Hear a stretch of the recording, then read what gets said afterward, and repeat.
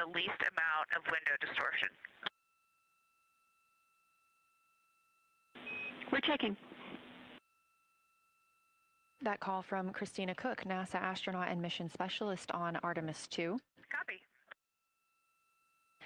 The Orion spacecraft is positioned in a specific attitude to allow the crew to best see the moon outside of their windows today for this imaging opportunity. That call was a request for a potential attitude shift just slightly, another 5 degrees, to give them a better view and to give them a better opportunity to use their long lens camera. They'll also be using that lunar targeting package we were discussing. I am following along with that real time, so I'll be able to share with you exactly what targets the crew is looking at and when. They also trained with a lunar science passport. It's a little reference guide used on Earth to reinforce recognition of key lunar features. It is not on the flight, but it was a significant study tool for the crew to get them ready for launch. The apparent size of the moon will change throughout the flyby, and it'll appear roughly like a basketball held at arm's length at the crew's closest approach. That reinforces the need for careful planning and practiced observation techniques.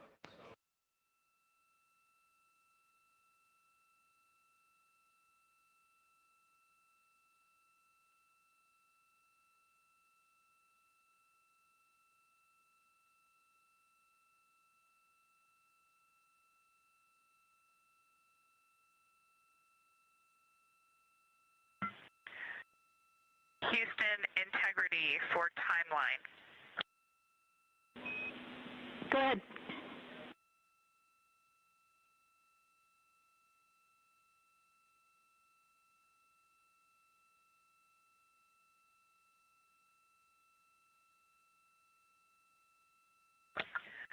Hey, Jenny, just to make absolutely sure that we start observations when expected, we are showing in Optimus that observation time starts in about 15 minutes, and in LTP that our first target, discussion 1, starts in about 29 minutes. Can you confirm you'd like us to start discussion 1 in 29 minutes at 1900 GMT?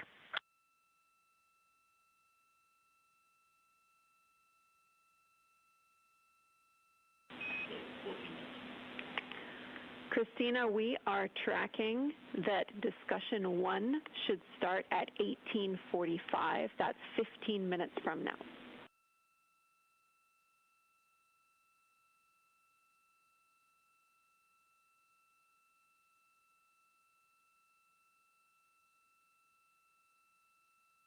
Okay, copy all. It may be a granularity issue with LTP, but understand that we start that observation in 15 minutes, and I bet when we get there, the green line in LTP will match the start of the white band for discussion 1.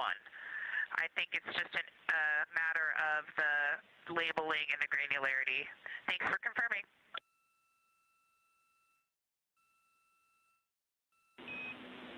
Copy, and we'll look into that a little bit more on our side as well.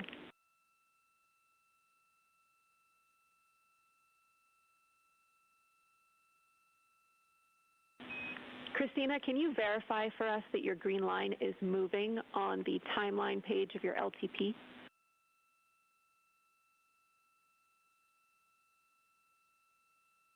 Affirm.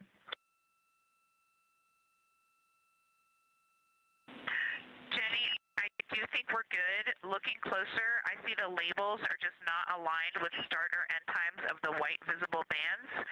It fully makes sense now, so I think we are all set. We'll look forward to starting some observations in about 13 minutes. Copy. Thanks, Christina.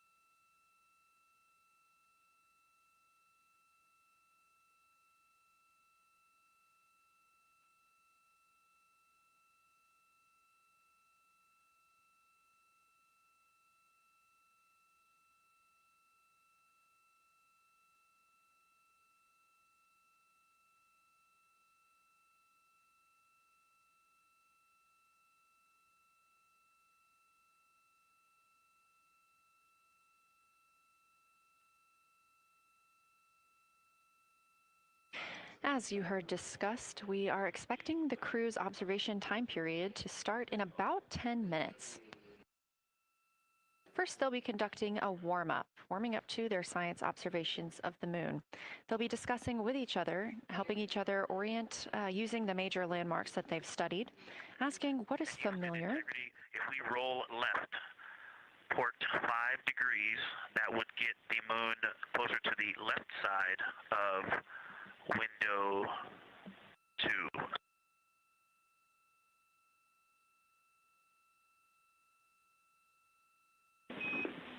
Copy, Victor. We'd like to know if it's pitch and roll or one or the other.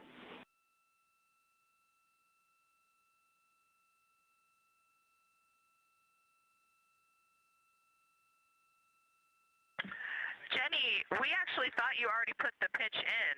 Had the pitch been put in already? No, we need a little while longer to talk about it.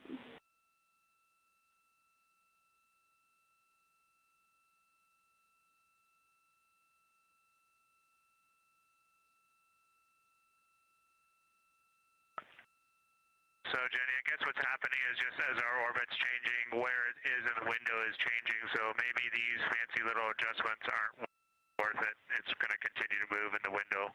Or is the spacecraft going to keep the moon at the same point of the window if we adjust the attitude? I assume the previous.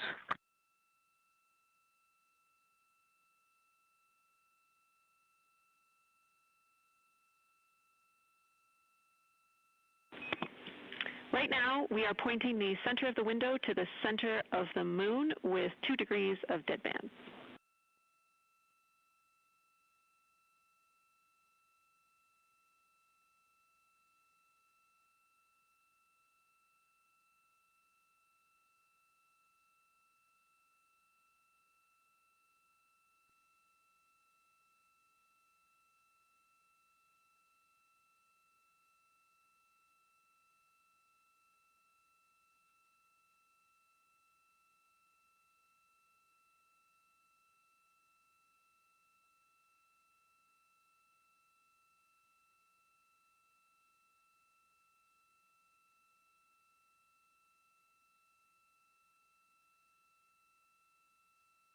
The conversation you hear happening now between the astronauts aboard Orion and Artemis Mission Control here at Johnson Space Center in Houston, Texas. They are in the center of your screen, seated at the CAPCOM, or Capsule Communicator Console.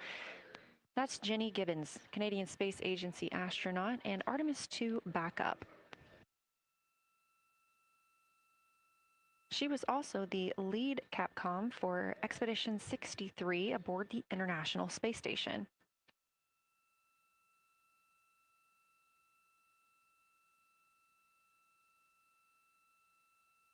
The crew is requesting some attitude changes to the spacecraft to allow them to better image the moon, our priority for today. Of course, those have to be discussed on the ground before they are put into work aboard the spacecraft, so the team is taking some time to do so. You also heard Gibbons reference that we are into deadbands. Deadbands are essentially keeping us in the lane in which we're traveling. If you're familiar with lane assist in your car, very similar in this case.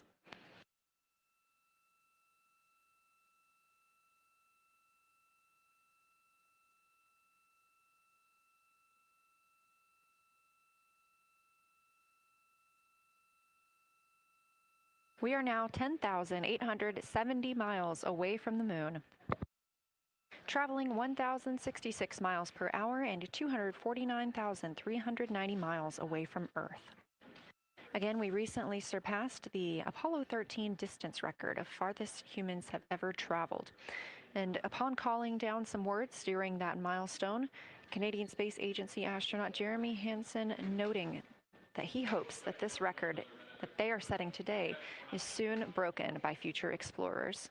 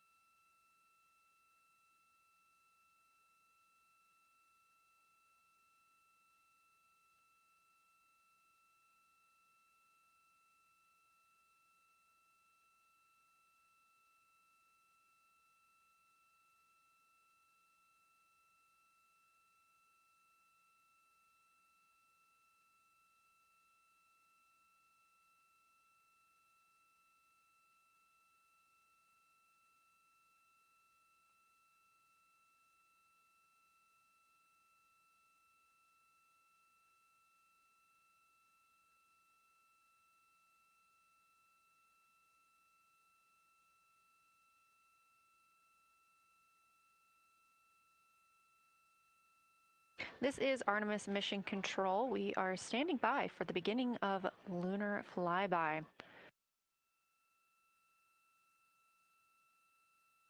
Expecting that to start in just a few minutes when the crew will begin a warm-up discussion preparing for the day. They will be capturing images along while discussing what they find familiar about the moon and what looks unexpected to them.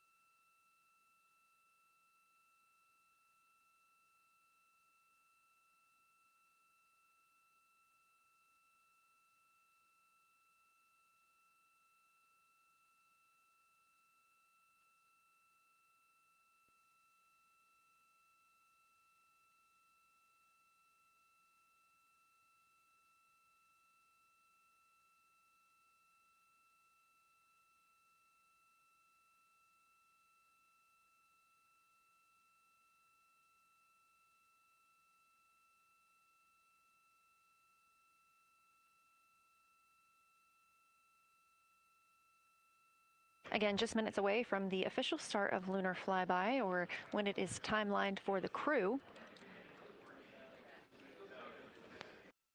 We are currently 10,726 miles away from the moon. This view on the left side of your screen coming from the camera on one of Orion's solar arrays.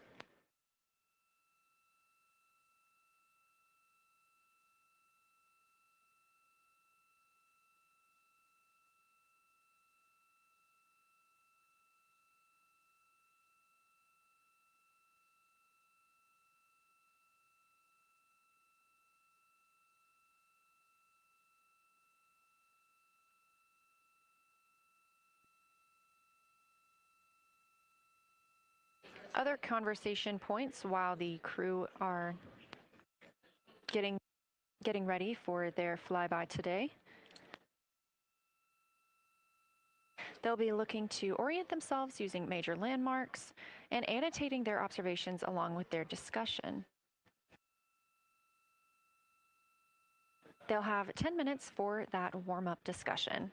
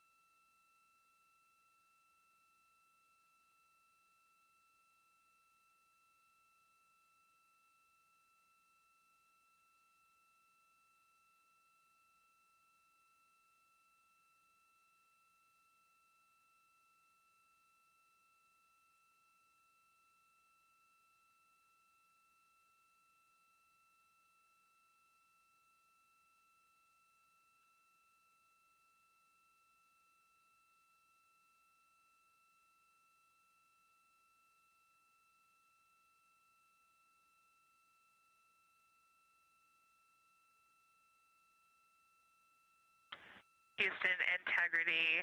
We have two folks at the window deep in discussion talking about all of the awesome features that they're seeing. We just had a huge moment realizing that Hertzsprung is about the same size as our incredible Oriental. We're really excited about this target that's kind of new to us.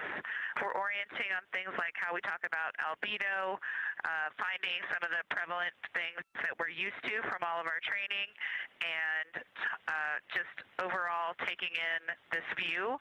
We also are noticing that the moon is still getting noticeably bigger as we go, even when you're watching it continuously. It's great to see these two guys get warmed up. We love the report, Christina, thanks. And you nailed it on why we added Hertzsprung. As you'll see in the prompts, we're looking for comparisons to the comparatively much older Hertzsprung compared to the younger Oriental. Great words.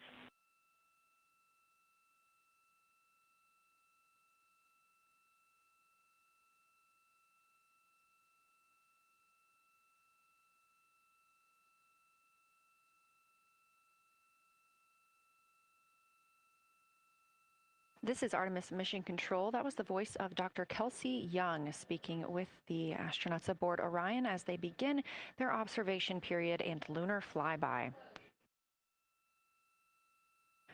NASA astronaut Christina Cook reporting their view of Hertzsprung Basin. The team here is looking for centered images of the basin at a full zoom, and they're hoping that the astronauts can image and describe the inner and outer rings. This is considered a degraded basin with a floor, rings, and ejecta compared to a younger Oriental basin.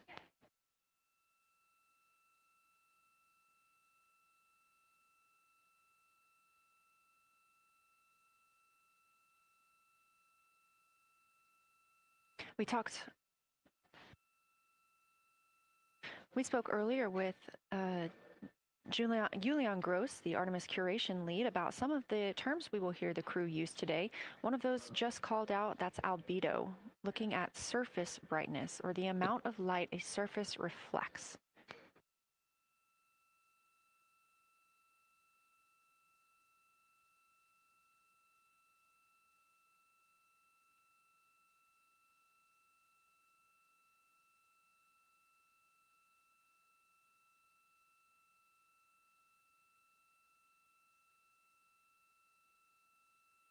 A few more terms that we hope to hear today during the crew's sit-reps or situation reports include embaying. This refers to one feature that surrounds another. That usually is a higher relief feature. Houston Integrity, one report from the crew at the windows. We can actually see the moon and Earth at the same time right now. It's interesting because the Earth looks way brighter, so the Earth itself seems to have a much higher albedo than the moon. We think this is independent of our eyes focusing because, of course, the Earth is much smaller than the moon in our view. So you could think that your eyes focus for the darker sky, and that it means that it only has apparent brightness more than the moon. But since we're seeing both in the same view, we do think that this can be inferred as the Earth as a whole has a higher albedo.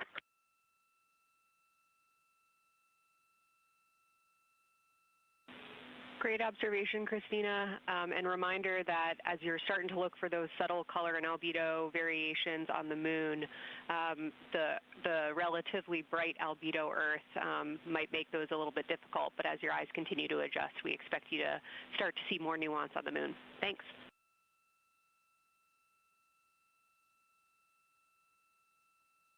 Great call. Thanks for the reminder. We're all going to be experts in lunar terminology by the end of the day. Another one we expect to hear is mare. These are dark regions paved or filled by volcanic deposits. You also can hear them called seas, oceans, lakes, or marshes, or other bodies of water.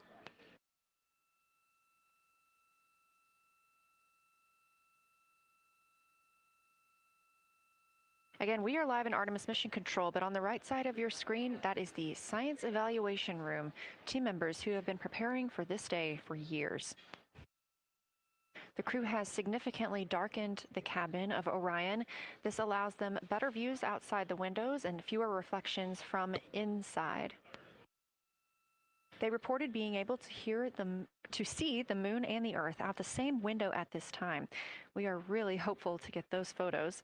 Right now, this view on the left side of your screen coming from a camera mounted on one of the solar array wings on Orion outside the spacecraft.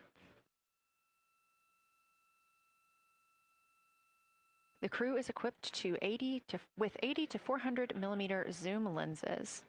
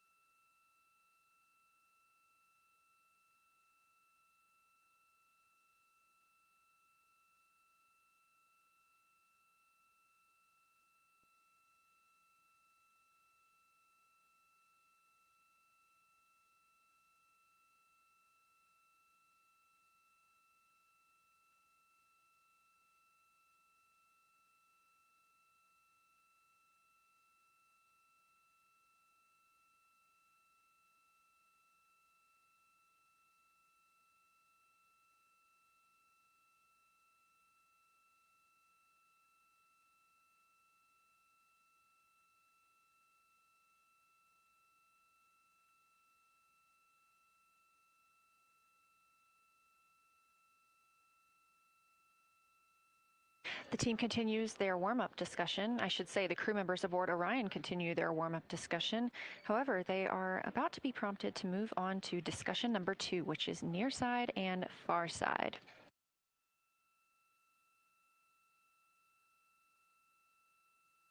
Some of the things that they are looking to capture, the ground has prompted them to photograph anything that stands out to them and to compare the near side versus the far side mare in color, albedo, topography, and texture.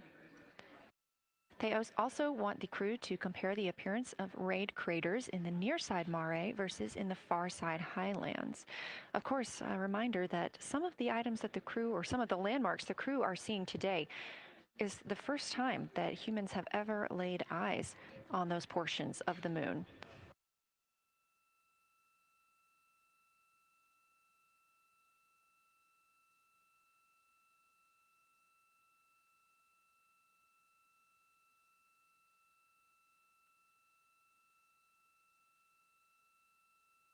In the targeting package, there are a few reminders of the crew. For the crew, there are time-sensitive observation reminders and science sit-rep reminders. Integrity. We have sit-rep. The targets that are being discussed right now, it's the far side, near side comparison, and hearing some great discussion of browns and greens in the Aristarchus Plateau and how those disappear as you go toward the North Pole, and then over to the far side, you lose the color. You've got Jeremy in window 2, Reed in window 1, having a great discussion. Christina's under window, I'm sorry, Reed is in window 3. Christina's under window 1, documenting the discussion. And we've got the lights completely off in the cabin. There are some LEDs that we cannot put out that do provide some light scatter. But we have all of the internal lights off. And are letting our eyes adjust as best we can. The window 4 view, you only get about a third of the moon. Tycho is going to go over the horizon soon, and you can see Aristarchus, and then you start to lose the view as you go to the west in Oceanus and Procellarum. So far, the team is on the plan, and the long lens is being put to good use, and recordings are being made, and internal documentation of the configuration and the observations is ongoing. Science, do you have any questions for us at this time? Integrity Science. Victor, very glad that you provided the first formal science sit-rep, as these were indeed your idea. One follow-up question, any relationship between those browns and greens you described? Do you see them blending into one another, and do you see any topography associated with either color?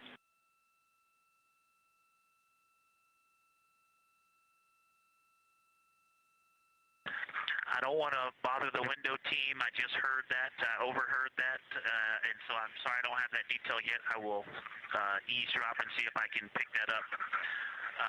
I will try to answer that at some point.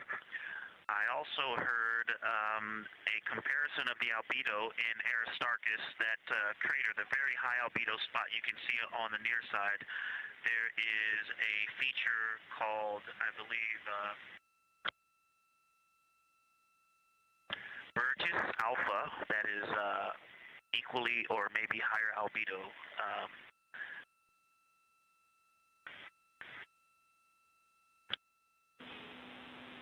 I apologize for the gaps. I'm trying to listen and talk at the same time, but I will try to get some more information to correlate those colors from Aristarchus for you. Understood, Victor, and good call to not bug the window team. Really like the brightness comparisons to Burgess A. Really helpful for the science team. Keep them coming. Thanks.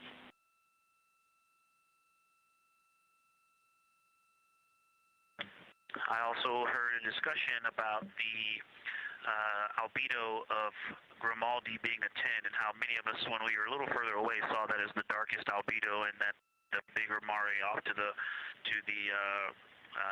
west, sorry, to the east was still dark, but maybe a 7, 8. We still think that, but you are seeing color variation, albedo variation inside of Grimaldi as well, and that even on the west side, there's still a very dark part of it.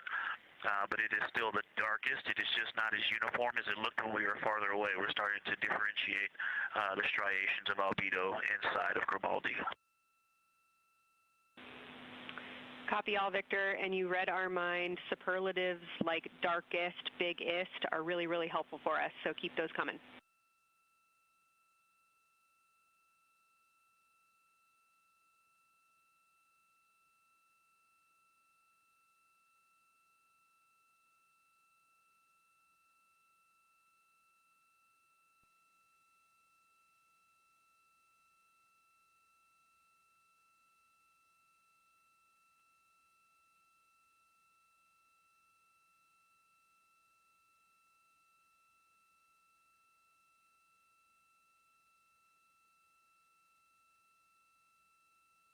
As we were just mentioning, the crew is slated to perform these science sit reps. They are prompted to do so by an icon in their lunar targeting plan.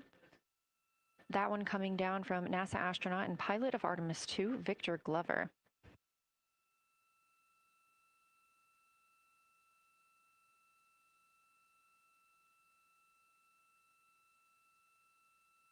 As we discussed, the Capcom is usually the only person in the room speaking with the crew, the capsule communicator. However, today, the science officer, Dr. Kelsey Young, she is the Artemis Science Flight Operations Lead, is speaking with the crew during the flyby to ask any questions that the team may have.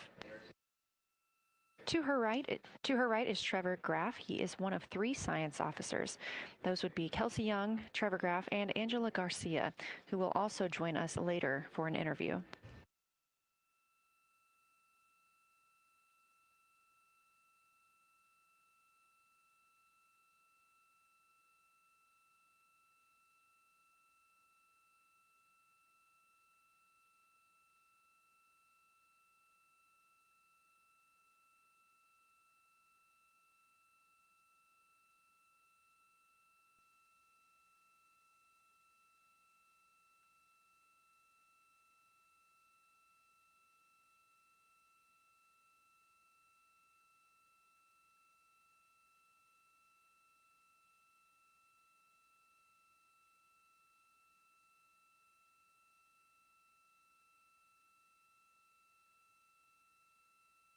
In Houston, Science Integrity, I was able to get a view out of window 1, which is a beautiful view. I can see the entire moon that they're looking at. We left the T-shirt up there, so I was kind of peeking through the opening in the makeshift shroud there. And once I was able to get 2 eyes on it, what jumped out at me was Vavilov. It's just peeking out of the Terminator. It's clear of the Terminator now, but it just really jumps out because it's still got the low light, the low sun angle. And so where the, Vavilov has that impact over the top of another crater, where the 2 craters intersect on the eastern edge. So on the side closest to Oriental, where the 2 crater rings intersect, the shadow there is the highest peak in the interior of Vavilov, and so you can see that terrain is, there's some real variation in the terrain there, that there's a nice peak where those peaks intersect, where those rings intersect, and we'll get a picture of that. Love the description, Victor, especially the comparison and relationships you just described about topography. And if it's easier for your observations, do feel free to remove the T-shirt shroud from window 1.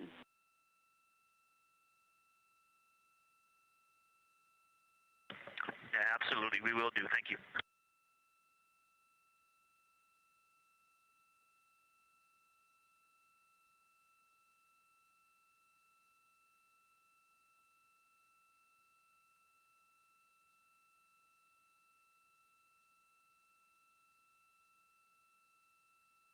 Those calls coming from NASA astronaut Victor Glover. As we discussed, the crew is working in pairs at the windows. Right now, taking photos are Commander Reed Wiseman, and Mission Specialist Jeremy Hansen. Serving as their support team are pilot Victor Glover and Mission Specialist Christina Cook. You're hearing those calls from Victor Glover as he is on that support team, and he is tasked with providing the science sit reps, while the two crew photographing and making annotations of the moon are in Windows 2 and 3. Windows 1 and 4 are available for the support crew to fly up to, obviously look at the moon themselves, and provide these science situational reports. The view on your screen is part of the lunar targeting package, and it's something that the crew can reference as they are flying by, but this is an animation.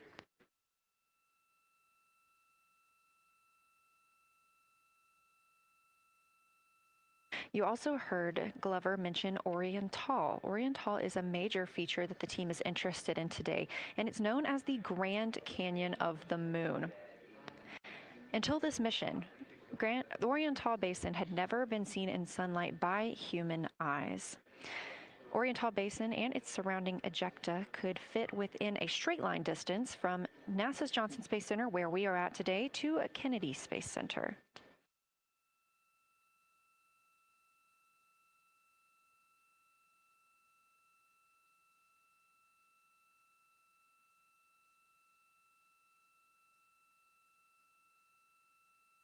This a live view in Artemis Mission Control in Houston, Texas, where the teams are monitoring all systems, not just for today's flyby, but on the spacecraft themselves. Again, this is a test flight, our very first flight of humans on the Orion spacecraft. This team has been This team has been monitoring the entire time of the mission, as well as we have been live the entirety of the mission, and we will be continuing to do so all the way through splashdown and crew recovery from the Pacific.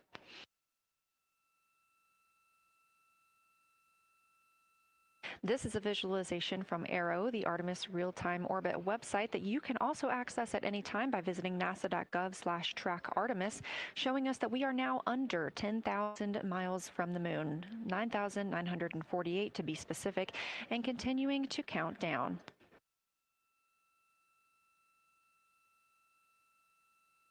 Again, our closest approach to the moon today should come about 6:02 p.m. Central, 7:02 p.m. Eastern. However, we will be out of contact with the crew at this time as they begin transiting behind the moon. At that time of closest approach, the distance from Orion to the lunar surface will be about 4,070 miles. Of course, these are estimates at this time, and we'll be sure to provide you with the official numbers once that closest approach has been reached.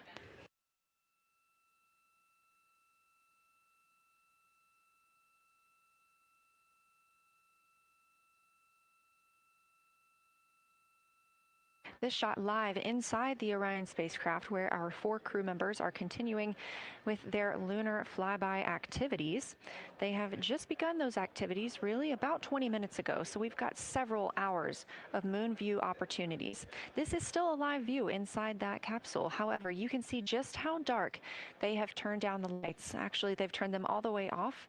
There are a few LEDs that they cannot power off, but turning down these lights gives them better views outside of the spacecraft's windows while they photograph the moon. This also prevents any reflections from inside the spacecraft bouncing up on the windows and interfering with their photography.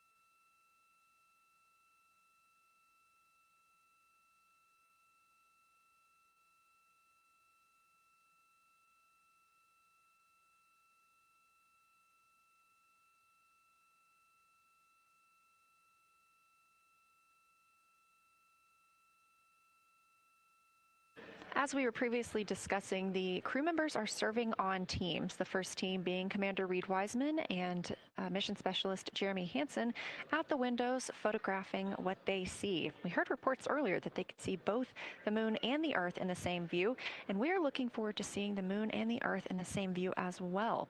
That Earth set coming up in just a few hours.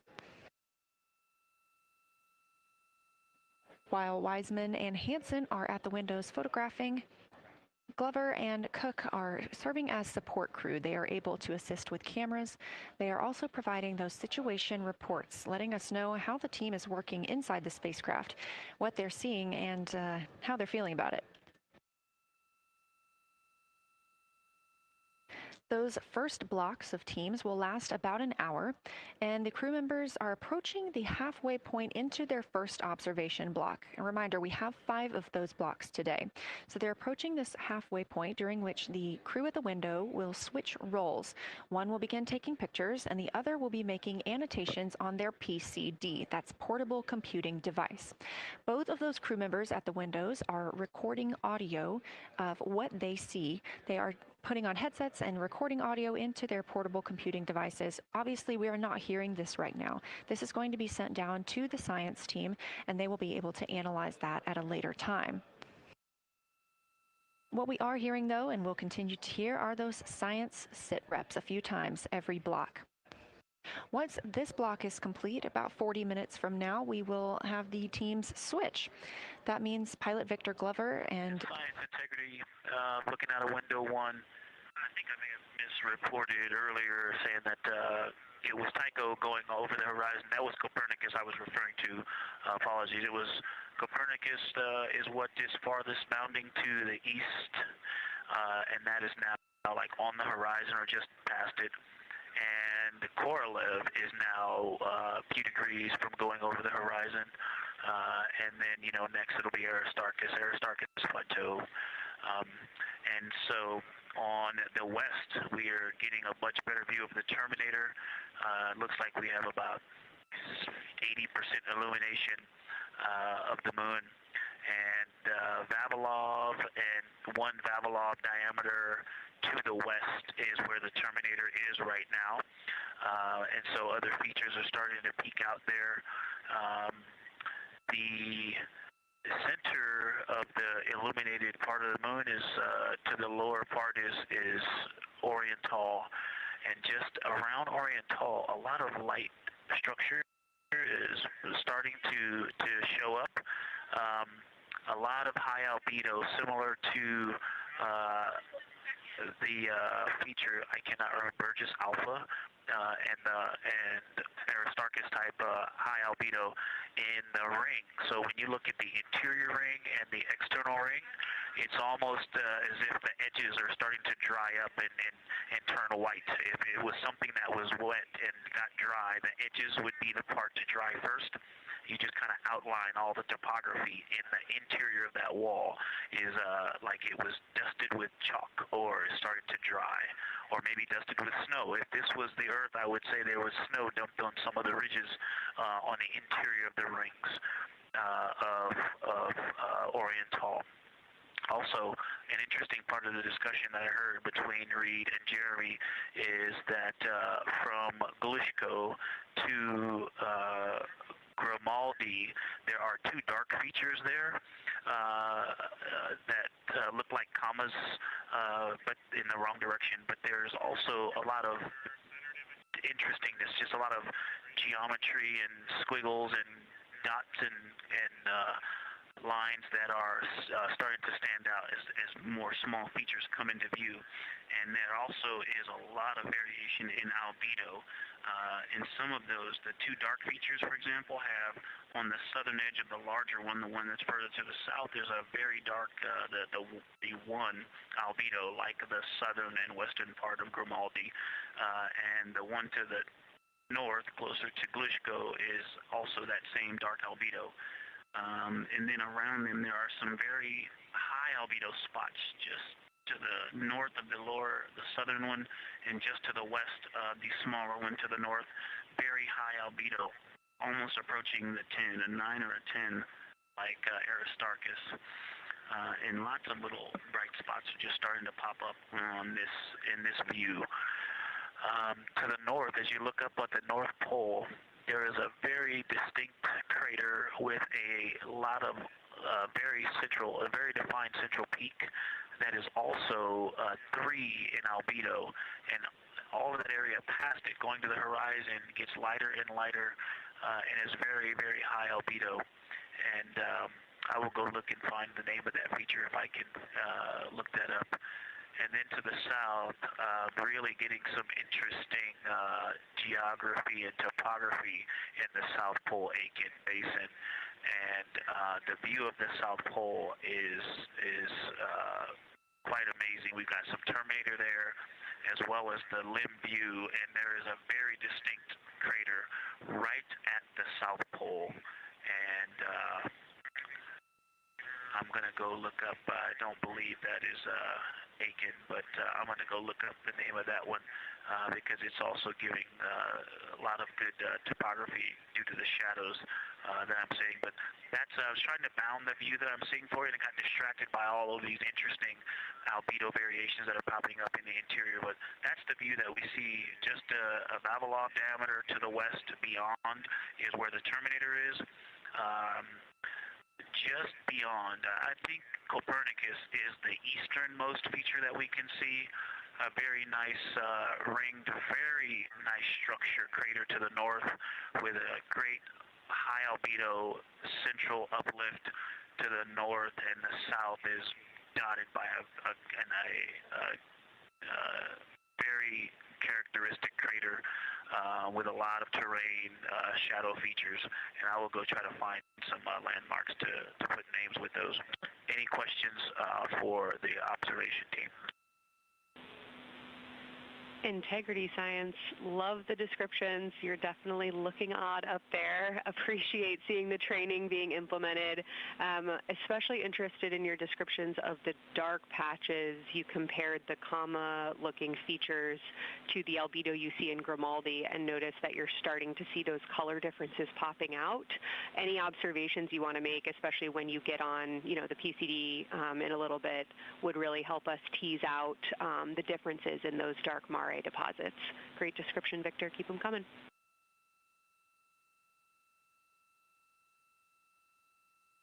Absolutely will do, and I know you've got descriptions on both of the window observers right now as well. Keep them coming.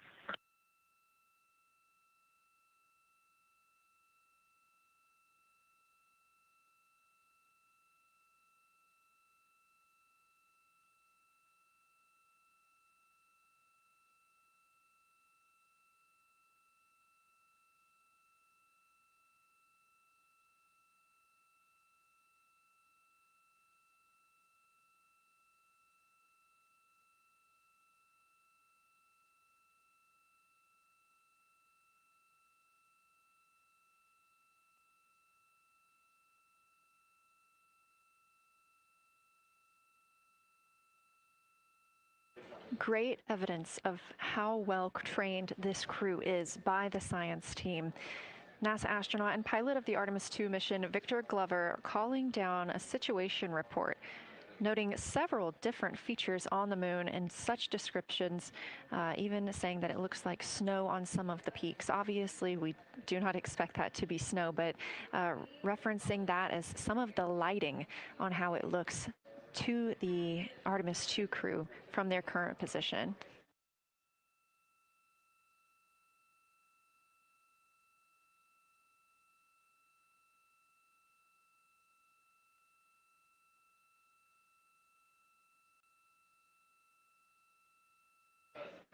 The team is slated to be switching their positions at the windows now. Both Reed Wiseman and Jeremy Hansen have been at windows 2 and 3, one taking photos, one making observations and annotations on their portable computing device. At this time, we also anticipate that they are looking at a crater duo. One of those is Glushko, and the other is Ohm. The team is looking to know the extent of Glushko's ray system and how its rays differ in the Mare versus the Highlands. They also want the team to compare the ray systems of Glushko to Ohm.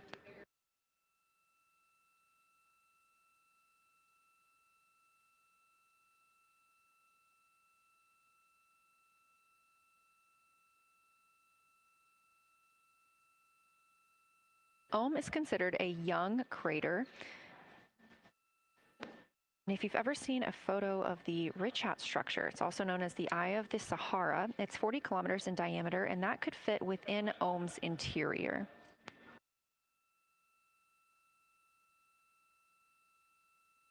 The team is specifically interested in descriptions of that ray visibility, including the color, albedo. Remember, albedo is the brightness or the surface reflection, and the reach.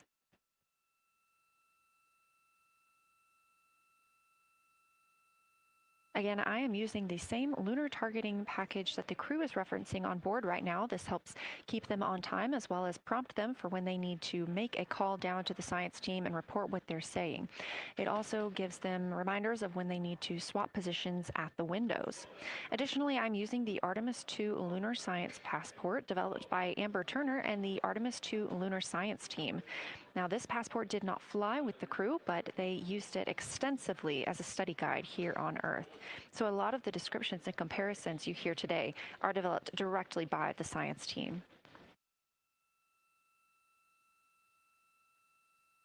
We are now 4 days, 20 hours, and 43 minutes. Science integrity, that crater to the north, that is, it's like we've got one in the north that looks like just a textbook crater, and one on the South Pole as well. The one on the north, I think, is Pythagoras. And what I wanted to highlight about that is it is either a very distinct central uplift or just a very defined area of high albedo. If a majority of the crater, especially the floor of the crater, is, say, an albedo of 5, this center, and gosh, only a tenth of the diameter of Pythagoras is an albedo of 2, maybe 3, but it is very bright and it stands out. And then between that crater and the actual, what is the horizon from here, there seems to be another crater right on the horizon, and right on the edge of that is another patch of that albedo. It seems to be between the two craters. It's hard to tell from this grazing angle, but there is another spot just further north beyond Pythagoras. Between the two, I can draw a picture of this one and show you where that very high albedo, again, another 2 albedo surrounded by 5 and most of the area bounding it.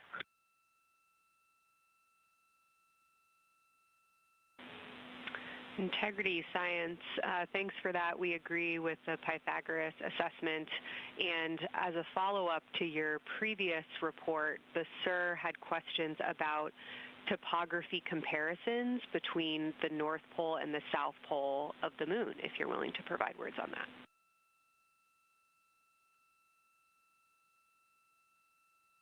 Topography comparisons, absolutely. And if you have any idea what, if you draw a line between Pythagoras and the western edge of the outer defined ring of Oriental, it intersects a beautiful textbook crater on the south. I would love to know the name of that. The topography differences, now the South Pole has a little bit of a benefit that it has more of the terminator, and I can see a little more shadowing there, but there's a nice crater right at the South Pole, so that's the main thing defining the topography there. Seems to be quite a bit of elevation change. I can see some very jagged shadows, a 90-degree just to the west of that crater at the South Pole. I can see a very distinct change in the shadow directions, indicating, I don't know, a very high wall or a very deep canyon just to the west of that. And in the north, it seems to be that from sort of the edge of the mare that's dark, which is maybe 1 Pythagoras diameter south. If you draw a ring about that, maybe the top 7 degrees of the moon, and just draw a ring around that. The near side is an albedo of 5 and looks quite smooth from here. And then along the same edge of the mare, the edge of the mare that kind of Grimaldi's just outside of, Glushko is just outside of, Carroll Crater is just outside of, and you start to see the stark differences between the darker 7/8 and the 5s and 6s. The 4s and 5s. If you follow that line up to the north, that line is also where the change in topography happens at the North Pole. The line defining the light and dark on the edge of the mare that you can see from Earth. Draw that line, roughly the midpoint of all that, straight to the North Pole. And on the side facing the Earth, you see smoother topography and dotted by Pythagoras and its next door neighbor crater. And then on the far side, you see a lot more cratering and a lot more topography. And again, the far side has the benefit of a little terminator there, but I am seeing a variation in the topography. It seems to be more jagged and a more challenging place to find a place to land and to even traverse in the south. All around the South Pole, and at the North Pole, it seems to be it would be more challenging to translate on the far side of the North Pole compared to the near side of the North Pole around Pythagoras. Copy all, Victor. You really help paint a contextual picture of what you're looking at. We really appreciate the way that you're guiding us into the areas you're seeing by drawing comparisons between recognizable features. Thanks for that.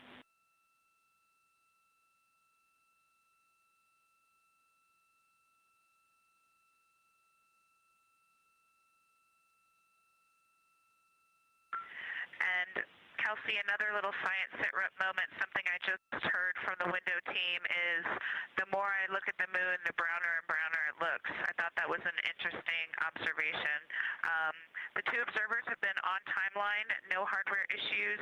They did start to talk a little bit about another feature that you'll hear more about on the recordings that they call the handprint. That was at the end of their Glushko and before they moved into their current target. They thought that was worth chatting a little bit more about. And they're preparing to switch after this. Houston copies and concurs.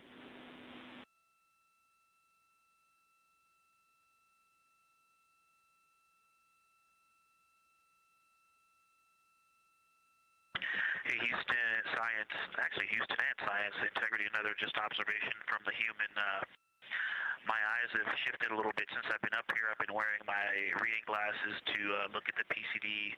Well, this is a very taxing event on the eyes, looking out the window and seeing the very bright moon, then coming back inside to the dark cabin and trying to work cameras and microphones and logistics and lunch and those kinds of things, and then looking at the PCD, which is dimly lit.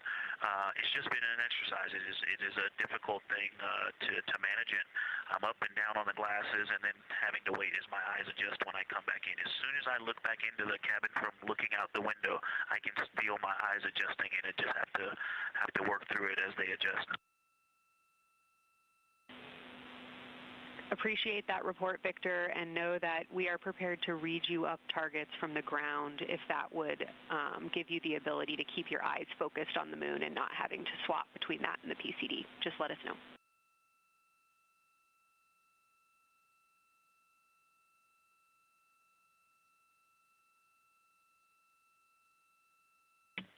Yeah, we appreciate that, Science, and we will also do that for the window teams, and we'll back each other up that way as well. But we appreciate that. We may take you up on that. Thanks.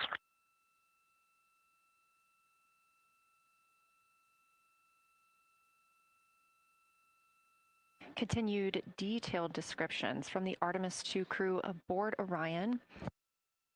Again, this is a test flight, the first time we've flown humans aboard this spacecraft. So every detail, even that it's difficult to look outside the window and then back at the PCD, that portable computing device, every single detail is appreciated as we prepare for future missions. Glover also mentioned that he is now wearing his glasses now that he's in space and that his eyes have shifted a bit. This is something that happens when our astronauts go to space. There is a fluid shift from the lower half of your body up into your head, and that can cause changes in your eyes. It's something that we have seen over time for some crew members, especially now that we have been living and working on the International Space Station for over 25 years.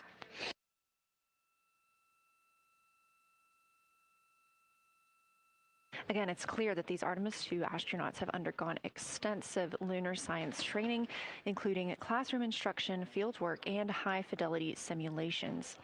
Training expeditions even took place in analog environments like the Icelandic Highlands and the Kemasassen impact crater in Labrador, where crews practiced identifying and describing geologic features under varying conditions.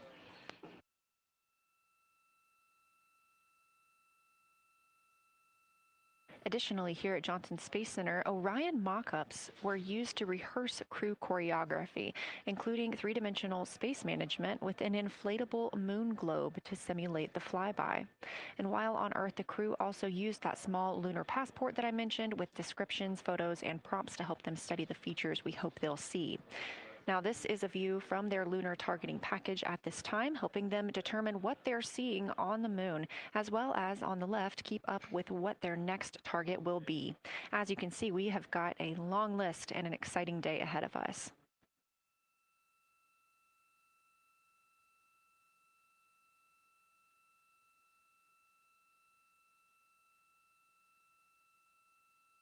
It's now been 4 days, 20 hours, and 53 minutes since Orion launched atop the Space Launch System rocket from Kennedy Space Center in Florida with our 4 crew members aboard.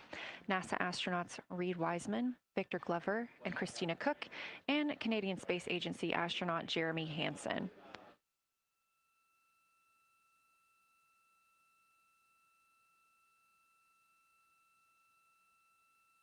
The Artemis II crew passed a major milestone today when they passed the Apollo 13 distance record at 12:57 p.m. Central, 1:57 p.m. Eastern. That Apollo 13 distance record was 248,655 statute miles from Earth. And Houston, another observation, whole moon. When you look at the moon, something I've never seen in photographs before, but is very apparent, all the really bright new craters. Some of them are super tiny. Most of them are pretty small. There's a couple that really stand out, obviously. And what it really looks like is like a lampshade with tiny pinprick holes and the light shining through. They are so bright compared to the rest of the moon. We copy, Christina. Thank you. Looks like you guys might be doing it, but remind you to swap positions at the window and take your SD cards with you. We're loving everything that you're calling down, so keep it up.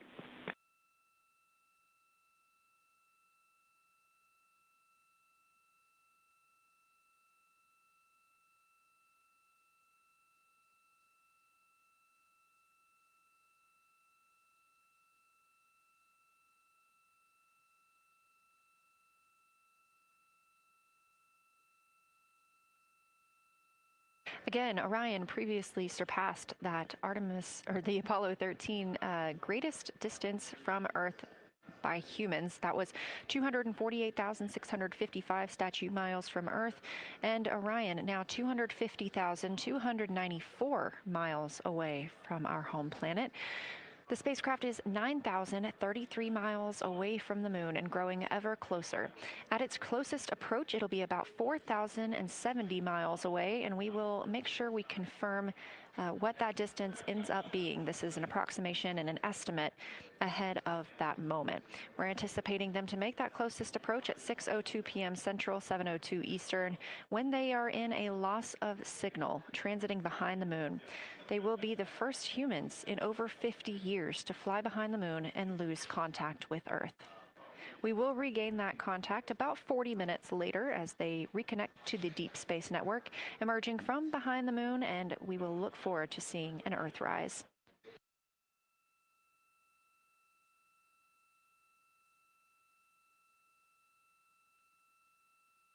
Again, the crew is currently in their position swap portion on their timeline.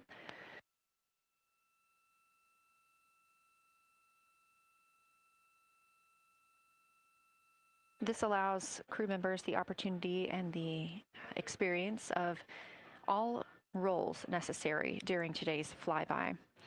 Right now, those two crew members at the window have swap positions.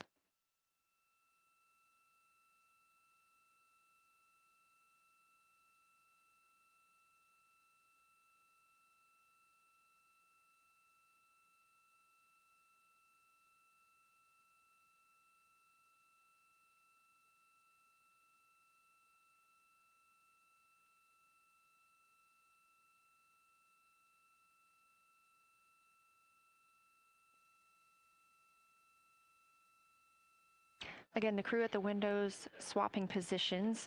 Right now, that crew is Commander Reed Wiseman and Mission Specialist Jeremy Hansen, while Victor Glover and Christina Cook serve as their support flyby crew members. That's why you are hearing Victor and Christina during those science situation reports.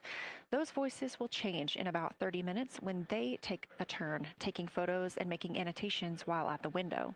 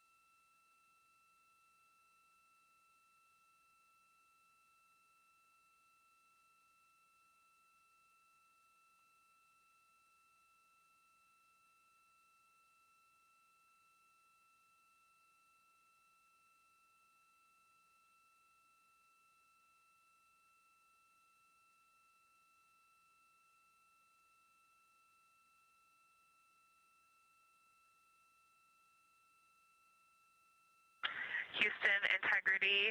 I wanted to provide an observation or a little bit of descriptive nature on something that we saw on the first day we had good moon views. This was when we saw more of the near side, and the ground helped me out with identifying Mare Imbrium. Mare Imbrium, when you have the western limb also in view, looks completely different than the normal view we have of the near side. It is the most striking feature of the western limb view that we had. And the mountain chains that form its eastern side are very prominent, but they actually stand out more than I'm used to seeing even on the western side, and the whole thing just feels like a big bump. It actually looks like a large healing wound with a high albedo forming the mountain chain around the impact basin. And I just don't think I had enough chance to describe how striking it was on that western limb view as we were coming in a couple days ago. Christina, science, absolutely love that, especially since that's a feature that all of us here on Earth can observe from home. So I'm sure tonight everyone's going to be going out and looking for evidence of that beautiful topography you just said. Thanks for those words.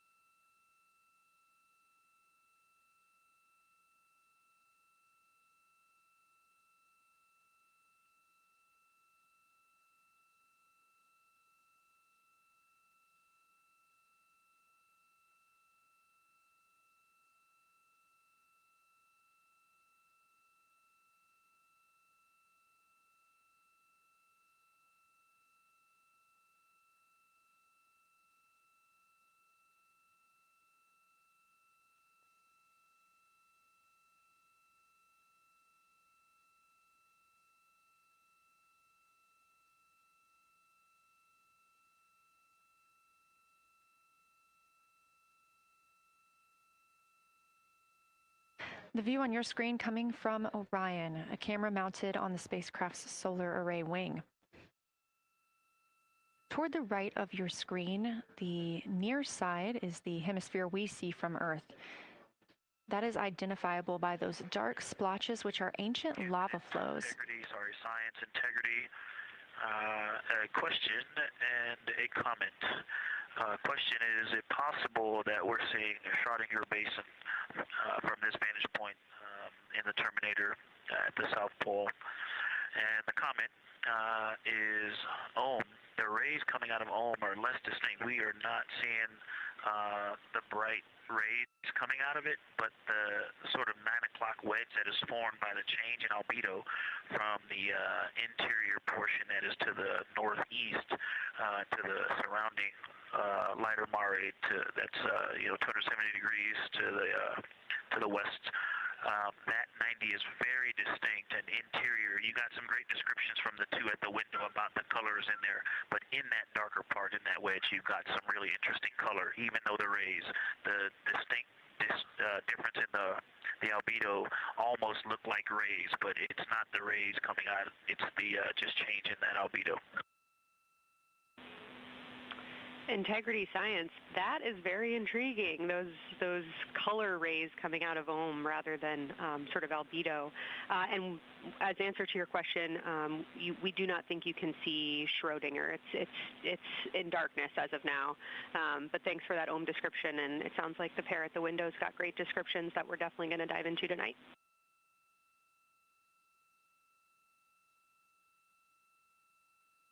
Okay. If you could help me, I would still love to know what it is. There's a very nice crater. You're going to likely have a lot of pictures of it.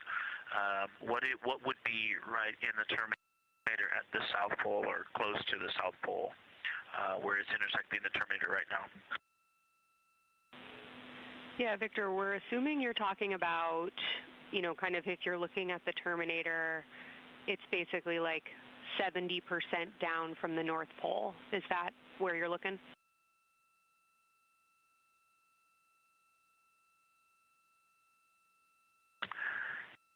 Contact, yes, that is where I'm looking.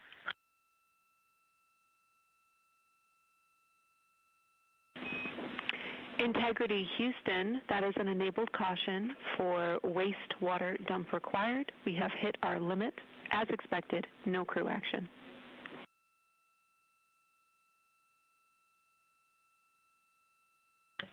Copy, no crew action.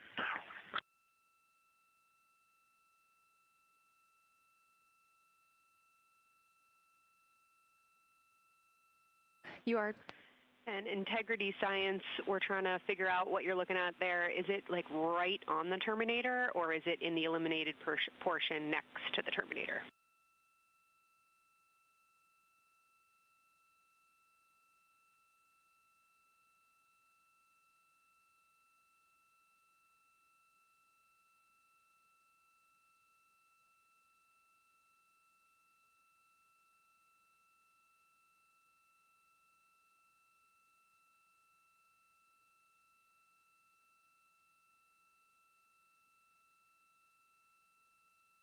While we wait for a response from the crew, the Terminator is that difference between day and night, or brightness and darkness, that you see on the moon. We see this from the International Space Station as well, looking down at Earth. And science from integrity, excuse my space orientation adaptation. If you draw a line between Glushko through the center of Oriental, and then another line from Glushko through the southern tangent of Oriental, that line would almost perfectly intersect tangentially the crater that I'm talking about, and it is on the Terminator. So yeah, I think I'm not looking at the South Pole. I was a little twisted. That line description was really helpful. I have eyes on the SIR right now, and they are actively discussing lunar geography. We will be back with you shortly.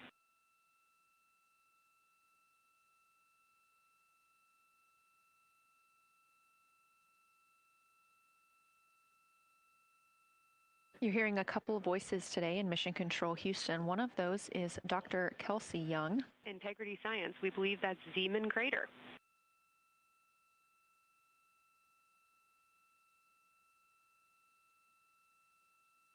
Oh, I floated away from the speaker. Say it again, please. We believe that that is Zeeman Crater.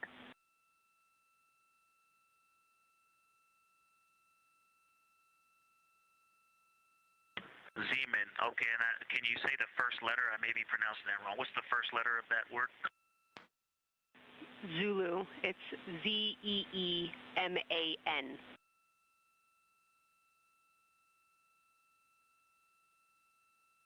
Copy. Thank you for that. Yes, we've got a great view of that. And when I went back to the window just now, the view has completely changed. Our trajectory is taking us to a new view, and I'm looking more into Vavilov. I've got a nice, great view into Vavilov. I'm actually away from the window right now, so I'm going to go try to give you some bounding words on the view that we're seeing.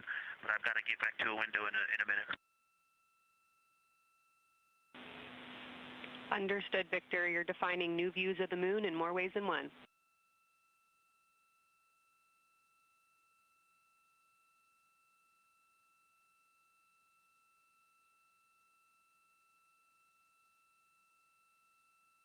Again, when you hear calls down to science or from science, that's Dr. Kelsey Young, the Artemis Science Flight Operations Lead here at a console in Mission Control. You also hear communications with the crew from Canadian Space Agency astronaut Jenny Gibbons. She is the Capcom for today. She is a backup Artemis II crew member. Those calls from pilot Victor Glover asking about a feature he was seeing, specifically a crater on the moon. Meanwhile, the team here in the science evaluation room was actively working together to determine what feature he was describing.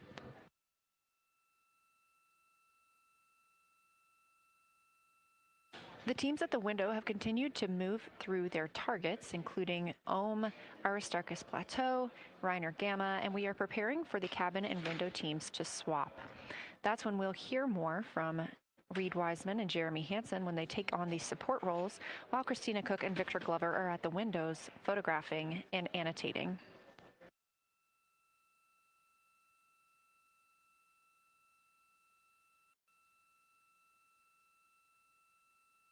As we briefly mentioned, if you look towards the right side of the moon, essentially,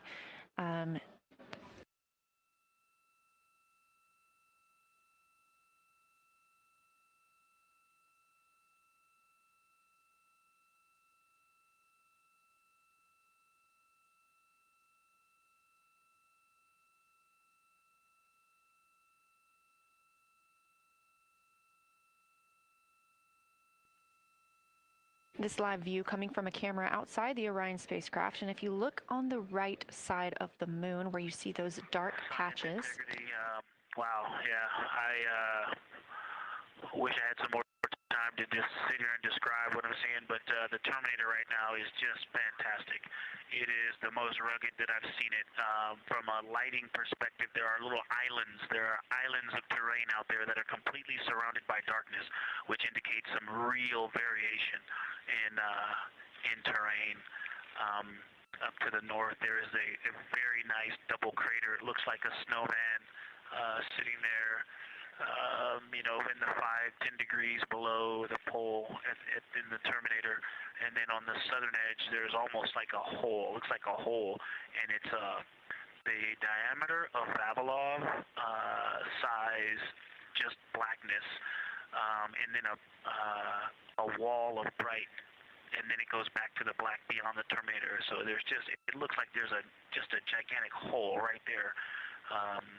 1 Vavilov diameter east of the Terminator, and as you go south, the Terminator is not a nice smooth arc. It's just jagged. There's almost a 110-degree turn in the shadow as opposed to the nice smooth arc, again indicating some really interesting variations, and I'm sure we'll get some photos of that.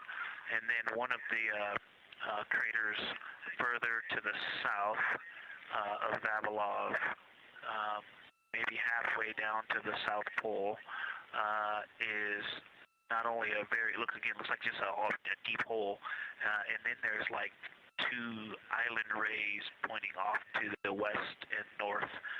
that indicate very high ridges and very deep canyons coming up out of that crater. So again, just some really interesting visual illusions going on with the shadows there. Like I said, there look to be islands out beyond the terminator because some of the things, gosh, maybe even a Vavilov diameter into the terminator are catching sunlight on the peaks up to the north and to the south. It's very, very interesting to see. Integrity science, oh my gosh, that was an amazing picture you just painted. I glanced over at the SIR video and I literally saw fist pumps in the air. Those types of observations are things that humans are uniquely able to contribute, and you just really brought us along with you, so thanks for that.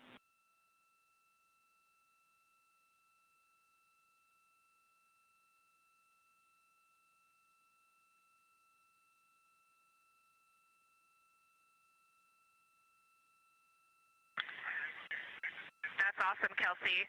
Did you get a sit rep updating you on a slight change in logistics for PCD use? Christina, this is Houston. We did not, but we will take it now.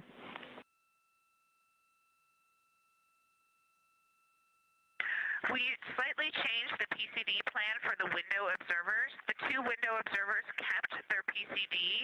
So in other words, the one that window 2 went to window 3 and the one at window 3 went to window 2 when they swapped rather than staying at the window. We'll plan on all observers keeping the same PCD for all observations. Copy, Christina. That makes sense to us, and good plan. We are coming up here on a cabin and window team swap. Let me know when you're ready for a quick vehicle status.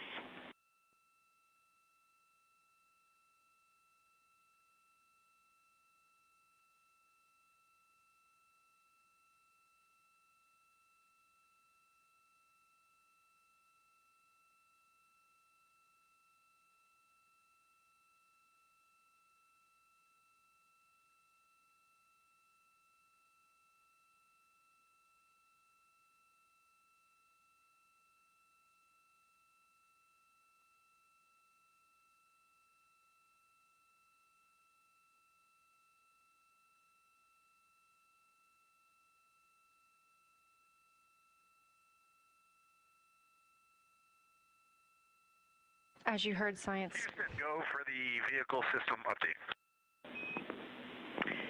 Howdy, Reed. We don't have much for you. We just wanted to let you know that toilet right now is no-go for use as we stick with the predetermined limit for now. All crew members, please use CCUs. Otherwise, Orion is looking very good. And you have 15 minutes in this handover time where we expect Victor and Christina to switch to the windows and you and Jeremy to be in the cabin assisting. Let us know if you have any questions.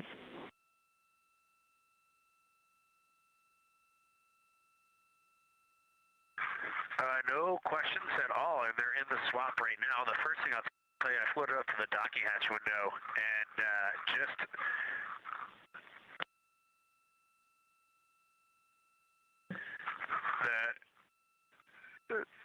what I'm going to call the Mari around Oriental just looks so different out the docking hatch right now. It's quite a bit darker. It's the same darkness, if not a little darker than Grimaldi, but it's cool after just being in the 400 mil for the last half hour, looking up close. I got pictures of everything Ike was just describing on the Terminator. It really is a fascinating Terminator, and then Oriental just looks so dynamic right now. It's very three-dimensional out the docking hatch compared to what I was just looking at through the 400 mil. We love it. We are getting a sneak preview from one of our SAW cameras at what you're looking at, and we see some of what you're describing. We cannot wait to see your photos. Thanks.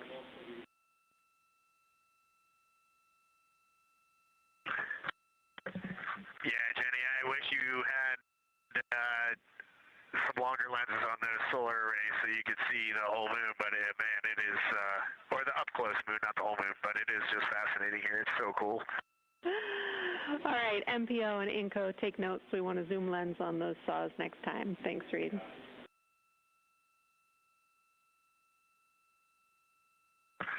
Affirmative.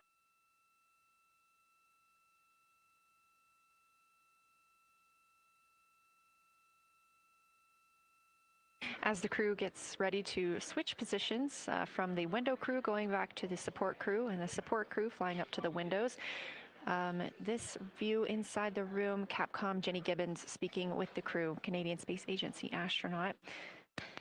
The crew has continued to provide excellent descriptions of what they are seeing on the lunar surface. In this picture, or in this live view actually, from Orion and a camera mounted on its solar array wing, if you look at the dark portion on the right side of the screen, those are visible from Earth. That's considered the near side. Those are ancient lava flows from a time early in the moon's history when it was volcanically active.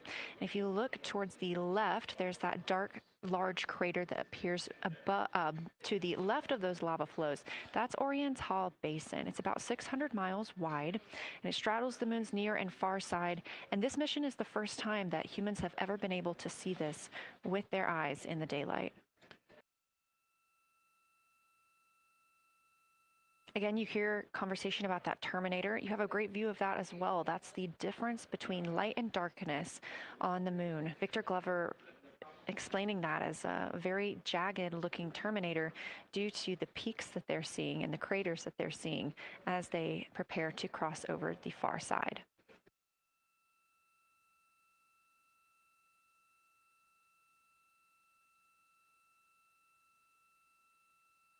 You also heard Science Officer, the Dr. Kelsey Young, Artemis Science Flight Operations Lead, sharing with Victor Glover that his responses are truly something that only human eyes can discern or provide. So we've previously discussed how having humans observing the moon on this mission is being combined with lunar robotic data to help us maximize what we know about the moon. So part of that data comes from the Lunar Reconnaissance Orbiter, or LRO. This orbiter provides the robotic foundation that makes Artemis II lunar science possible. LRO has been orbiting the moon for 17 years, which makes it the longest operated lunar orbiter in history. And it's also the only American spacecraft dedicated specifically to lunar science and exploration.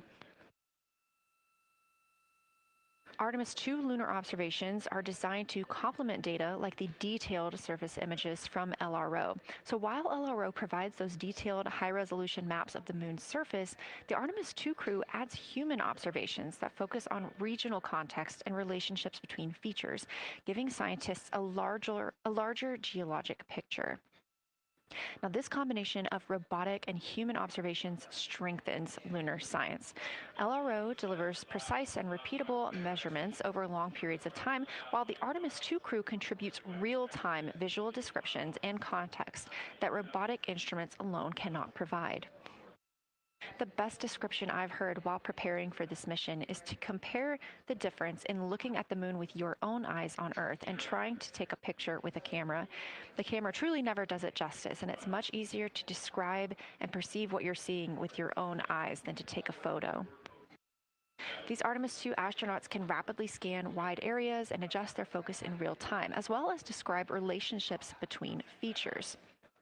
The crew will also observe the same regions multiple times under changing lighting conditions during the flyby and provide perspectives that would take robotic missions years to accumulate. During the Artemis II mission, LRO is also attempting to observe some of the same lunar features that the astronauts are studying. Collecting this data simultaneously highlights how different instruments and human eyes provide complementary information about the moon. This LRO data plays a direct role in preparing for future Artemis missions. Its measurements of topography, surface temperature, composition, radiation, and lighting conditions are used to assess hazards, identify safe landing sites, and locate potential resources such as water ice near the lunar South Pole. This mission, Artemis II, represents the point where years of robotic preparation are paired with human exploration for the first time in the Artemis era. So together, LRO, the Lunar Reconnaissance Orbiter, and Artemis II are demonstrating how NASA moved from mapping the moon robotically to exploring it with humans. We are laying the groundwork for future Artemis missions and sustained lunar operations. A check-in with Orion. We are now 4 days, 21 minutes 4 days, 21 hours, and 22 minutes into the flight of Artemis 2, our crew aboard the Orion spacecraft.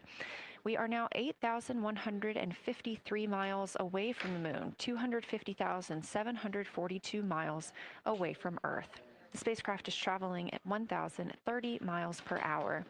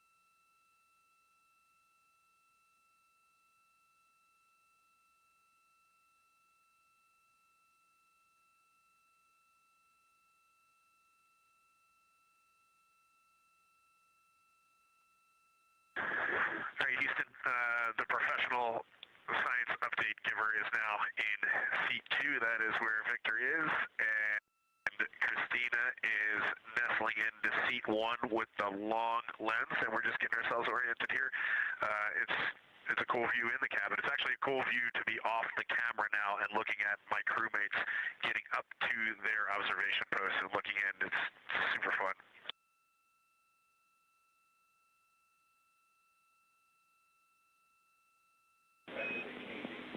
Copy, I'll read. We like it.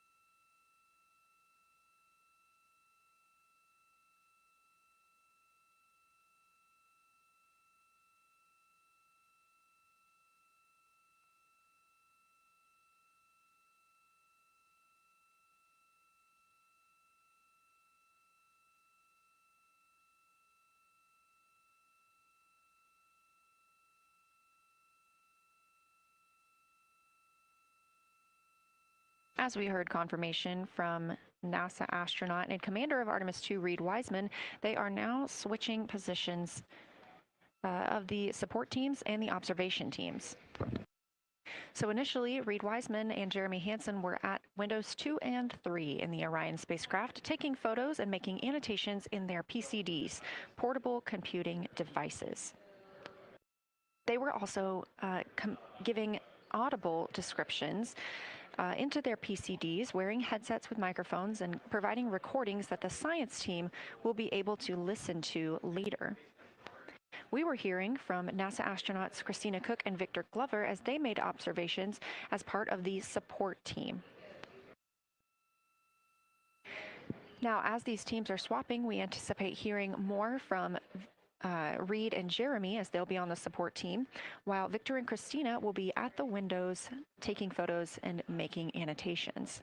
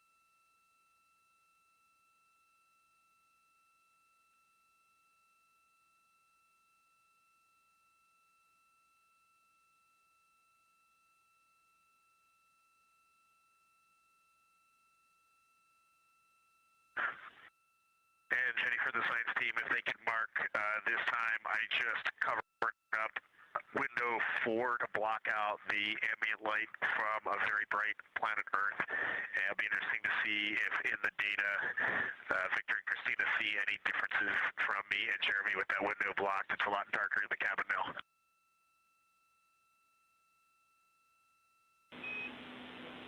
Copy, Reed. We're taking note, and we'd be curious too.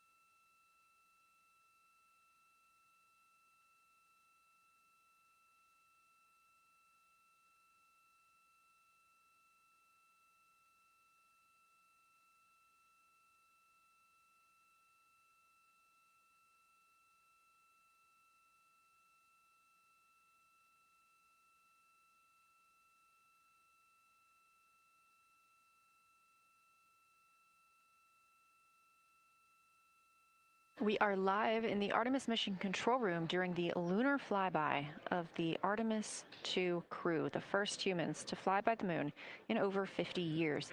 Orion launched 4 days, 21 hours, and 30 minutes ago atop the SLS rocket, Space Launch System rocket from Kennedy Space Center in Florida.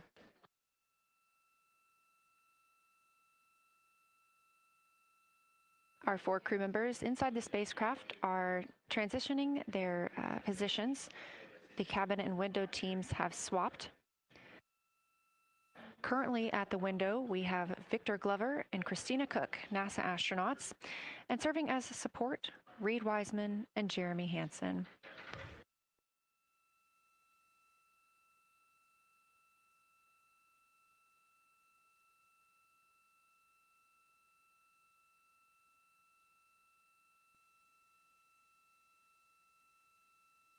For our crews at the window, they are using handheld Nikons with an 80 to 400 millimeter zoom lens.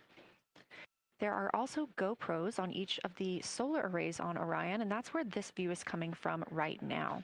We have an interior camera of the crew as well, but they have dimmed the cabin lights. They've actually turned off the cabin lights to allow them to better see outside of the spacecraft. This also helps prevent any reflections from lights inside the spacecraft reflecting onto the windows while they are photographing the moon.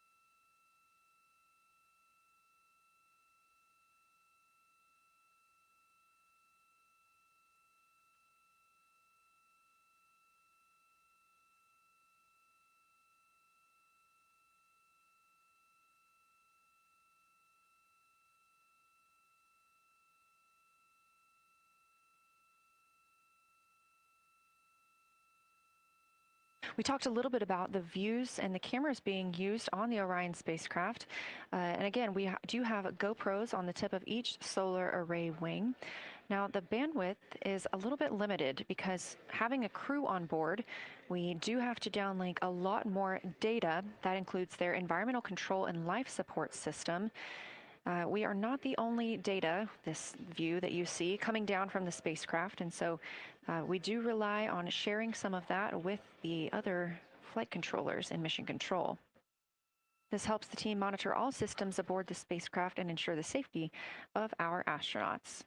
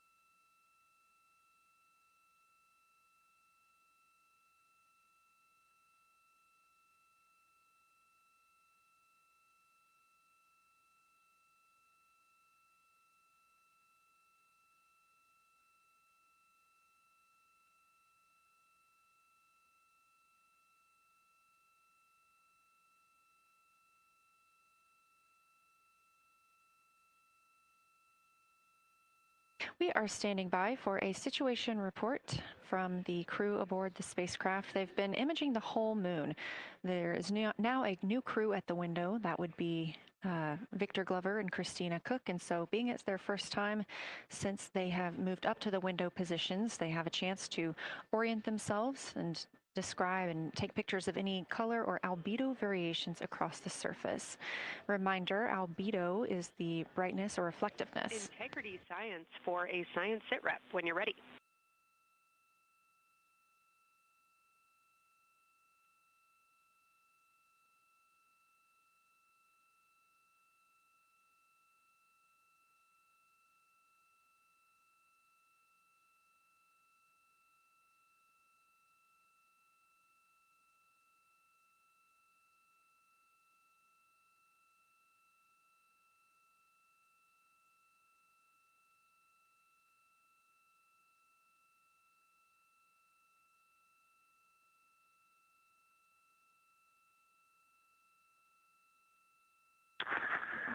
Houston Integrity, we have no external view of the moon right now for the floating crew members, so my only science sit rep is that we have Victor in window 3 doing observations and Christina in window 2 with the long lens.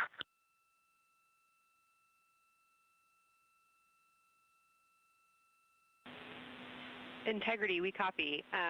Are the shrouds still on windows 1 and 4?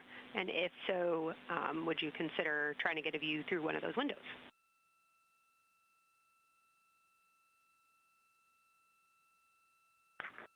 We cannot take the shroud off of 4 because the Earth is too bright and it's impacting Ike's peripheral vision. And then I can get a grazing glimpse out the docking hatch window. I can see Oriental south down to the South Pole. And the primary thing that I see from Oriental right now is just the long trenches that come out.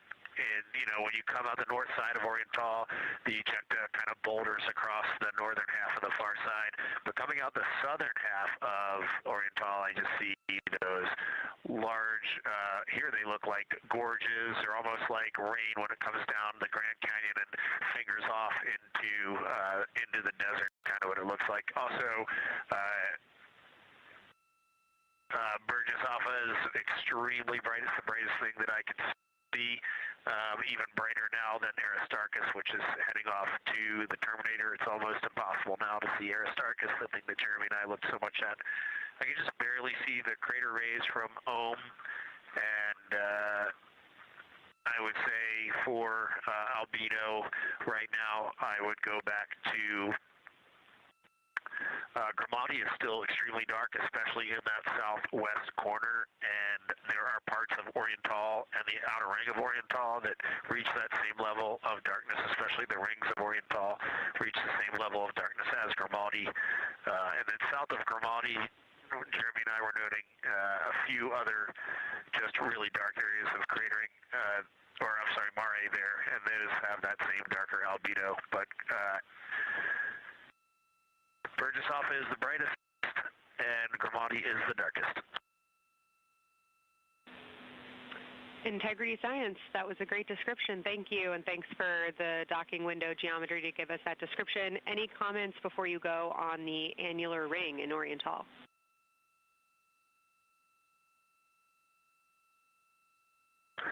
The annular ring, which I think everybody kind of describes as like a pair of lips or a kiss on the far side of the moon from here, is very circular in nature. The northern part of it is wider, darker. The southern part is much lighter. It is very neat looking, and but it is far more circular than I remember it looking in our training. The darkness of the northern side of the annular ring is the same darkness from here out this docking hatch window as the center mare in Oriental. Not quite as dark as Grimati, but it is probably only because dust and lunar regolith has kind of impacted over time. Reed, that's exactly what we were looking for. Thanks so much. You have heart hands coming out of the SIR.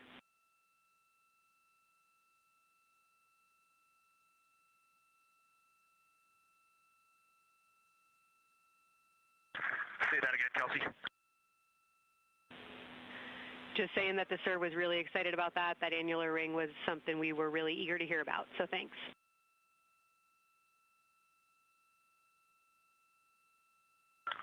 Yep, you bet. And now Victor and Christina are moving on to Oriental. I got them situated over there a little bit late.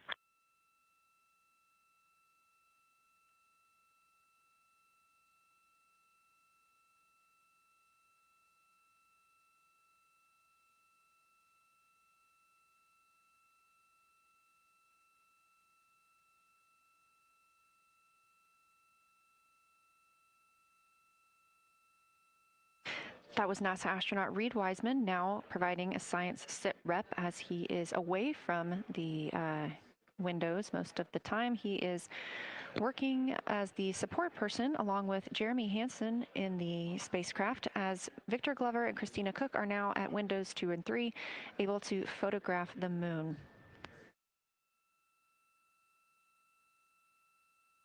Christina and Victor are also providing recorded information to their portable computing devices, that's their PCDs, and the science team will have access to that at a later time.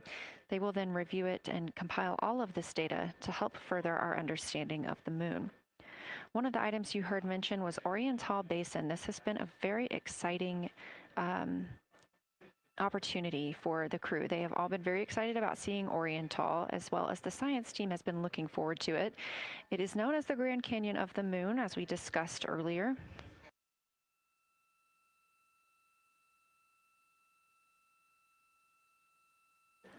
From the pictures, the science team is hoping that the crew will take centered images of the entire basin and surrounding craters in a single frame, but also use those 80 to 400 millimeter zoom lenses to create a mosaic entire basin.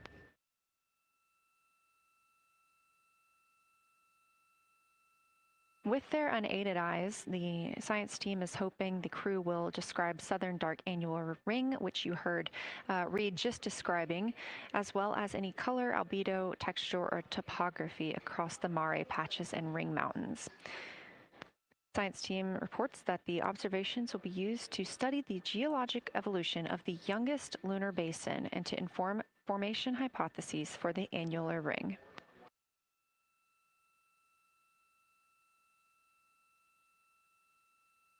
And again, another fun fact about Oriental is the diameter is the same distance between Johnson Space Center, where we are today, and Kennedy Space Center, where the crew launched on April 1st.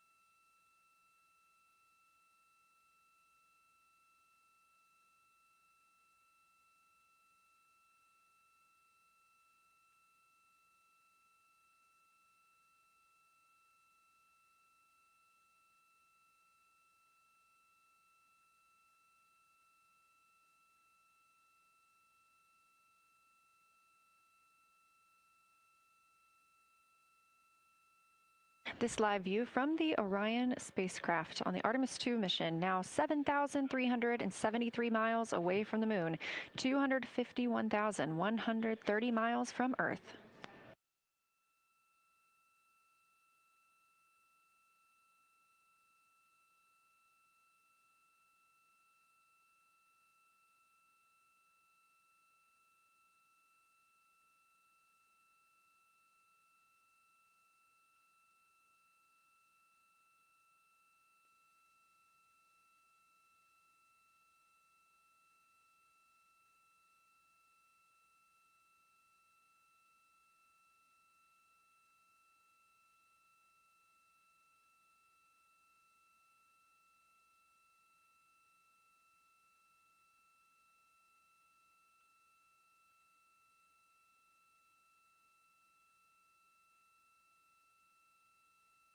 Again, the Artemis II crew passed the Apollo 13 record of the humans farthest from the Earth today at 12:57 p.m. Central Time, 1:57 p.m. Eastern Time.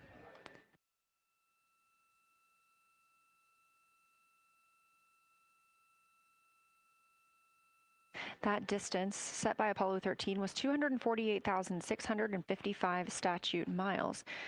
We have clearly passed that, and we expect to pass that by about 4,105 miles.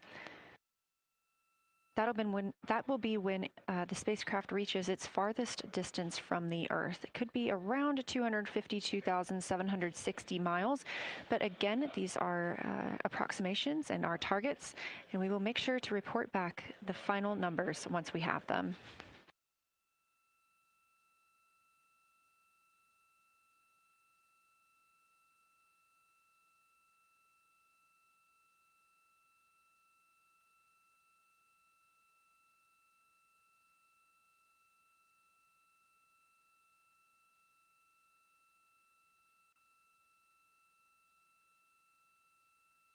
We have some refined times of when we expect to have Earth set of Earth behind the moon while Orion flies behind the moon. That would be about 5:41 p.m. Central, 6:41 Eastern. The spacecraft would make its closest approach to the moon at 6 o'clock Central, 7 Eastern, and that would be about 4,066 miles. And then at 6:02 p.m. Central, and the spacecraft will reach its farthest distance from the Earth. We anticipate that'll be about 252,755 miles, which would be 4,111 miles farther than Apollo 13. We would see Earthrise again at 6:21 p.m. Central Time, and a few minutes later, regain communications with the crew.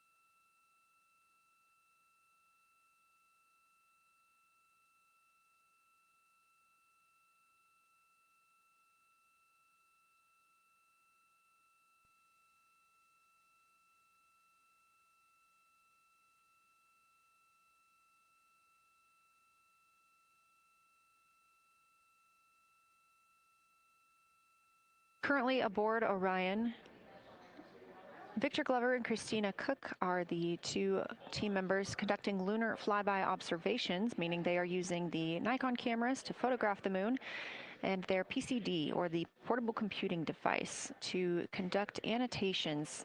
They are both recording information that will be downlinked to the science crew, and tomorrow morning the science team will have a conference with the team while the information is so fresh.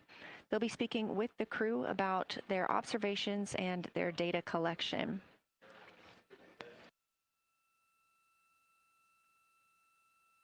Otherwise, most of tomorrow, Flight Day 7, is considered an off day.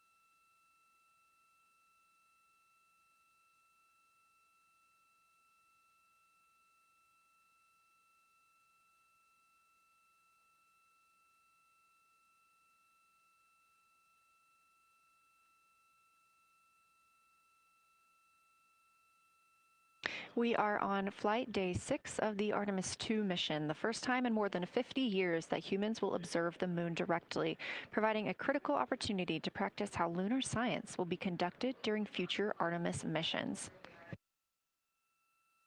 If you're just joining us, the crew is well into their lunar flyby observations, and we anticipate that we will hear from them soon. A few times every hour, they are slated to call down with science sit reps or situation reports. We most recently had one from Commander Reed Wiseman. He and Jeremy Hansen, mission specialist, were first at the windows today to photograph and make annotations of what they were seeing. Therefore, we heard more from Victor Glover and Christina Cook earlier in the day during those first blocks. But now that Reed Wiseman and Jeremy Hansen are on the support side, they are the ones calling down what they are seeing from windows 1 and 4. Earlier, we heard that the Earth is so bright in window 4, they have had to temporarily cover it with a t-shirt.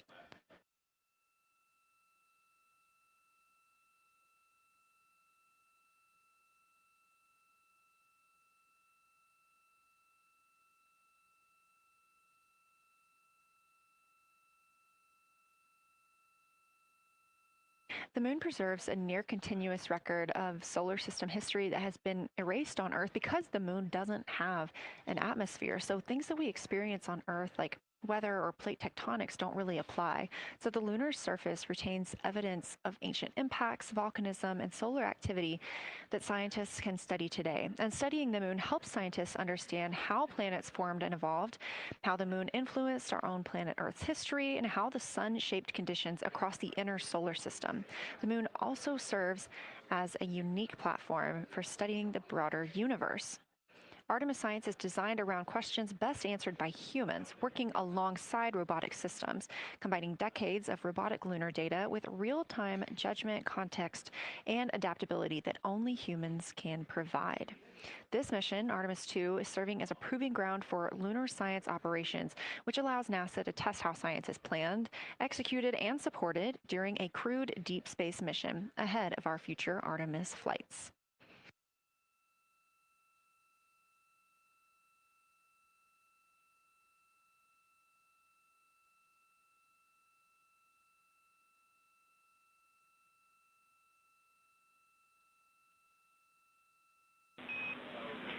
Integrity, time for a window team position swap. So Victor and Christina, please switch places if you've not done so already, and remember your SD card for the camera.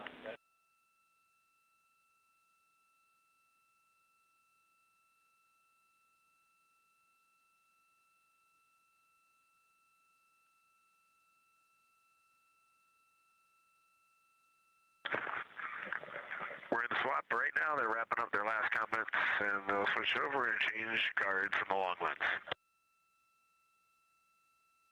Copy.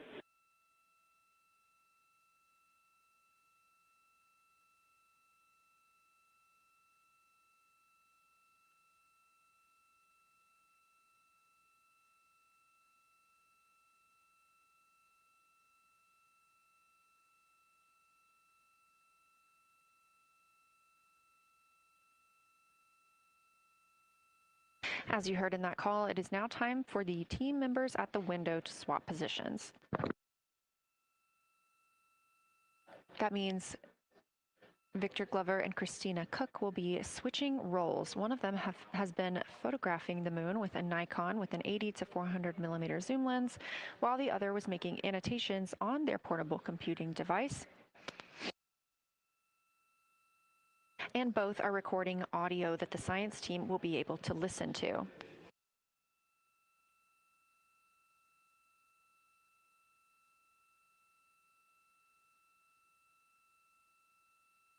We are now 2 hours and 10 minutes until we expect to lose signal with the spacecraft as they fly behind the moon. And the next target for the crew is considered a crew choice event. They have the option to focus on any regions or patterns or features that interest them. The science team has asked the crew to capture pictures that illustrate their choice, as well as at different zoom levels, and to describe why those certain features or regions caught their eye.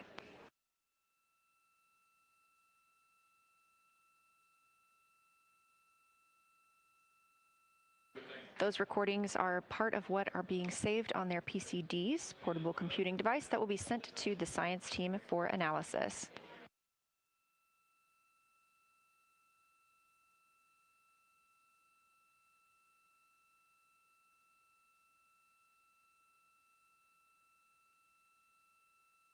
The crew has been allotted 8 minutes for this crew choice event, and it's also a time for a scheduled sit rep or situation report. So we expect to hear them calling down what they are seeing soon.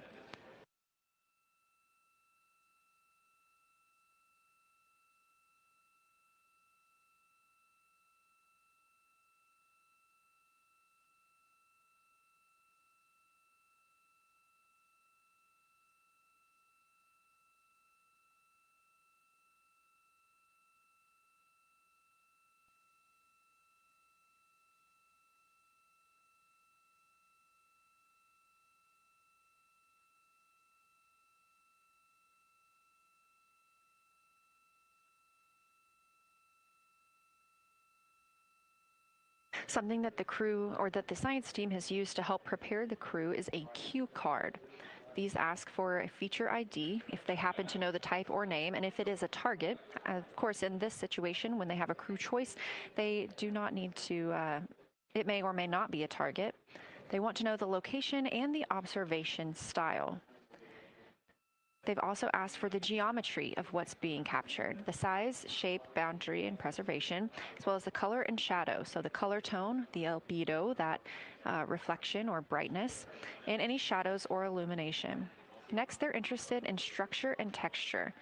That includes slopes, structures, and textures, of course, and geologic relations, like association to other features, any contact to those features, and of course, their thoughts, impressions, or interpretations. They are interested even in emotions and excitement that the crew may be having.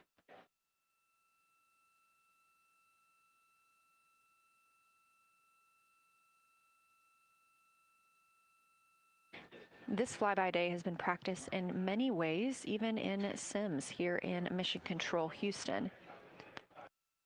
The team also conducted some field work, learning how to look for specific geologic features.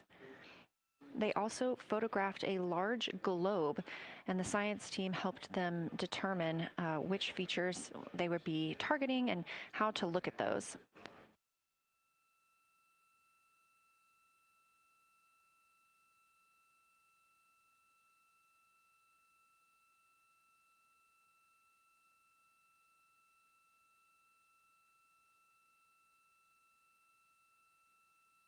We have a few more minutes that the crew would be photographing their crew choice. Again, this is NASA astronauts Victor Glover and Christina Cook at the windows.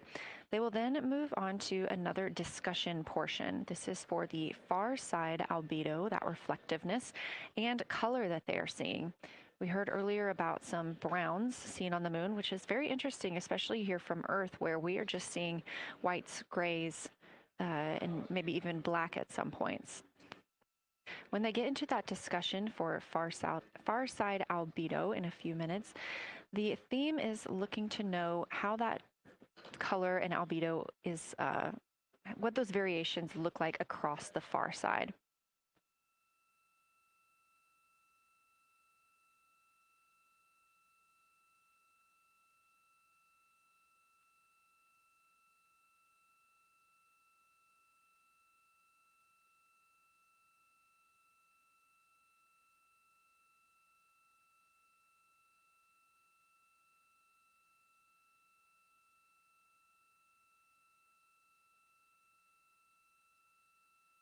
On the right side of your screen, the Science Evaluation Room, or SIR, where team members are looking real time at what the crew is seeing. And even earlier, we're... Houston Integrity, you ready for a science zero? We'll take it.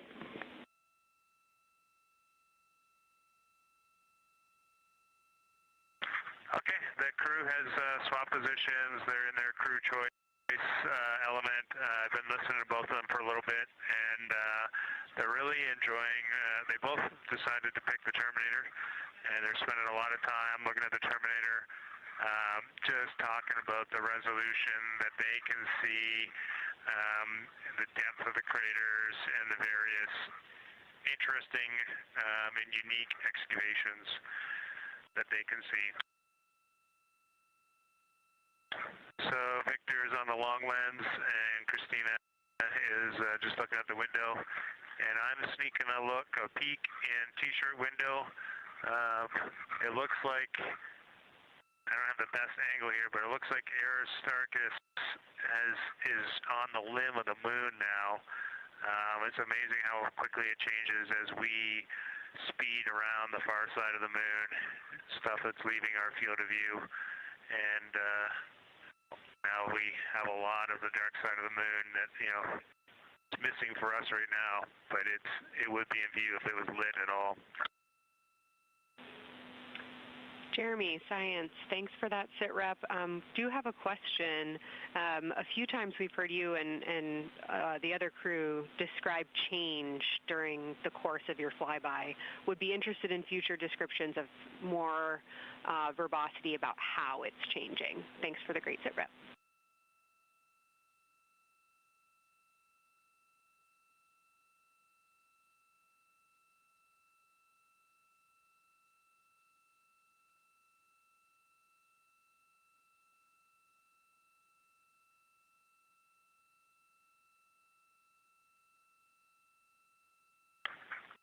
Yeah, Kelsey, sounds good. We are definitely keeping an eye on that.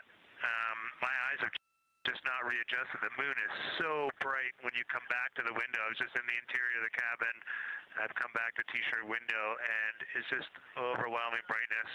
And my viewing angle is a bit challenging, so I won't be able to give you great observations from this window. But I will talk about something that I was talking a lot about in my recordings earlier, which was we've been talking about some shades, and so we have obviously the dark and the light gray, and then we've talked about naming some colors, a brownish hue and a greenish hue. And I'll tell you, like right now, Aristarchus, the plateau is hard for me to see from this window, but that had greenish hues to me and was very unique. I didn't see anything like that anywhere else on this side of the moon. And then I see a lot of these, what I would call brownish hue areas. There's a number of them.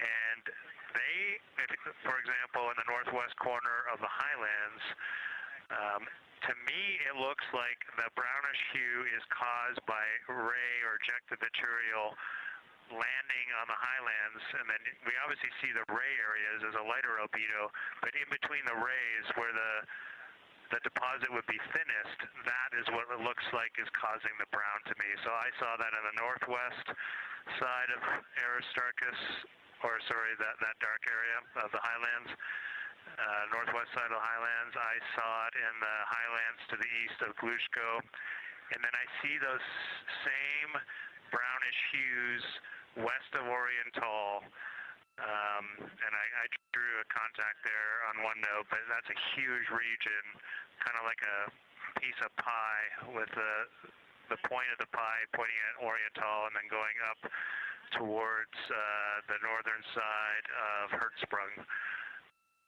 And that is an area that just looks like a different, that brownish albedo. That was fantastic, Jeremy. We had heard rumors of the green and brown hues, and so you really read my mind on asking about those. Understand they likely didn't have any contact with each other the way that you described them, but please correct me if I misunderstood that. And then last thing, I'll make the same offer we made to Victor earlier. If it would be helpful for us to verbalize any targets so you can stay at the windows and keep your eyes adjusted to the moon, please let us know.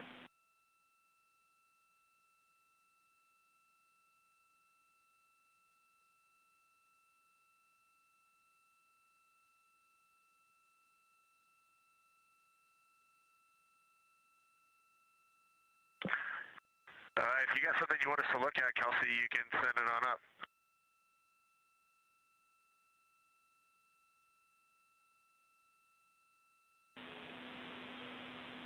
Definitely not looking to interrupt your flow, Reed and Jeremy, only offering assistance if you guys want to keep your eyes off of the PCDs.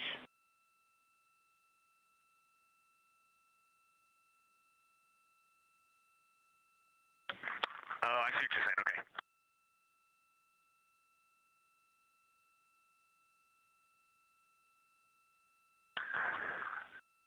Not really science related, and we definitely learned this at Apollo, but the thing that is just most fascinating, I think, to me and Victor right now is even as rugged as the far side looks, when you look at Oriental and Home, it's rugged.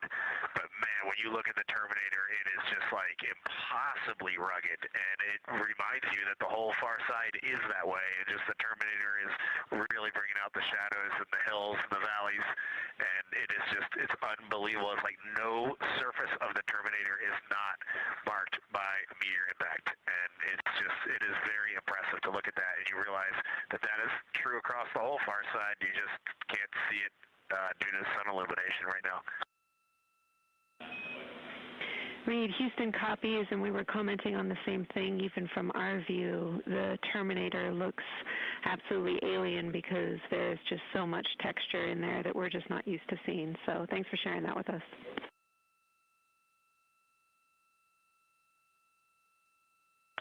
There's also, I don't know the name of it, coming out the south-southwest of Oriental, right on the southern Terminator, is just a massive crater.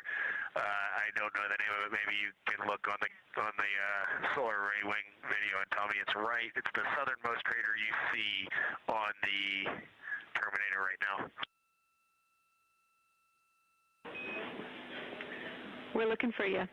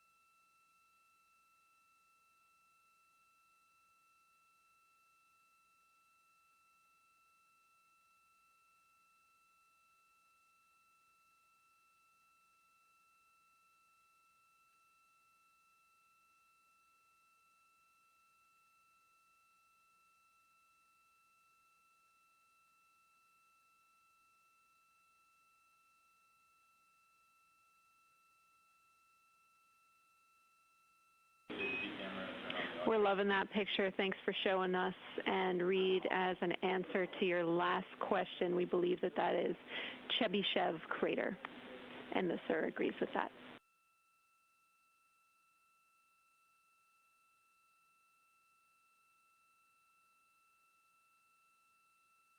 Okay, that picture I was just showing you is an 8X iPhone out the docking hatch for the high grazing angle. It's just amazing.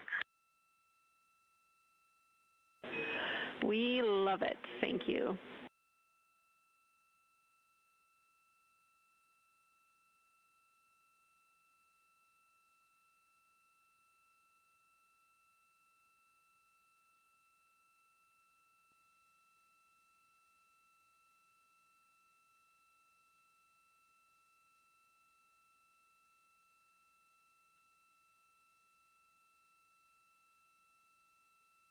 This is Artemis Mission Control in Houston, Texas. Mission elapsed time, 4 days, 22 hours, 12 minutes into the flight of Orion.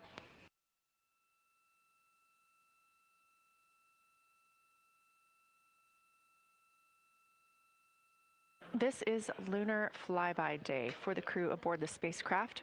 Reed Wiseman, Victor Glover, Christina Cook, and Jeremy Hansen are now the farthest people to have ever traveled from Earth.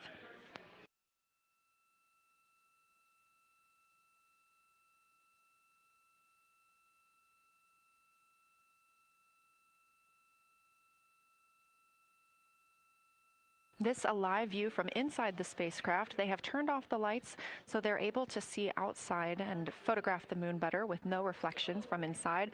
And for a very brief moment there. Integrity Science, thanks for those iPhone views. It's helpful to see what you're seeing.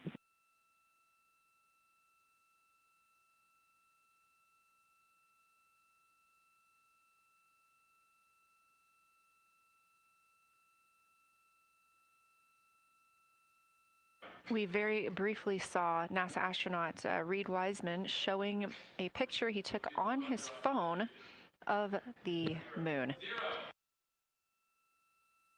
We do expect to get all of the photos that the crew is taking today, and we cannot wait to share some of those with you. But pretty cool in the meantime, just to see one quick shot from what the crew is seeing. And this view from outside the spacecraft on Orion's solar array wing. Orion is now 6,643 miles away from the moon and continuing to grow closer. Again, their closest approach will be about 4,066 miles. The best comparison is if you held a basketball at arm's length. That's about what it would look like to the Artemis II crew at their closest approach.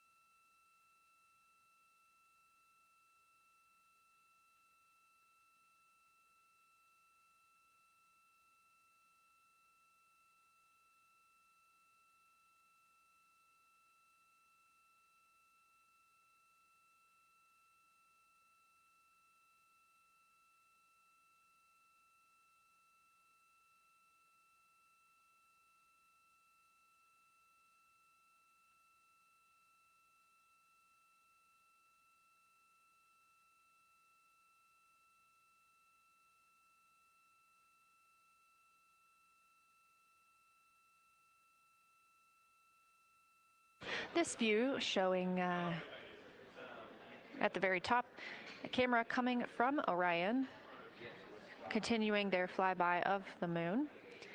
We have 3 more flyby observation blocks after the completion of this one. Down on the bottom left of your screen, that's the SIR, the Science Evaluation Room, where team members are continuing to work through all of the targets that the crew is photographing today, and they've helped identify some of the craters and some of the other items that the crew has seen on the moon's surface. Down on the right is Artemis Mission Control here in Houston. Those 2 rooms down at the bottom are just down the hall from each other.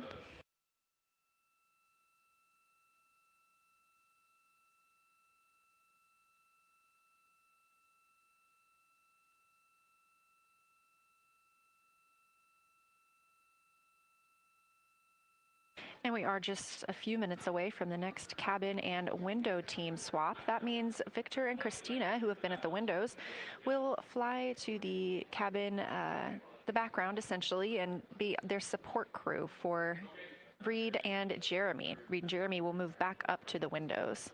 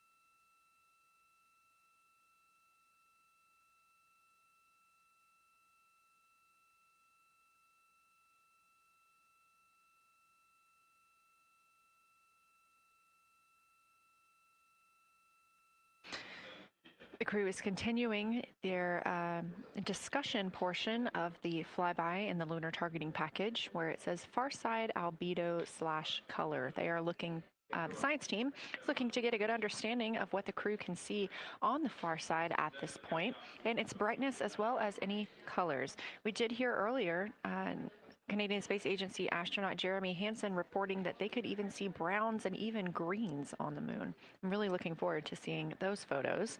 And in just a couple of minutes, the teams will swap from the cabin to the window.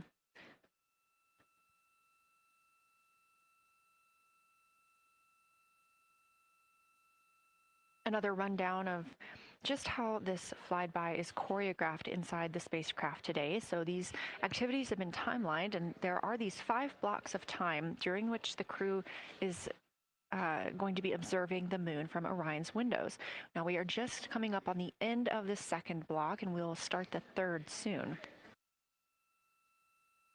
So at any time during those blocks, 2 members are at the windows working in a pair. One is taking photos from window 2 and has a blue shroud over the window to help prevent any reflections from inside the spacecraft. They are also using an 80 to 400 millimeter zoom lens. And the other astronaut on the window team will be in window 3 using their portable computing device to make annotations. Now, again, both of those crew members are making audio recordings of what they are seeing, and we are not hearing that right now. Those are going to be downlinked later to the science team, who will evaluate them and use that data to inform our understanding of the moon. Those 2 crew members at the windows swap roles. Integrity Houston, it is time for another swap between the cabin and the window teams. So we have 15 minutes of handover time, and then we will expect Jeremy and Reed at the windows and Christina and Victor at the cabin.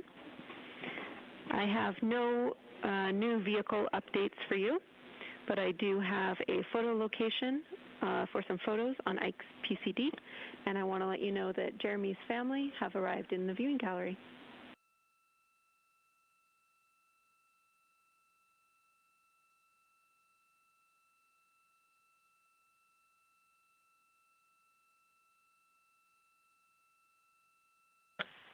Okay, Jenny, we copied most of that. The only thing we're missing is what you meant about the photo location on Victor's PCD. And hello to my family. I think that must be Catherine and Devin that are there. And I'm glad they made it into the viewing room. And we copy it's time for crew swap. The A team's coming out of the windows and the B team's going in. Okay, copy. All I meant to pass for Victor's PCD is that there are some late load photos that were requested that are now in his favorite photos folder. And you're exactly right. We have Catherine and Devin here.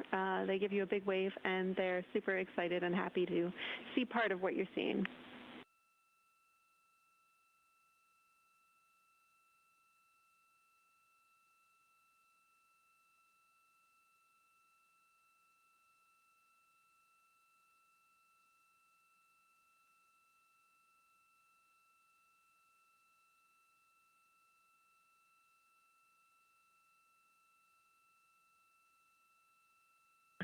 Okay, copy, Jenny. We're not sure what we're looking for in the PCD, but we're going to poke around, and we may be calling you back about that one.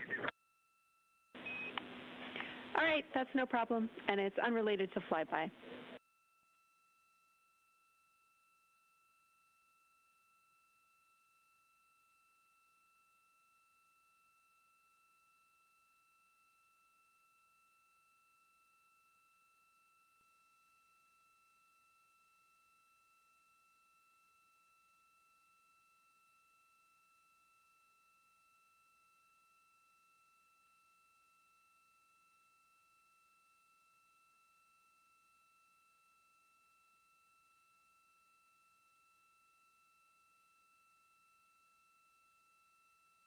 This is Artemis Mission Control here at Johnson Space Center in Houston, Texas. And as you just heard, Capcom, or Capsule Communicator Jenny Gibbons, Canadian Space Agency astronaut and Artemis 2 crew backup, relaying to the teams in Orion that it is time for a swap from the cabin to the window teams. We're now at the tail end of the second lunar flyby observation block. Again, we have 5 of these today. Most recently, Victor Glover and Christina Cook were at the windows photographing and making annotations, while Reed Wiseman and Jeremy Hansen were in the cabin providing support, whether that is SD card help, but also science sit reps calling down any situation reports for what they are seeing on the moon or anything about the vehicle status. With that call to make a swap, Reed and Jeremy will be back at the windows, making observations for what they see at the moon and taking photos.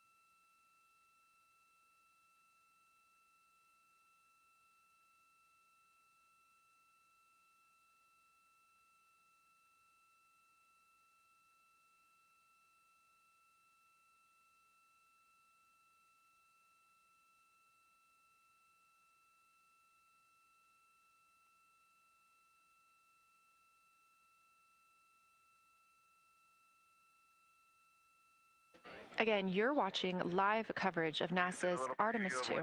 But something that's really awesome up here is we now have the moon and the Earth in window 3 simultaneously, and the moon is a gibbous, and the Earth is a crescent. And I'm guessing in about 45 minutes we'll have 2 identical crescents as we change our position in the universe.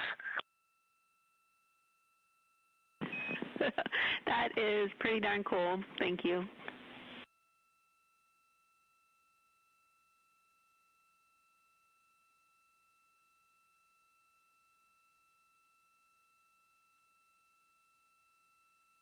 That's the Artemis II crew, the first astronauts to fly by the moon in more than 50 years, reporting that when they look out of window 3, one window, they're able to see both the Earth and the moon at the same time now. Now, obviously, our view is from a camera on the solar array wing pointed at the moon, and we hope to see that view of both the Earth and the moon soon.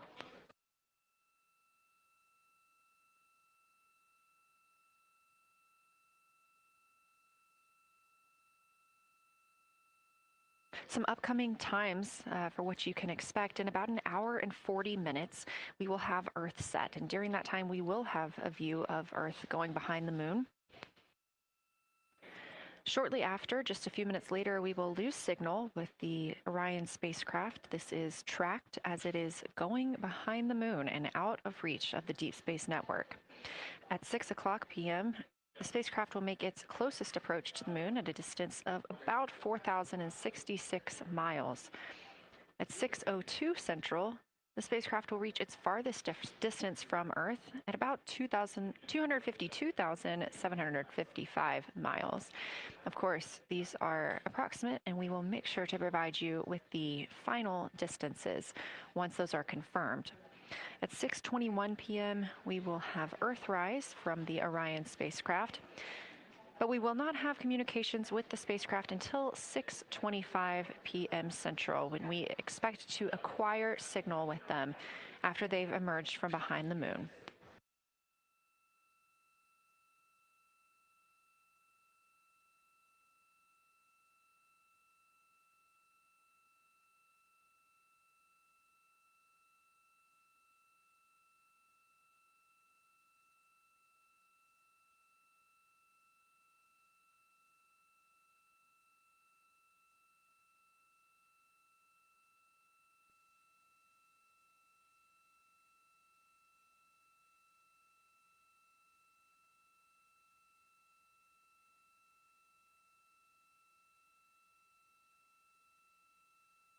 Again, you're watching live coverage of NASA's lunar flyby for the Artemis 2 mission, first crew to fly beyond the moon in over 50 years. The astronauts inside the spacecraft are switching positions, 2 at the windows and 2 serving in support roles, before they start their third timelined flyby observation for today.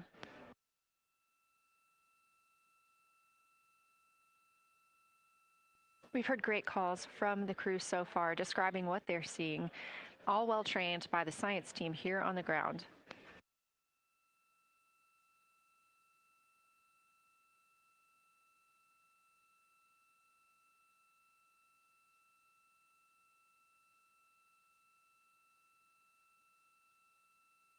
Another major milestone for the crew today will be to experience a solar eclipse from their capsule. No one on Earth will experience this solar eclipse. To the astronauts, this will look a lot like a total solar eclipse on Earth, except the moon will be huge compared to the sun. Whereas if you're standing on Earth and looking at a solar eclipse, the moon and the sun appear to be about the same size in the sky. As the moon begins to cover and then uncover the sun, the astronauts will see a partial solar eclipse, so that's before and after totality, and during that time frame they will have to wear eclipse glasses so they can safely view this phase. They also intend to capture images of the sun's corona during the eclipse. This is a rare glimpse at the innermost corona that will only be captured by the astronauts' cameras. During the eclipse, we also look forward to the crew members describing what they will see, which includes unique light features like the shape and size of the corona and potentially even lunar dust. At the same time, Venus, Saturn, Mars, and Mercury will be near the sun, so they may be able to identify what part of the sky they're looking at. This can help train future Artemis astronauts on what part of the sky they're seeing, which is useful knowledge in challenging situations when they may need to rely on that information instead of instruments for navigation and orientation. That eclipse window will last about an hour, and it'll happen near the end of the day today, closer to 7:35 p.m. Central, 8:35 Eastern.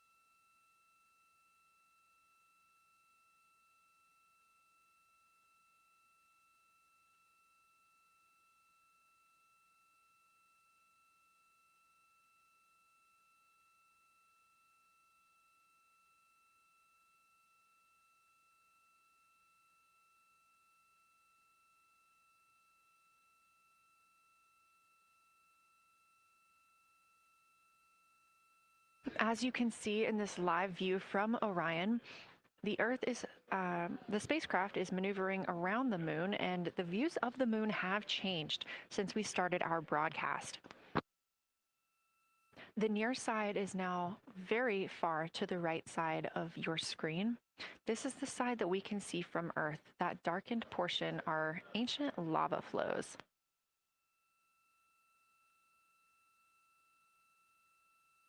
The crater down towards the bottom of the moon is Oriental, and this is a crater that was previously never seen before by human eyes until this mission.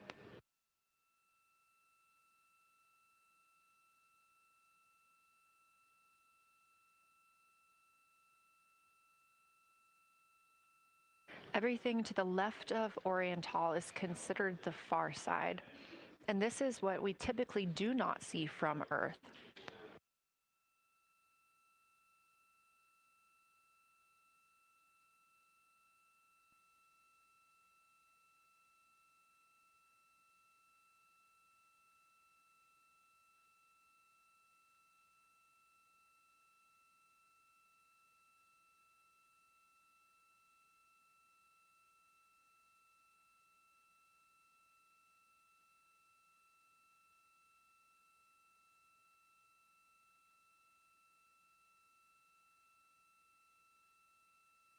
And just a reminder about this view, this is coming from a GoPro camera mounted on the tip of one of Orion's 4 solar arrays. Each solar array has a camera mounted on it, and the bandwidth is limited due to we have a crew on board, and this is our first flight of crew aboard the Orion spacecraft. So having a crew means we have to have an environmental control and life support system. There's a lot of data around, a lot of data to bring down for the crew members to keep us up to date on everything happening aboard the spacecraft. So we have to share our bandwidth when it comes to imagery and data.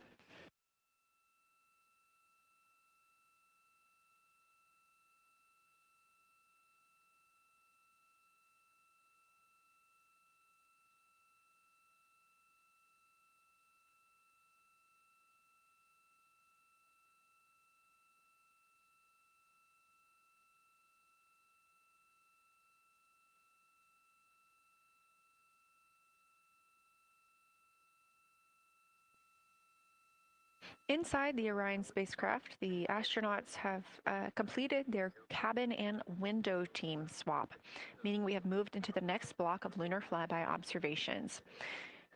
Jeremy Hansen and Reed Wiseman are now back at the windows, taking photos and making annotations.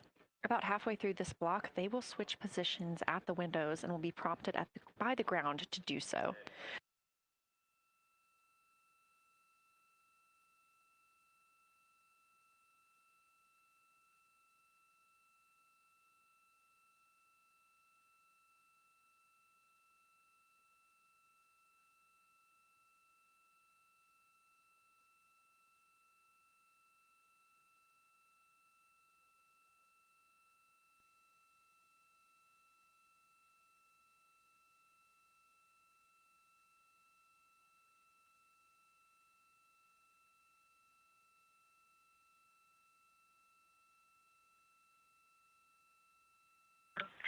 Houston integrity for SITREP. First of all, I'll just talk about the experience that I had during Victor and my observation time. It was an incredible experience. We definitely noted how much more you can see with the zoom lens. Even though we have a great visible eye image, there's just a lot of texture that just pops right out at you when you can zoom in. So almost just using it like a telescope, the camera lens. We really enjoyed our discussion time. That was a great innovation on the lunar targeting plan. We were both able to describe a lot more kind of with flow, I would say, when we were talking to each other. And it was also, we sort of were able to bounce ideas off of each other and come to new conclusions. We had, I think, a very successful talking through of some contacts between different color areas, both in the mare and in the highlands, and we identified some really unique texture areas as well. At one point, towards the end of the images of my time in window 3, I just had an overwhelming sense of being moved by looking at the moon. It lasted just a second or two, and I actually couldn't even make it happen again. But something just drew me in suddenly to the lunar landscape, and it became real. And the truth is, the moon really is its own body in the universe. It's not just a poster in the sky that goes by. It is a real place. And when we have that perspective and we compare it to our home of the Earth, it just reminds us how much we have in common. Everything we need, the Earth provides, and that in and of itself is somewhat of a miracle, and one that you can't truly know until you've had the perspective of the other. I'll switch into some logistics stuff. The Peltors, both their batteries stopped providing the active listening, but we have verified they are still recording, and so we are able to have discussion time and hear outside our recordings by just moving the ear cup off of the ear. Other than that, everything's working well technically, and we've been able to find all our targets, and we're having a really great time. Thanks, Christina. We copy those logistics for the Peltors, and also thanks for bringing us into the cabin with you with that description.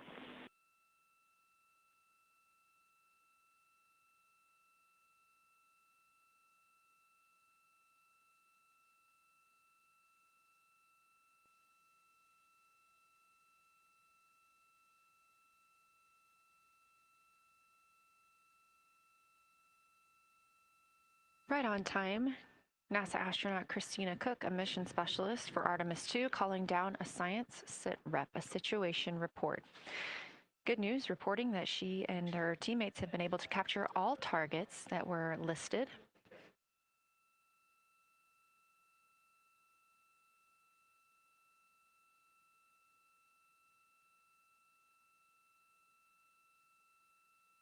Christina also gave a vibrant description of just how it feels to be there and to see the moon up close and not just something passing in our night sky. Currently, the team members at the window are Reed Wiseman and Jeremy Hansen. Meanwhile, Integrity cabin team for window shroud.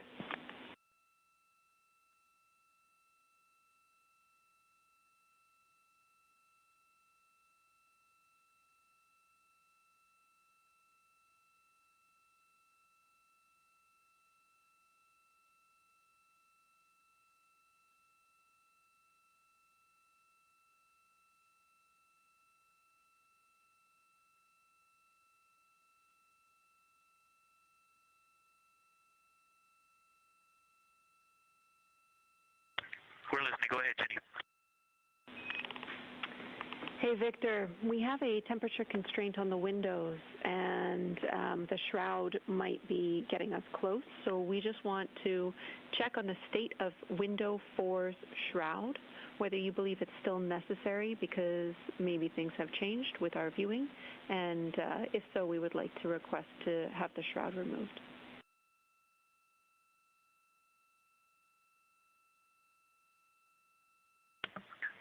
Houston, we believe it is necessary. We pulled it off just as a corner. It is very bright. It definitely would affect our night vision and maybe comfort. But is there a time? Can you tell us when we would have to take it off by?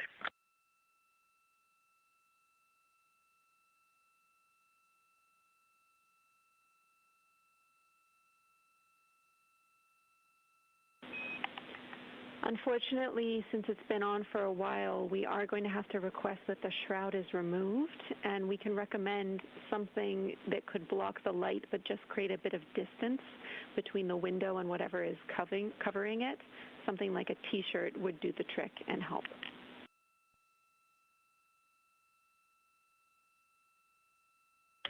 Okay, we're removing the shroud, and we'll make it work. Thanks.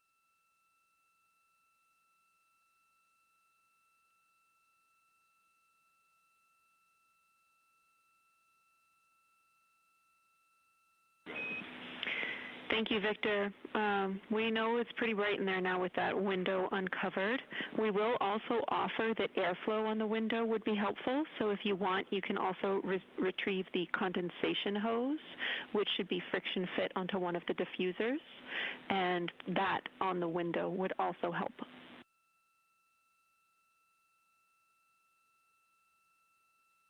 We can easily point a diffuser at the window, so we're going to start with that. And it's pointing at the window now.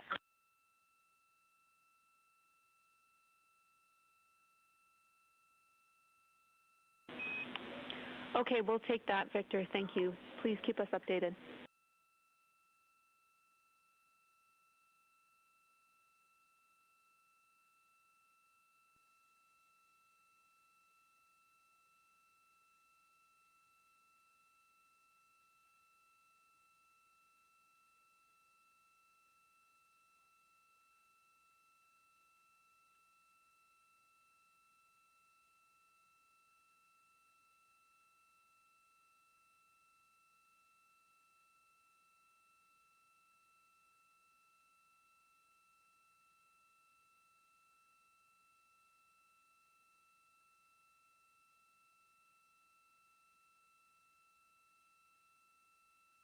That call from Capcom Jenny Gibbons, CSA astronaut and Artemis II crew backup to the crew aboard Orion, letting them know that they will need to remove the window shroud they had placed on window 4.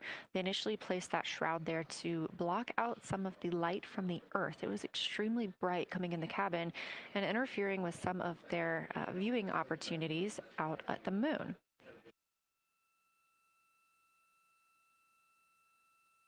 This was a request from ground teams to ensure that they are protecting other systems, and the crew has been offered the opportunity to use something else to cover the window.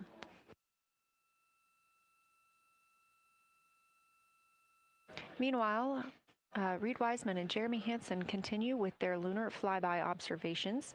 They have just looked at Glushko Crater. That's about when we heard that call down from Christina Cook with that description of everything she had been seeing during her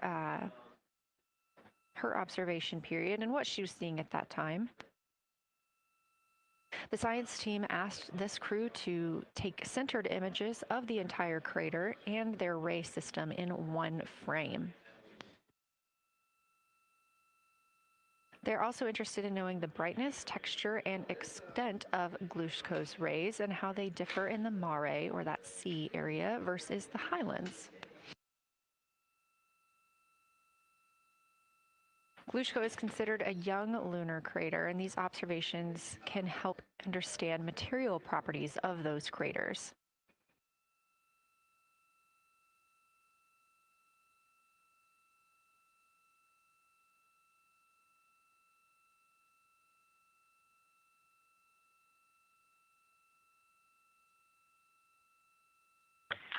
Science, integrity. First, I wanted to start off with connecting with what Christina said, that it was very moving to look out the window. I had the unfortunate sequence to start looking out the window and then moved to the long lens, and it was hard to speak looking through the Zoom because I went straight where Christina went, and I was walking around down there on the surface, climbing and off-roading on that amazing terrain. I also want to underscore something that she said. As we continue to explore, when we actually do go down there to the surface, I know for safety reasons that we would never send someone alone, but I just want to really emphasize how important the discussion time was. When we started to talk, we not only got better science discussion, we got better human connection, and so doing this as a pair, we just learn and grow together, and that's just super important, so thank you for adding that to this plan. Reed just passed me a note that the Oriental Basin annular ring has a similar albedo to the center, but a different color. It has more brownish tones in it, and he said it's very distinct now that he's been staring at it. Victor, thank you. You got a cheer from science there, and we all just went on that moonwalk with you, so highlighting how important it is to talk about these things. I also want to let you know that we have Deanna Glover with us in the viewing gallery. She's all smiles.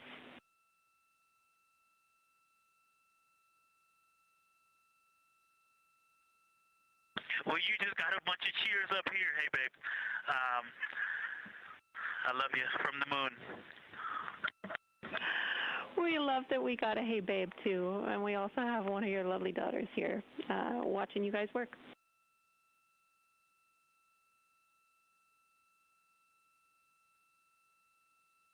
Thank you guys for doing that and for supporting them through this.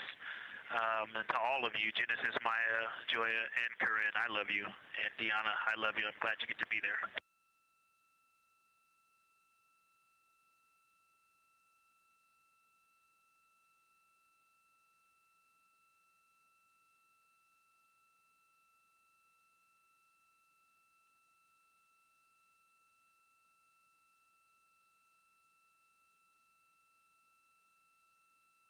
We've had some really sweet words from the crew members aboard Orion today, as their families have been able to filter in and out of the viewing room here at Artemis Mission Control at Johnson Space Center in Houston. Victor Glover also giving a great science sit rep and just a description of how it must feel if you were down on the lunar surface while he was looking through that 80 to 400 millimeter zoom lens. He also expressed how important it was to be able to talk through that real time with Christina Cook and stressed the importance of that on future missions, that it not only made their discussions better, but also more human.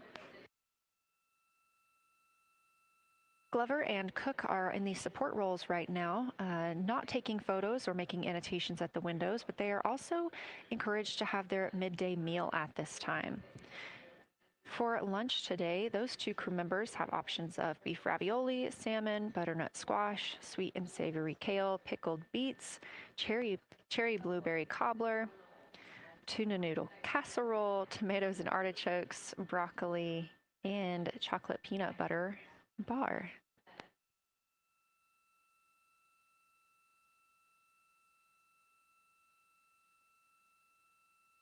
Once Glover and Cook return to the window portion of their flyby today, Reed Wiseman and Jeremy Hansen will get into their midday meal.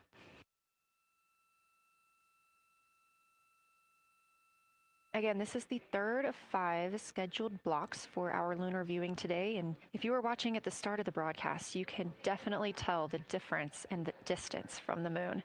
We are now 5,518 miles away from the lunar surface, and again, expecting the crew to get about 4,066 miles away. They are currently 252,050 miles away from Earth, and every mile is a new record, having surpassed the Apollo 13 milestone for furthest distance earlier today.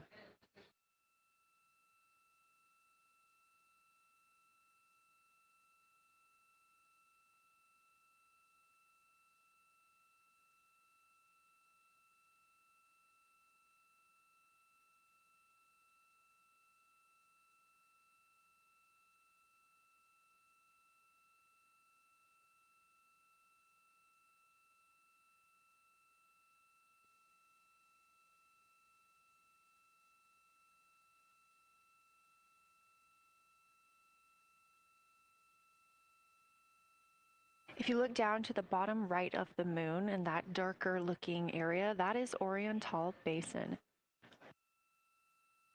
We have continued to lose views of the near side. It is just barely visible over towards the bottom right side of your screen. And then you'll also hear later about that terminator. That's the line between light and darkness while on the moon. It is really exposing some of those craters at this time.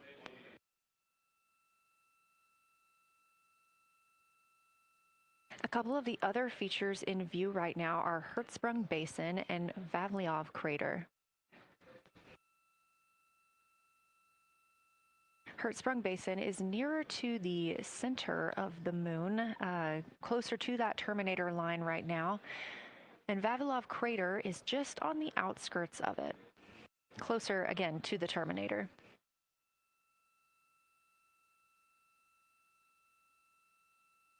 Towards the bottom of the moon and to the left of the terminator line, or currently shadowed in darkness, is Apollo Basin.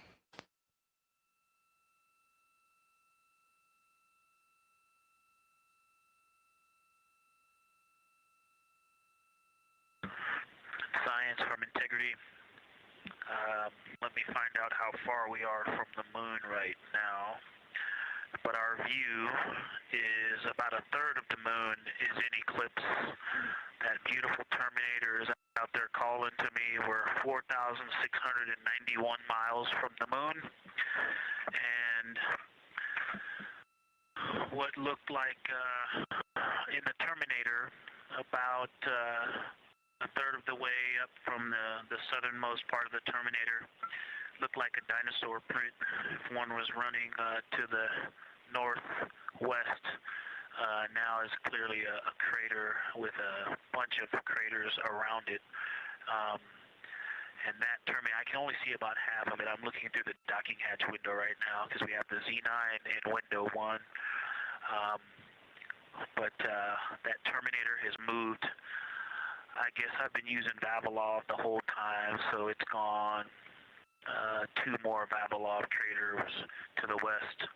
And so a few more features are starting to peek out into the sunlight there with that low sun angle, and so you still have ridges and valleys showing up very clearly, a very jagged terminator, and a few islands of light out there with some high elevation shining in the sunlight in that darkness. And on the eastern side of the moon, let's see, Grimaldi appears to be one of the farthest east features, and that is maybe 5 degrees from being right on the limb and going off over the horizon. It is interesting, just looking at Oriental, that my first impression of it is all of the dark areas appear lighter, which I think makes sense because it is now facing, well, it's still relatively the same to the sun, but my angle to it is different. So I'm looking at it from a little more, even further to the side as we pass it. But all the darker features appear to be just a little bit lighter from this vantage point. The darker ring structure in the outer and inner ring and the interior, as well as the annular ring portion, everything seems to be just a smidge lighter at this point. Thanks for that description, Ike. Any additional words you can provide on Oriental would be wonderful, as that is such a high priority target for us. And while I have you, as we get closer to target 15, which is the Terminator target, if you can find Zeeman Crater again that you were looking at earlier, everything to your left of Zeeman would be getting into the South Pole Aiken area to help you orient yourself.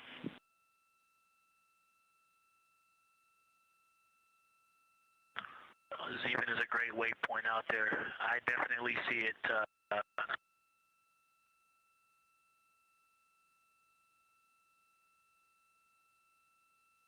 Yeah, Zeeman is very easy to find, and that is awesome. Thank you for pointing that out. Feel free to do that as often as you think of things. Let's see, looking back at Oriental. Okay, another thing, after looking through the zoom camera, man, you guys are smart. You probably did this on purpose, but after looking with my plain eyes and then going to the 400 millimeter zoom, now looking at it, I see the cliff face as if you were standing in the center. That inner and outer ring have definitely some real terrain to them, and now I can see that as terrain. Now that I look at it even with my naked eye, I can tell that there's a lot of elevation and that, like I said, a cliff face on that eastern edge where all the darker deposits are. And it's just the scale now. Looking at it from far away before, it seemed like flat with color painted on it, but now that I look at it, I can definitely see that there is, different depositional characteristics, and so the darker is some other material, but there's also some shadowing going on because of the cliff face that is a part of that crater wall. Great description, Victor. Thanks, and really interesting to hear now the distinction between shadow and color. Before I let you go back to other observations, you mentioned that Reed saw a browner hue to the annular ring than the rest of Oriental. Are you seeing that from your vantage point?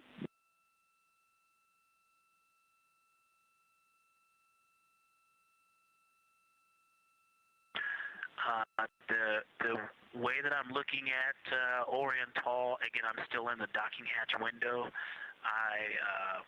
There's like a thermocouple right here in the center of the window, and it is the orange Kapton tape color, and so it is unfortunately, it's like trying to look at stars, next to a metropolis. I think it's drowning out any color that I could pick up from the moon. I am not able to see that color, but I have not looked at it through one of the forward face, from one of the windows 1 through 4. I think when I get away from this Kapton tape strip that I would be able to see the variation that Reed's talking about. That is great feedback operationally. Thanks, Victor. I'll leave you to it.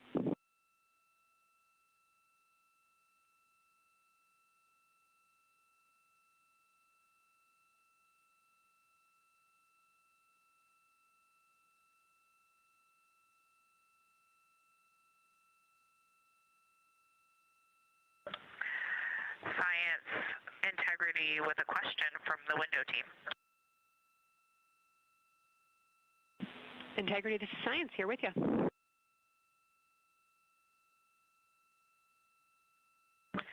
Yes, they have a question to help inform a theory that they're sort of tossing back and forth. What is older, the Mare seas of the near side or Oriental?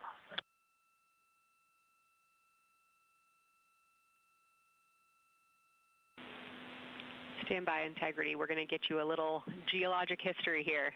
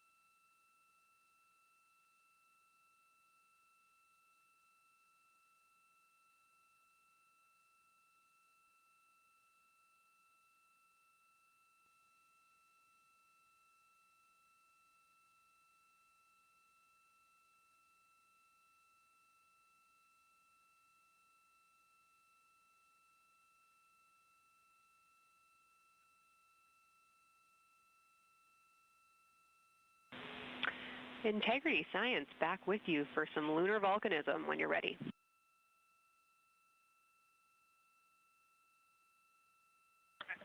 Go ahead. You're making our day down here getting to talk about lunar volcanoes. Oriental, as far as Mare go, is younger than almost all of the Mare on the near side.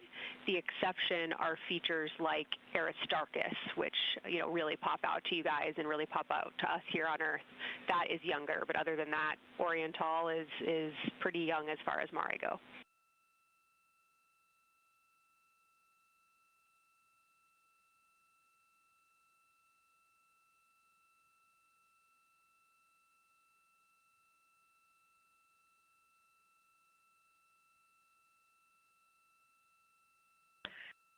And Kelsey, thanks for that. We love lunar volcanism too. How about when the actual crater was formed?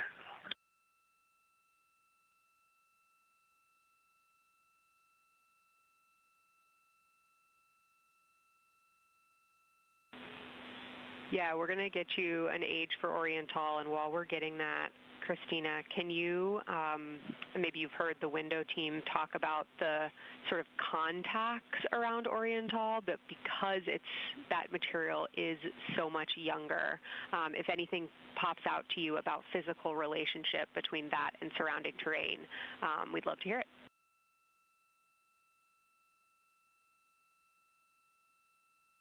Yeah, definitely. They are discussing a contact relationship that could explain some of the color that they're seeing in certain areas. And so it was really about the ejecta of the creation of the basin and understanding the superposition of its ejecta and Mare on the near side or other features. So thank you. We'll take the insight when you have it.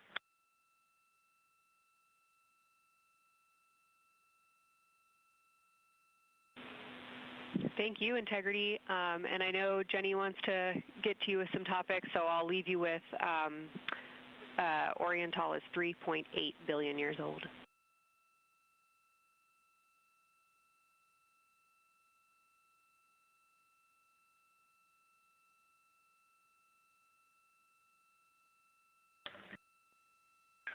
Copy that. So that's on the older side. The actual basin is very old. Correct, as is the case with a lot of mare. Typically the big basin formed and then the, volcanic eruption was able to punch through the crust where it was weakened by that basin formation.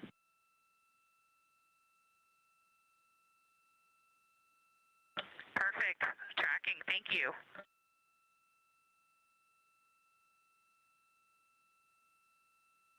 NASA astronaut Christina Cook calling down some questions to the science team on console.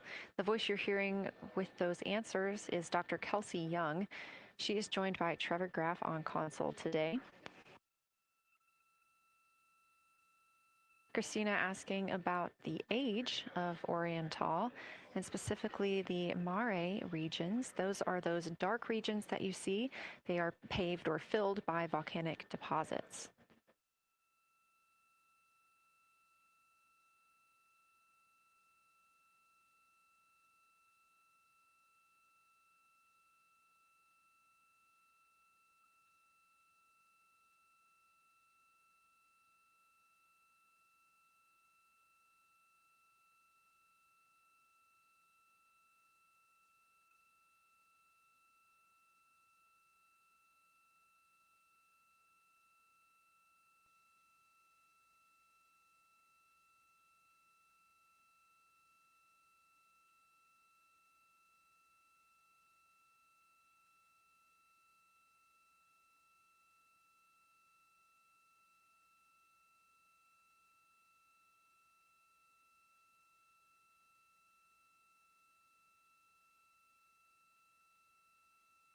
Better answer. Integrity, it's about time for a position swap at the window. So we will ask Reed and Jeremy to swap positions. And I'll remind you again about your SD cards. And Victor or Christina, I have one window task for the cabin team when you're ready.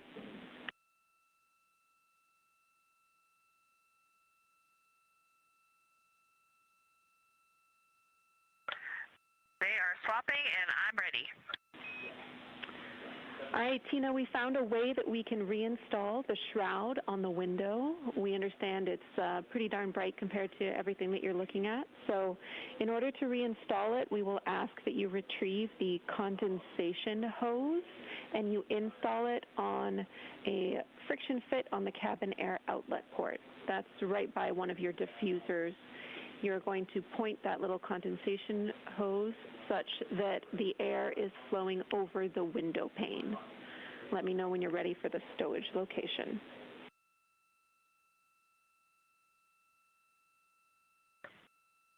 Ready.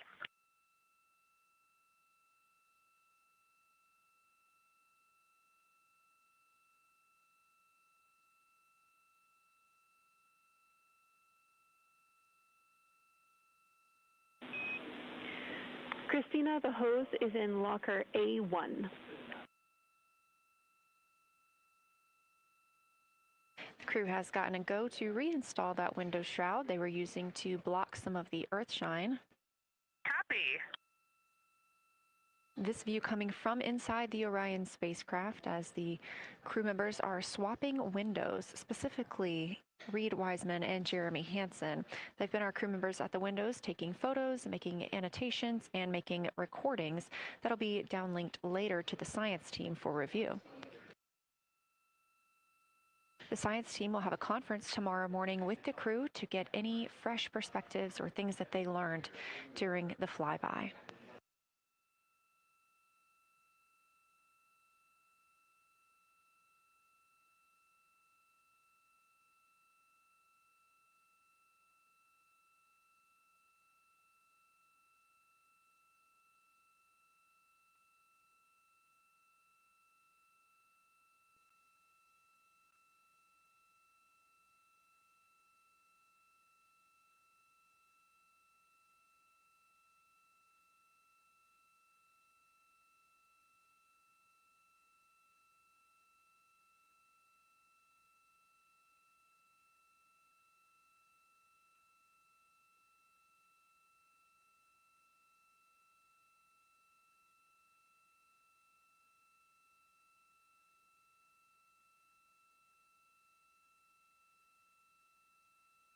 Again, we are now in the third of 5 observation blocks for the crew scheduled for today. During this flyby, Orion is passing around between 4,000 and 6,000 miles from the moon and providing the crew with a full view of the lunar surface. It's a higher vantage point and much farther than Apollo's lunar orbits on average. So from this view, astronauts can observe both the North and South Pole and large-scale geologic features in one single view.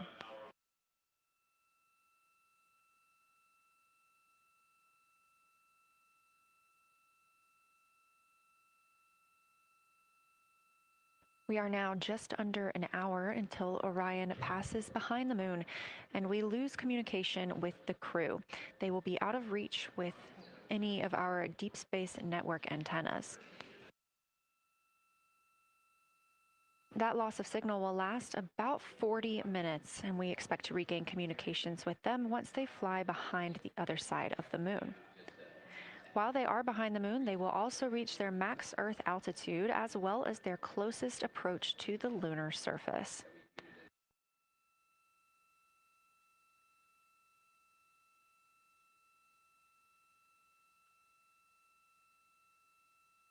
The view you have right now is a live stream from a camera on Orion's solar arrays. You are looking at a live view of the moon, and 4 people are inside that spacecraft taking pictures of it, telling us everything that they are seeing. The first humans to do so in over 50 years. They'll be sending those pictures down for all of us to enjoy, and of course, especially the science team, who are very excited for what they are learning today.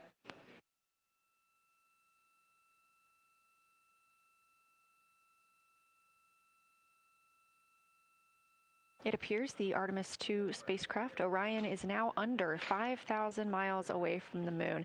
Again, we expect their closest distance to the moon be about 4,066 miles.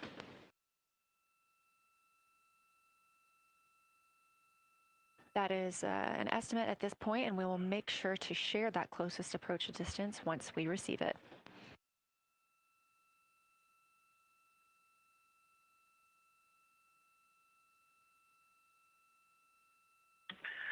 Houston integrity question, did you just want us to cool the window with the condensation hose, or did you want us to put the shroud back on and cool the window at the same time?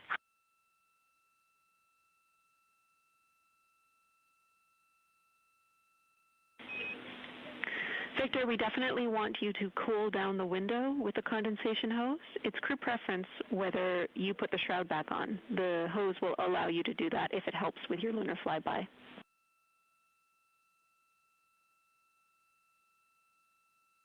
Okay, copy. We're going to do both at the same time. Thank you. Houston copies.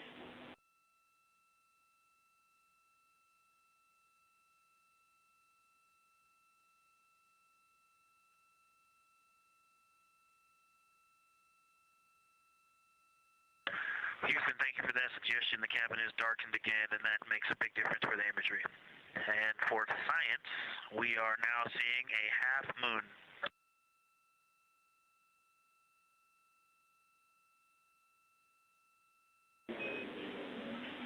Thank you, Victor. We're happy to hear it, and we see half moon, full moon joy still.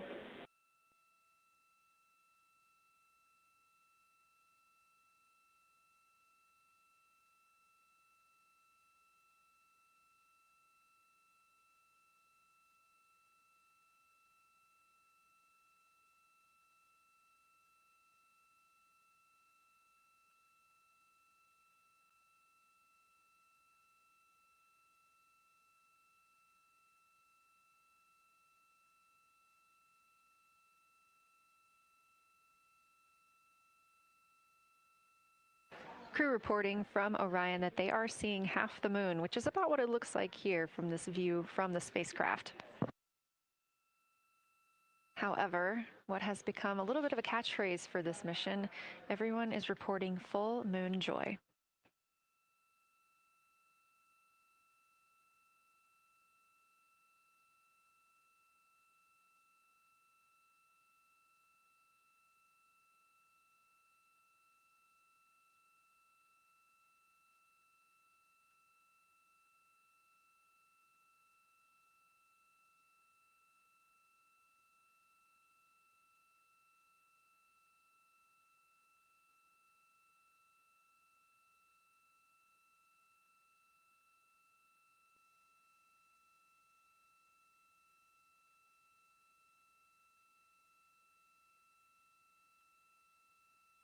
We are keeping up with which targets the crew is tracking through their lunar targeting package. They are just wrapping up their second. Science integrity, another observation the window team commented on and Christine and I discussed a bit is in Hertzsprung.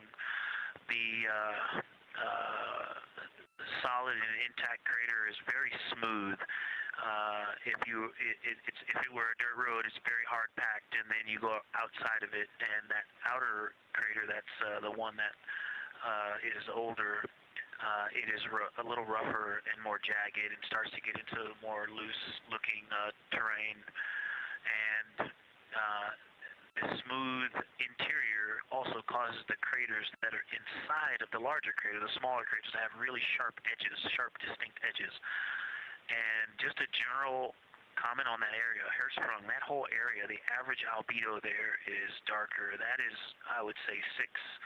And the average albedo around Oriental and between Oriental and Ohm, excluding the wedge, the darker wedge, is more on the 6-7. And that they also seem to be different texturally. Christina described it earlier around Hertzsprung, and then from Hertzsprung toward Oriental, there appears to be a frozen, a rippling pond, but frozen, or like choppy waves when it's windy out, choppy water, and then it freezes instantly. That's the texture. If you walk down there barefoot, it looks like it would be hard on your feet, like lava after it's cooled. It would be pokey. Except for right there in the center of Hertzsprung, it looks paved, like a paved road, nice and smooth.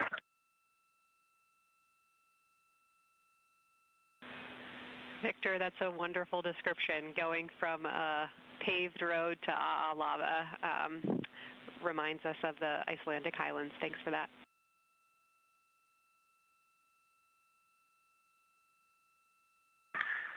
And science, another in the interior of the very intact, the interior of the intact crater at Hertzsprung is albedo variation. I think I heard one of the window crew maybe say color variation, but definitely albedo variation. There's lighter patches and slightly darker patches. It's not swirling, it's just patchy. It just has spots that are lighter, and I would say a predominantly darker average area. Great descriptions, Victor. Thanks. Not swirly, just patchy is really helpful for us.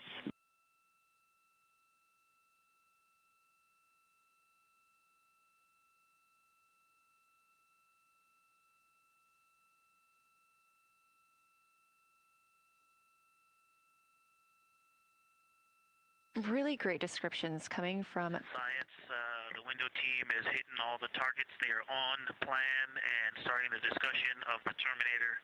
And boy, I'm loving the Terminator. I think I know it's not purely a moon feature, but what it does to the features of the moon, to the terrain, I've probably spent the most time describing into my recordings and thinking about and looking at the Terminator.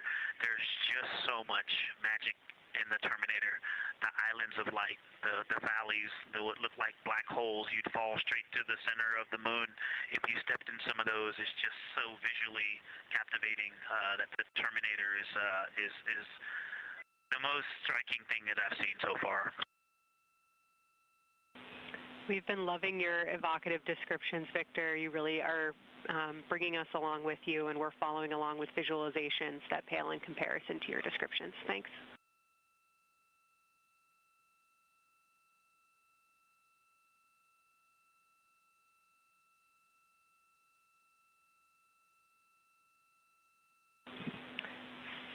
Integrity Science, one more question on a status of what the window team chose to observe for crew choice.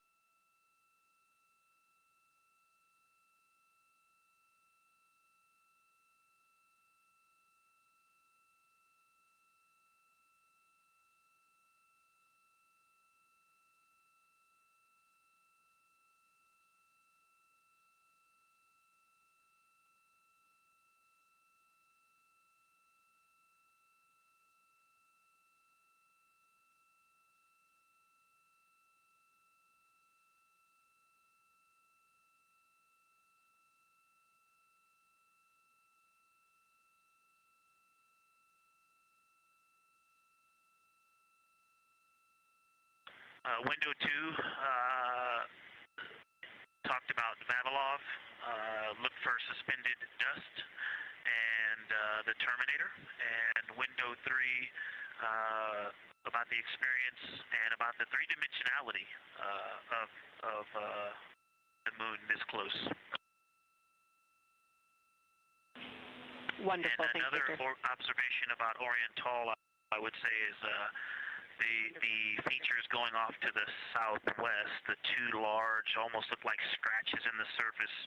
I don't know if they're rays or canyons or collapsed lava tubes, but two distinct features that are almost parallel going off southwest from Oriental Basin. They are the first things that made me notice parallax of our trajectory looking out at Oriental. That and in the inner walls of the east side of the crater rings, you really get a sense that we're flying over something with elevation and terrain, and they look different from this orientation. Love to hear it, Victor, and you had it that those chains are actually crater rays, secondary craters formed from the formation of Oriental.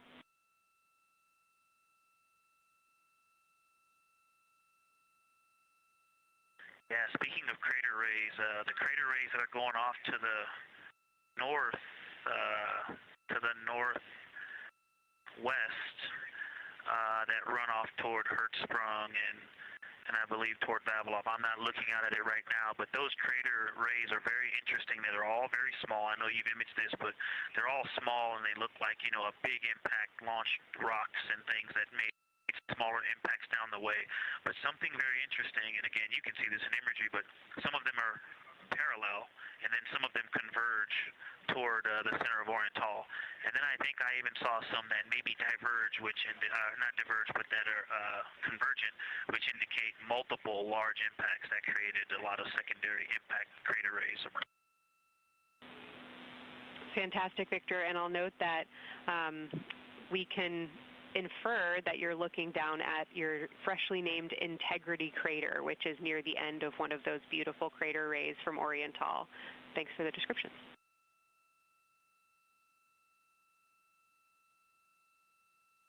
Yeah, you're welcome. And Integrity is easily identifiable with the naked eye from this point.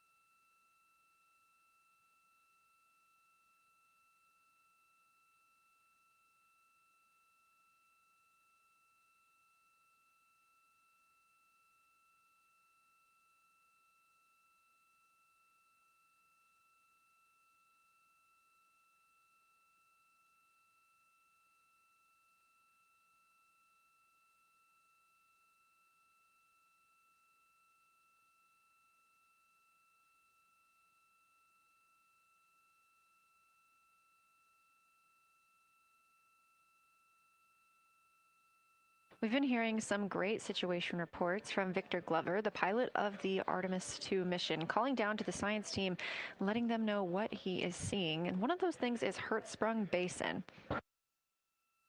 If you look just to the right of the Terminator, that is the difference between light and darkness on the moon.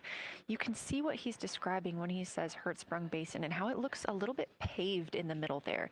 It's almost in the very center of the moon in this view, coming from the Orion spacecraft and a camera mounted on its solar array.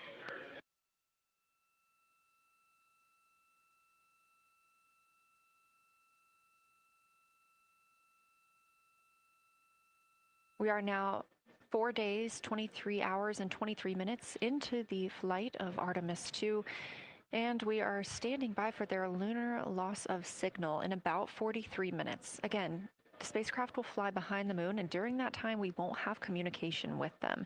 They will be out of reach of our deep space network. However, we will regain communication with them approximately 40 minutes later when they come around the other side of the moon.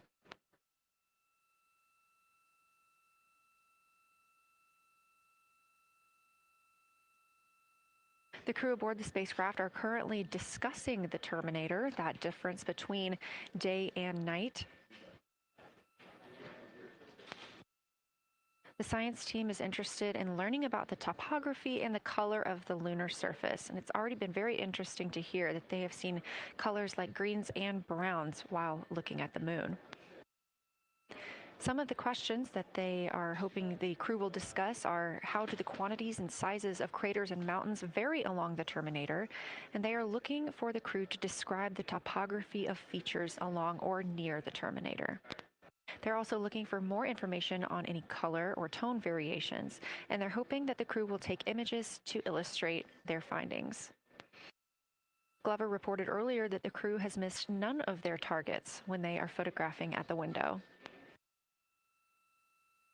We aren't hearing the conversations that the crew is having right now, but these are being recorded to their personal computer devices, PCDs, and those will be sent down to the science team. The science team will have a conference with the crew tomorrow morning to discuss their findings and experience when looking at the moon today.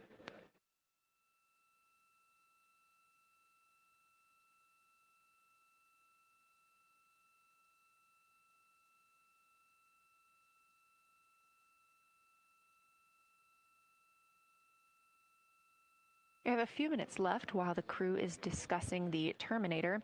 And if you're just joining us, you're looking at a live view of the moon, our moon, from the Orion spacecraft and a camera on its solar array. Inside that spacecraft, 4 astronauts, Reed Wiseman, Victor Glover, Christina Cook, and Jeremy Hansen, the first 4 people to fly around the moon in over 50 years.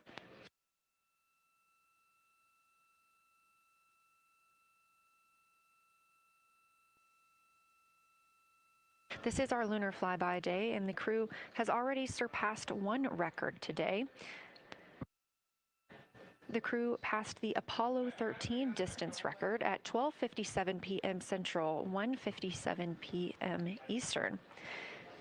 Canadian Space Agency astronaut Jeremy Hansen calling down that he hopes it's a record soon broken by other explorers.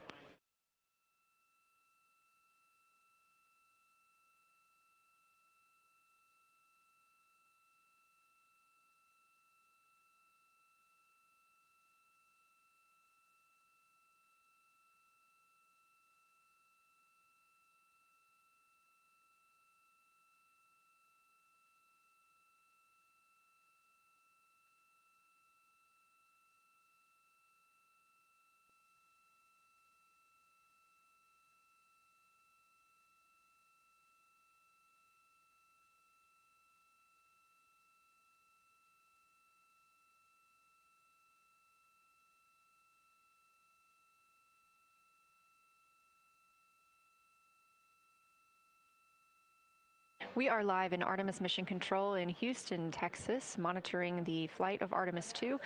All of the flight controllers here, each monitoring a different system aboard the Orion spacecraft. Integrity Houston, we are ready for our cabin and window teams to swap again. We have a 15-minute handover time here, and I have a couple of items I want to read up to you. They'll require you to write something down on your knee boards, so let me know when you're ready.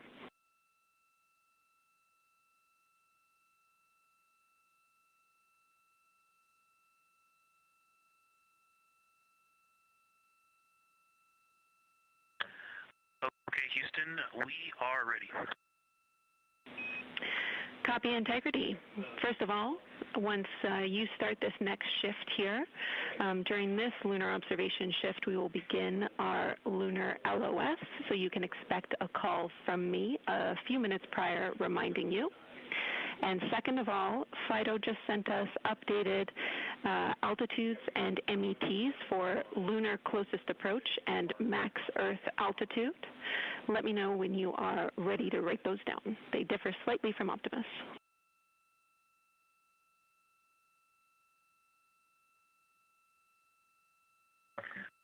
Thanks, Jenny. We are ready to copy. Lunar closest approach will be at MET 5 days, 0 hours, 25 minutes, 34 seconds, and the altitude will be 4,067 statute miles. Maximum Earth altitude will be at MET 5 days, 0 hours, 27 minutes, 39 seconds, with an altitude of 252,756 statute miles.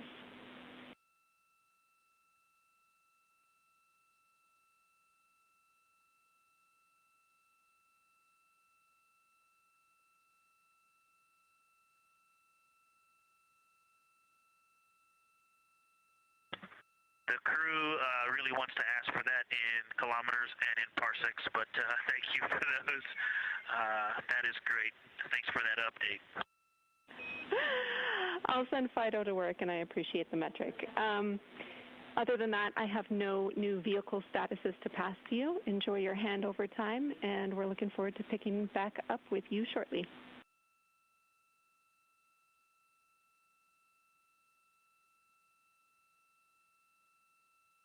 All right, we'll talk to you shortly.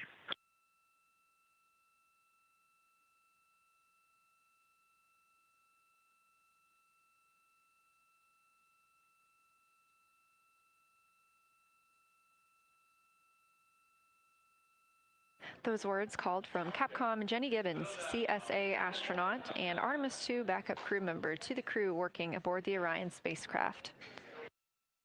Had a little bit of a view inside the cabin. As you can see, it is very dark. The crew has turned off the lights, and the light that you were able to see is coming through the window, a reflection of Earthshine and from the moon.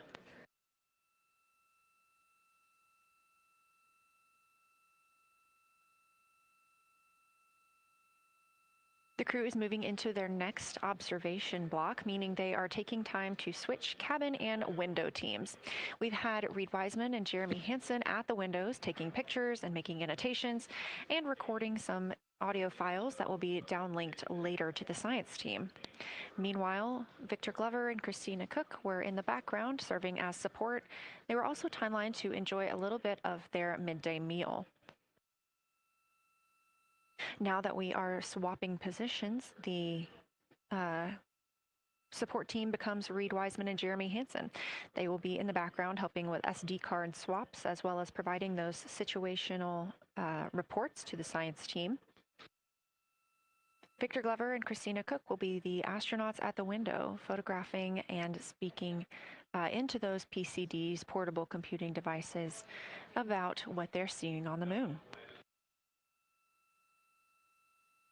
As you heard Capcom Jenny Gibbons call to the crew, this block is also when we will lose communications with the crew. That LOS, or loss of signal, scheduled to be less than 35 minutes from now. We anticipate to be out of signal with them for about 40 minutes, and will regain that communication once they've flown around the other side of the moon.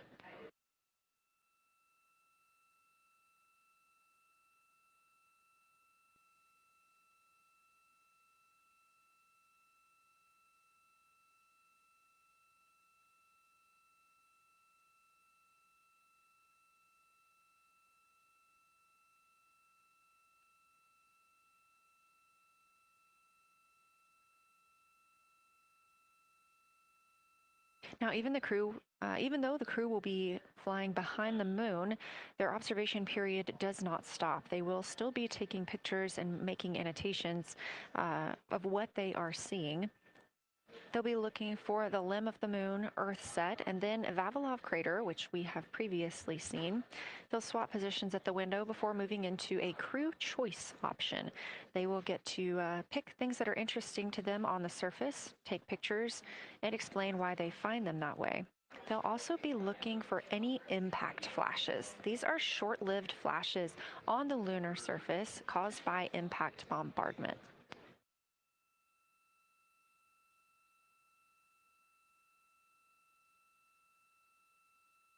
Just before Earthrise, the crew will be looking for lofted lunar dust.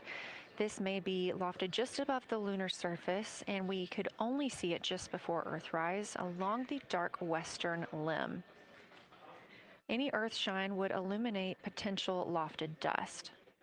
But once the crew is all the way around the Earth, the brightness of the Earth will wash out any of that dust they might be able to see.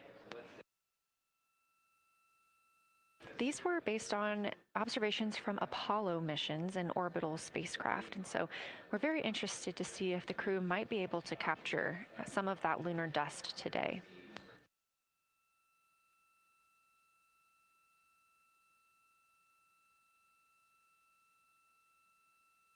Following that lofted lunar dust target, the next will be Earthrise. We will regain communications with the crew shortly after Earthrise.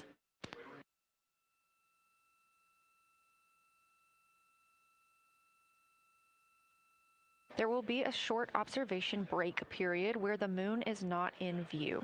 That's because we are also anticipating the crew seeing an eclipse today. The moon won't be in view because the team here in Mission Control Houston will need to change the attitude of the spacecraft and ensure that its solar arrays are gathering light from the sun heading into that eclipse period. So we will have communication with the crew, we just won't be able to see the moon. However, we will have views during that eclipse time frame. During that time, the science team is looking to know, it will only be illuminated by Earthshine at that point, so they want to know what the whole moon looks like overall, but they also want the crew to look into deep space and potentially see if they can spot any planets.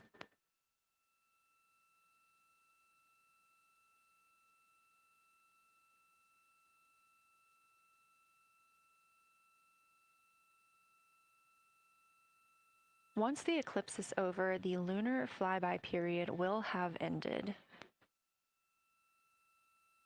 We are live through the whole thing, and even once flyby is over today, we remain live 24/7 on NASA's YouTube. Integrity, you got a moment? Go ahead.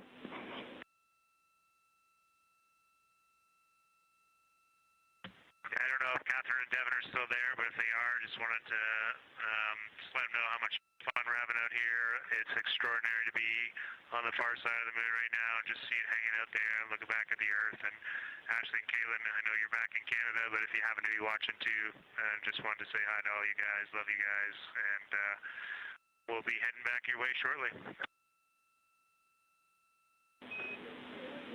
Thanks, Jeremy. I hear they are watching, and your family is still here. So thanks for passing that along.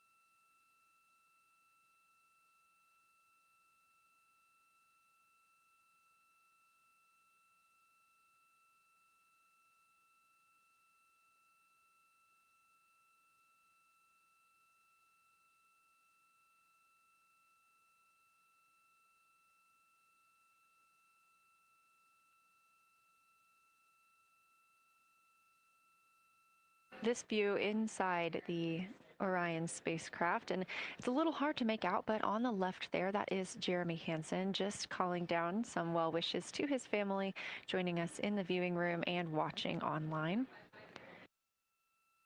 Currently in the window are Victor Glover and Christina Cook. They are taking pictures outside of the window as they are now in their flyby observation block.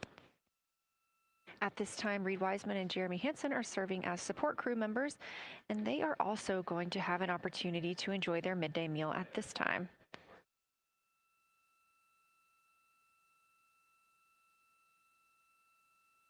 On the lunch menu today for Reed Wiseman and Jeremy Hansen, we have vegetarian chili, salmon croquettes, chicken with peanut sauce, sweet and savory kale, pickled beets, chocolate pudding, barbecued beef brisket, spaghetti and meat sauce, Italian vegetables, butternut squash, candy-coated chocolates, and maybe even a little bit of coffee.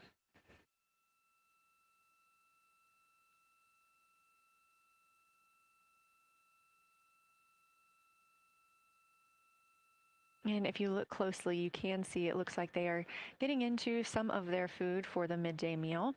All of the food on the spacecraft is rehydratable. We don't have an option for fresh food as there's not a refrigerated section of the Orion spacecraft. So all of this food can either be rehydrated or eaten straight from the package, just depends on what the food actually is.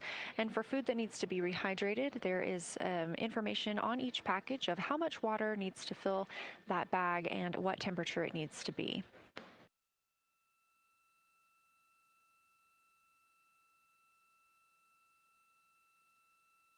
We are now 4 days, 23 hours, and 39 minutes, 40 minutes actually, into the flight of Artemis 2, the spacecraft now under 4,500 miles from the moon.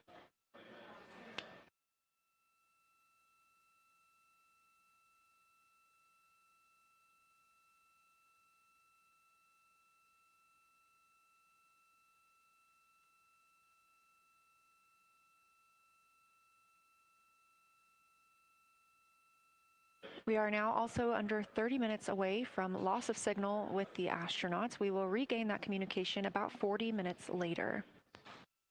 They will still be photographing the moon and documenting what they're seeing while they're behind the moon. And we especially look forward to potential Earthset and Earthrise views.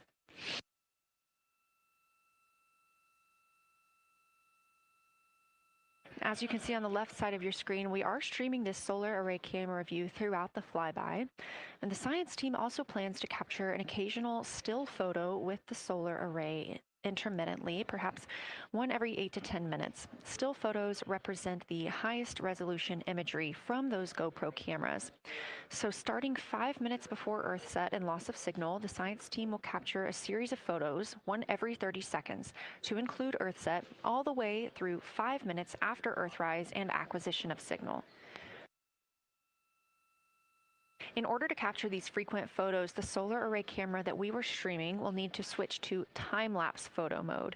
So during this time, the streaming video quality won't be as sharp as you have it right now, but we want to ensure that the science team captures the data that they need during these time frames. And we really look forward to seeing those higher resolution images once they're available. But with the view you are seeing right now, we are sharing bandwidth on the Orion spacecraft with every system that is keeping the spacecraft powered and the crew alive, especially the environmental control and life support system. As this is the first flight with crew, this is also the first flight of a life support system, keeping the crew healthy and safe on the way to the moon and the way home.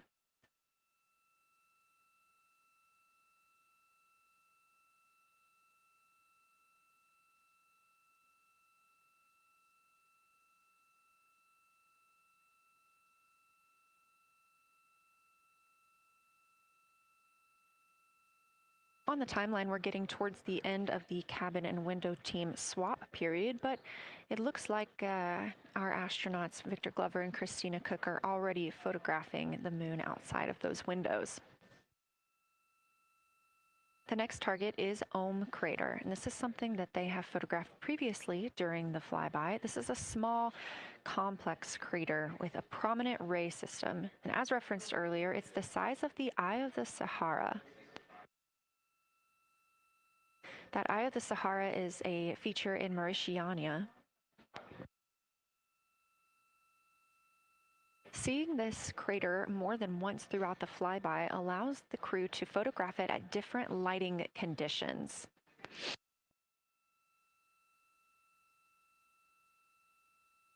Those different lighting conditions help expose different portions of the target and can help the science team learn a little bit more about how it formed and what it is today.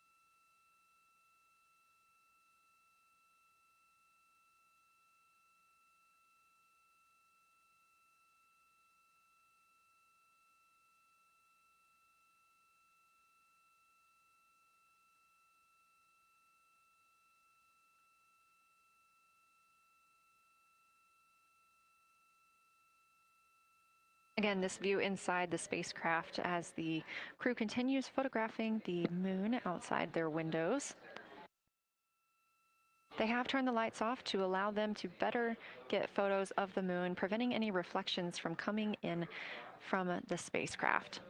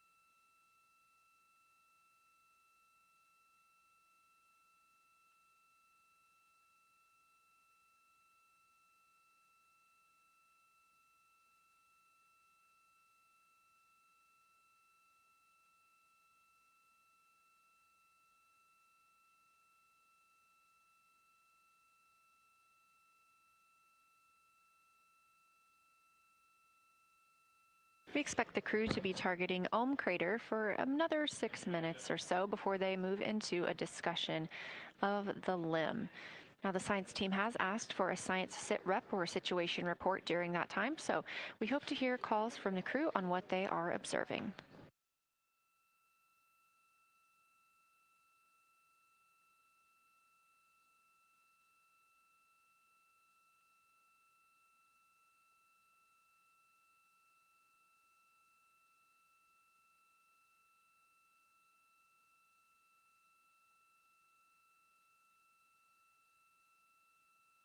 If you've been following along, at the start of the day, we did have much more of the moon visible.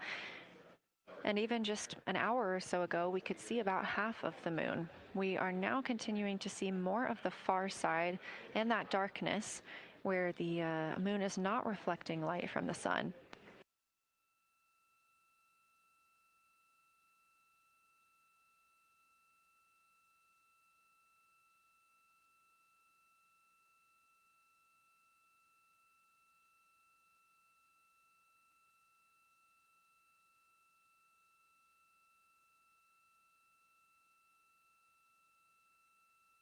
Earlier, we were also able to see some of those darker portions, that old lava flow that we often see on the near side of the moon and that we can all see from Earth. That has mostly gone away. We are now just seeing very little of Oriental. That's down to the bottom right of the moon. You can see just a small dark portion near the limb.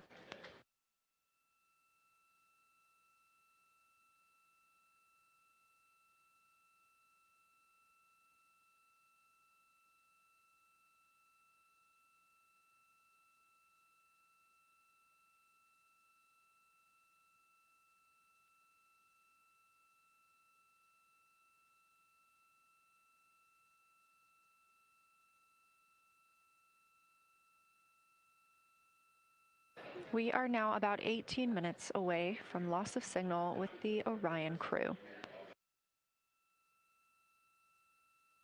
Again, we use the Deep Space Network to communicate with the crew members when they are this far from Earth. This is the first mission since Apollo when we have had humans on the Deep Space Network.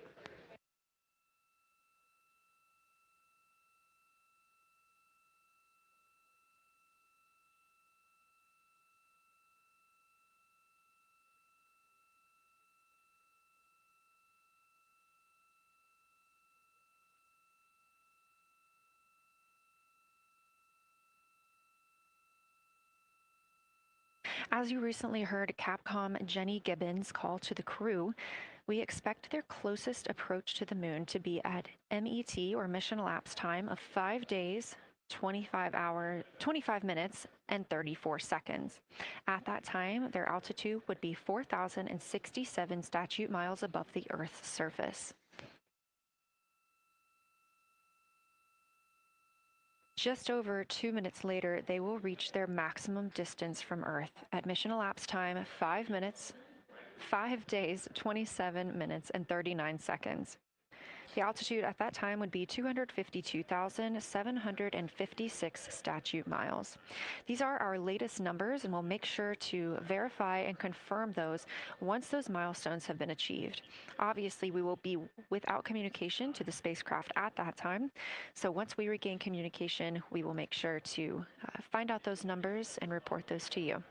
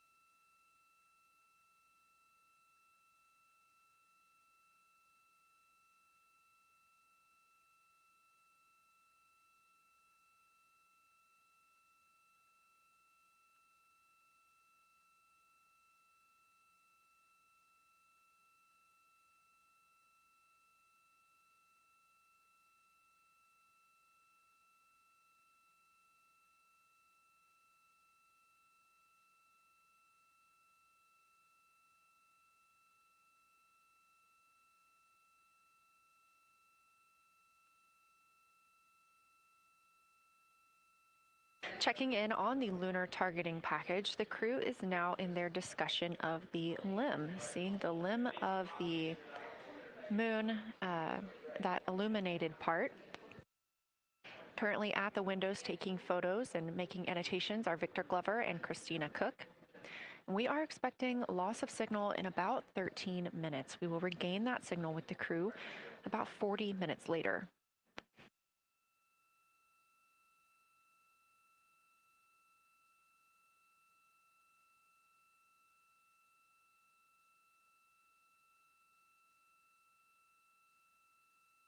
A milestone worth mentioning that this day marks the first time in more than 50 years that humans will observe the moon directly, a critical opportunity to practice how lunar science will be conducted during future Artemis missions.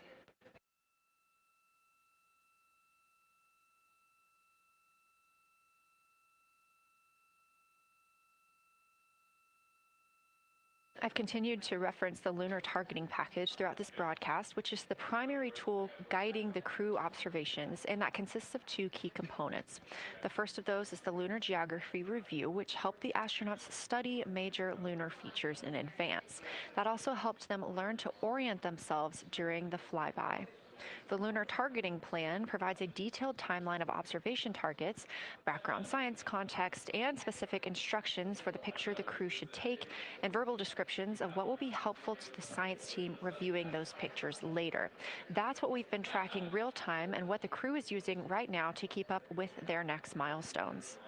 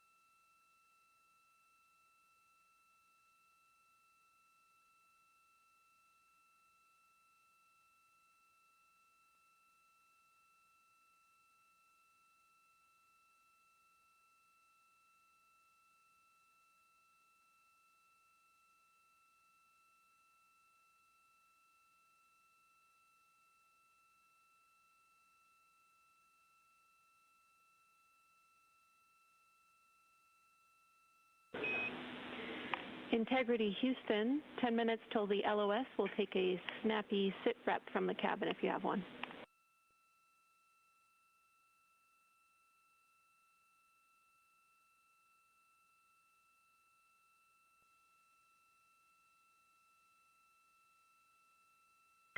Okay, Jenny, that came, we missed most of that, but just a 10-minute warning, is that what you're saying?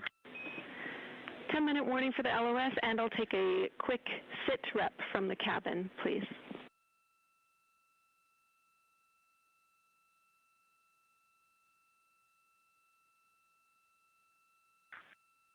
All right, cabin is still full of excitement. We've got Christina in window 2, Ike in Victor in window 3.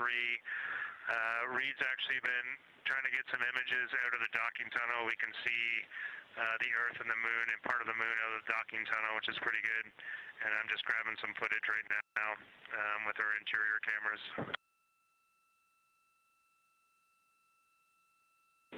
Copy, Jeremy. We'd like to know what camera Reed is using and also the status of window 1. Looks like there might be a shroud removed.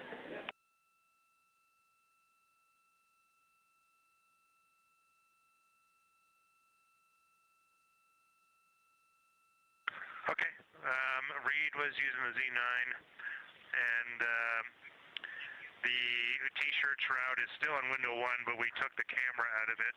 So maybe that's what you're noticing. But when I looked in there, I saw a lot of sunlight reflecting around. Copy. That makes a lot of sense to us, Jeremy. I want to remind you, coming up on this LOS, that we'll take sit reps in the blind. And as more and more of the moon is in darkness, we will take any report you have on impact flashes.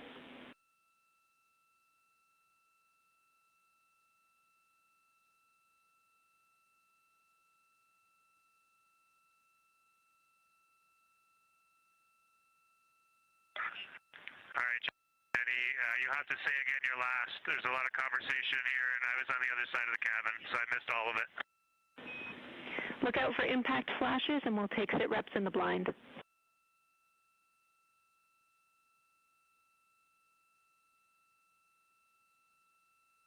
Okay, impact flashes, sit reps in the blind. We got it.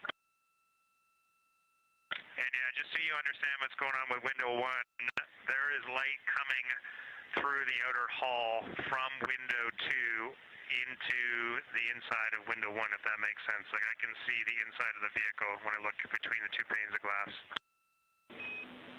Copy.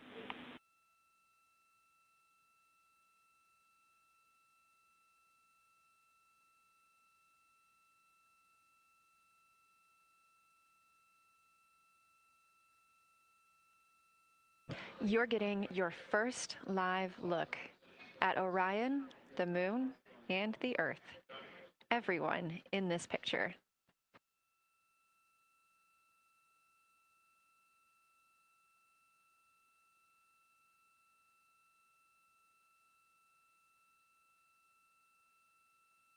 This is a live view from the Orion spacecraft.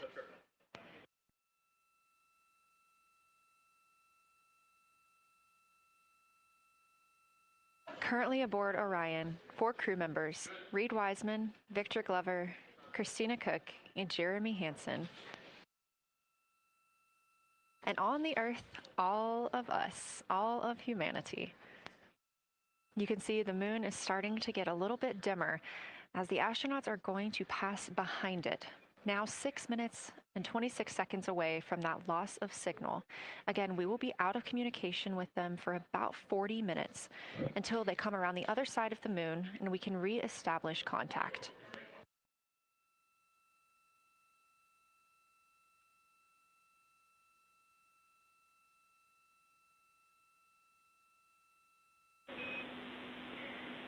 Integrity Houston, you are 6 minutes from your 40-minute lunar flyby LOS.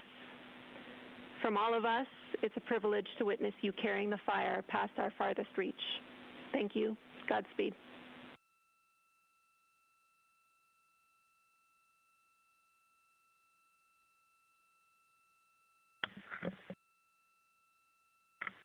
Thank you for that, Jenny. And thank you to all of you for allowing us the immense privilege to be on this journey together.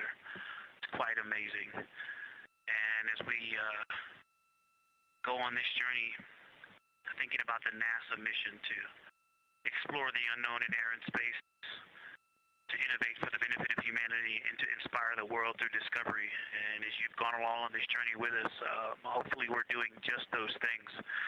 And as we get close to the nearest point to the moon and farthest point from Earth, as we continue to unlock the mysteries of the cosmos, I would like to remind you of one of the most important mysteries there on Earth, and that's love.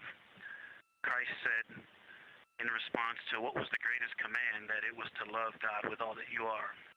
And he also, being a great teacher, said the second is equal to it, and that is to love your neighbor as yourself. And so, as we prepare to go out of radio communication, we're still to feel your love from Earth, and to all of you down there on Earth and around Earth, we love you from the moon.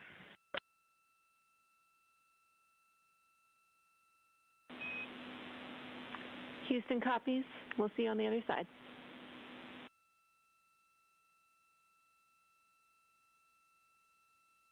We will see you on the other side.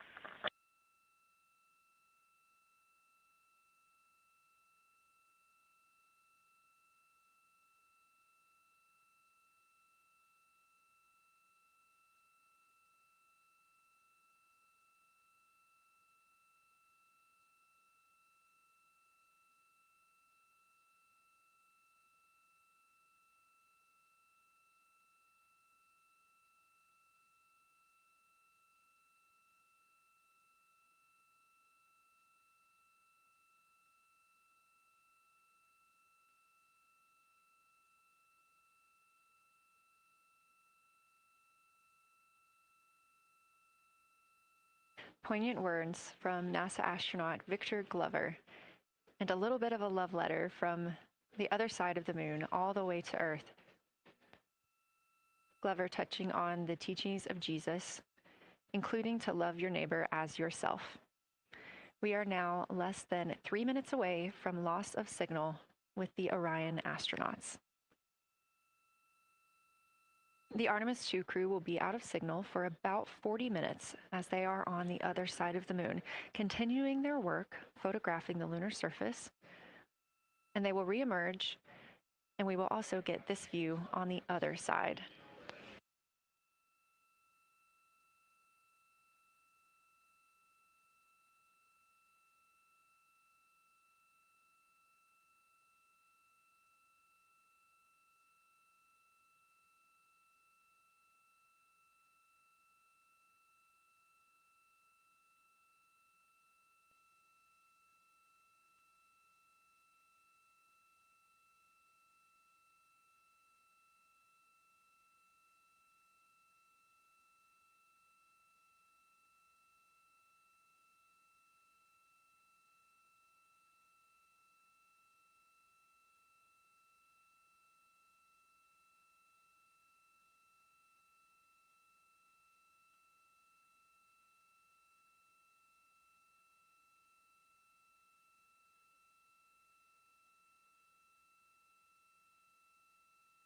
Just about a minute and a half now until we lose communication with the astronauts aboard Orion on the Artemis 2 mission. Now, 5 days and 6 minutes since their launch on April 1st. Again, we'll be out of communication for about 40 minutes. And this really beautiful view of a crescent moon and a crescent Earth. How great thou art.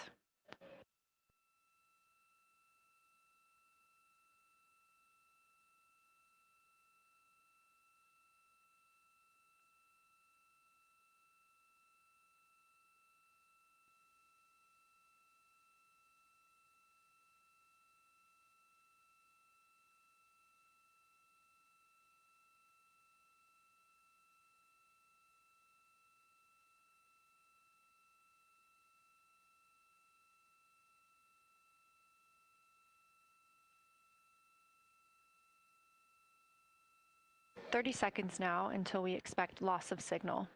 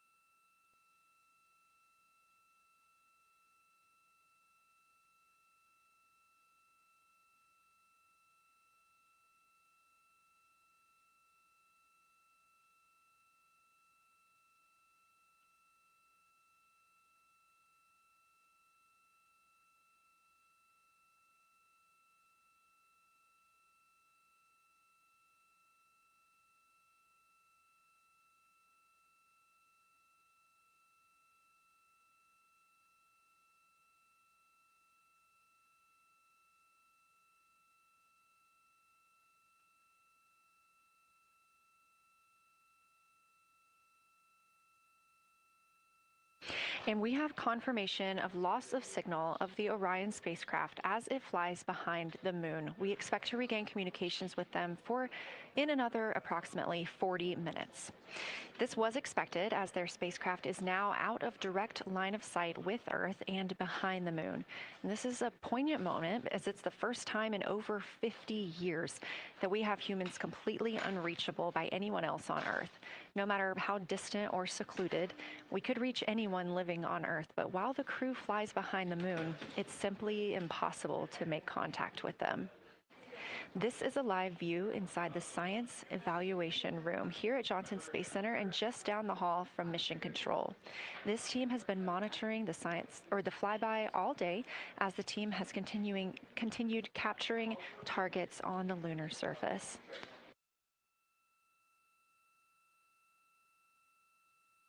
We even got to see this team in action as they were helping the astronauts identify some of the features they were seeing on the moon but not expecting.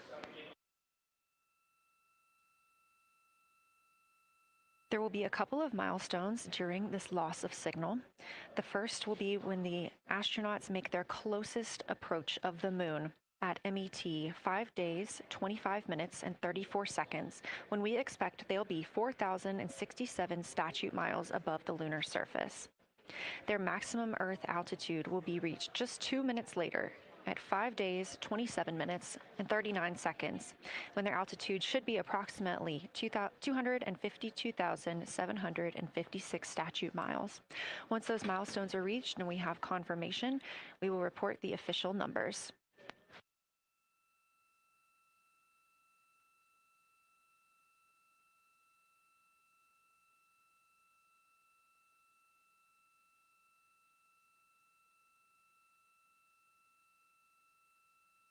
Throughout the Artemis II mission, astronaut voice, images, video, and vital mission data must traverse thousands of miles carried on signals from NASA's powerful communications systems, the Near Space Network and the Deep Space Network. Let's learn a little bit more.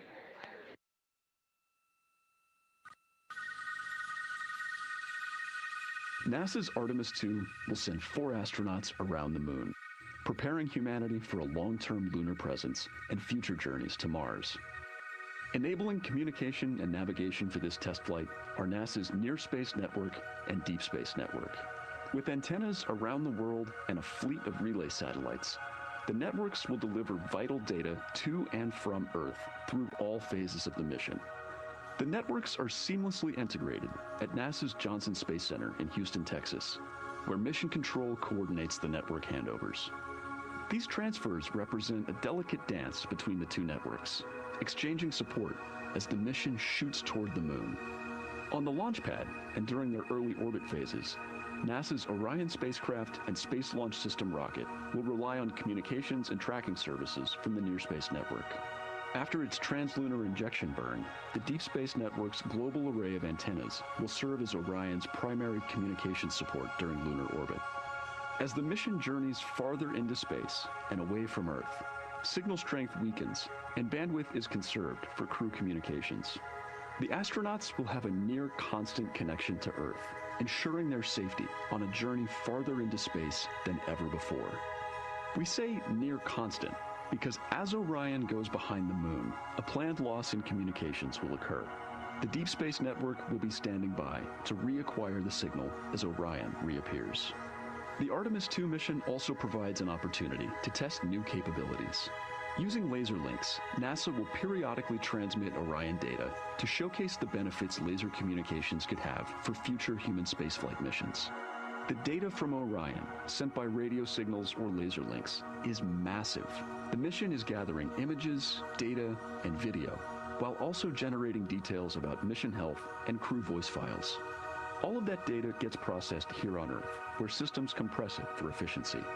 In the future, we'll upgrade these systems on Earth so that image and video clarity improve with each moon mission.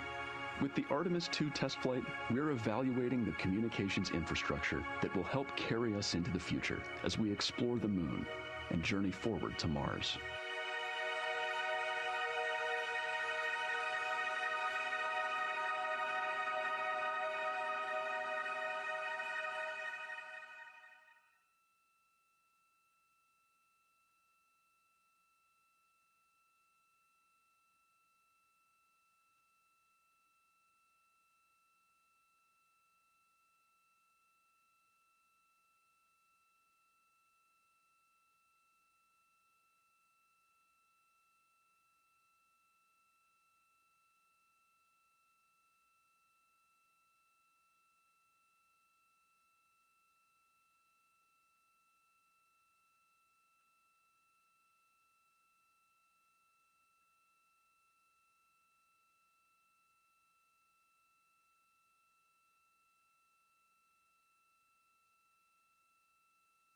We are now about 33 minutes until we expect to regain communications with the astronauts aboard Orion. And in the meantime, I've got Dr. Kelsey Young, Artemis Science Flight Operations Lead, here with us. Thanks for joining me, Kelsey. Thanks for having me. This is such an exciting day. Oh, no kidding. It has been so cool to hear you communicating directly with the crew.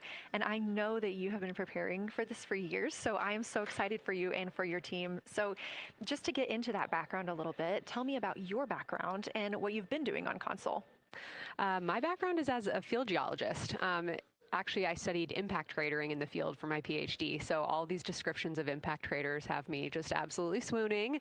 How I got into this, though, is, during my PhD, I got an internship at NASA and ultimately never left to integrate science into flight operations. So we developed the Science Officer Console, for which this is the first mission we're supporting. We developed the Science Evaluation Room that's right upstairs, and so it's so gratifying to see this operation structure come to fruition, especially on a day like today. I would have to imagine so.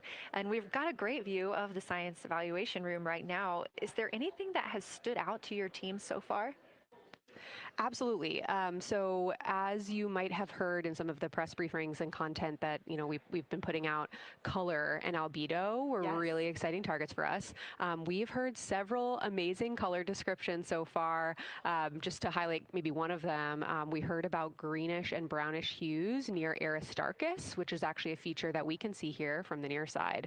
And those greenish hues could actually tell us something about the volcanic evolution of that area. So you can bet that the science team is going to be prioritizing downlinking those images and the crew audio that we didn't hear that went into those recordings to learn a little bit more. Wow, that is fascinating. I was hearing those colors and very interested just from a personal standpoint, because looking at the moon from, 250,000 miles away, we don't see green or brown. So just hearing that, them being so close and getting to see that, fascinating. And I know very exciting for you. So what are you expecting to see in the upcoming portion of the flyby?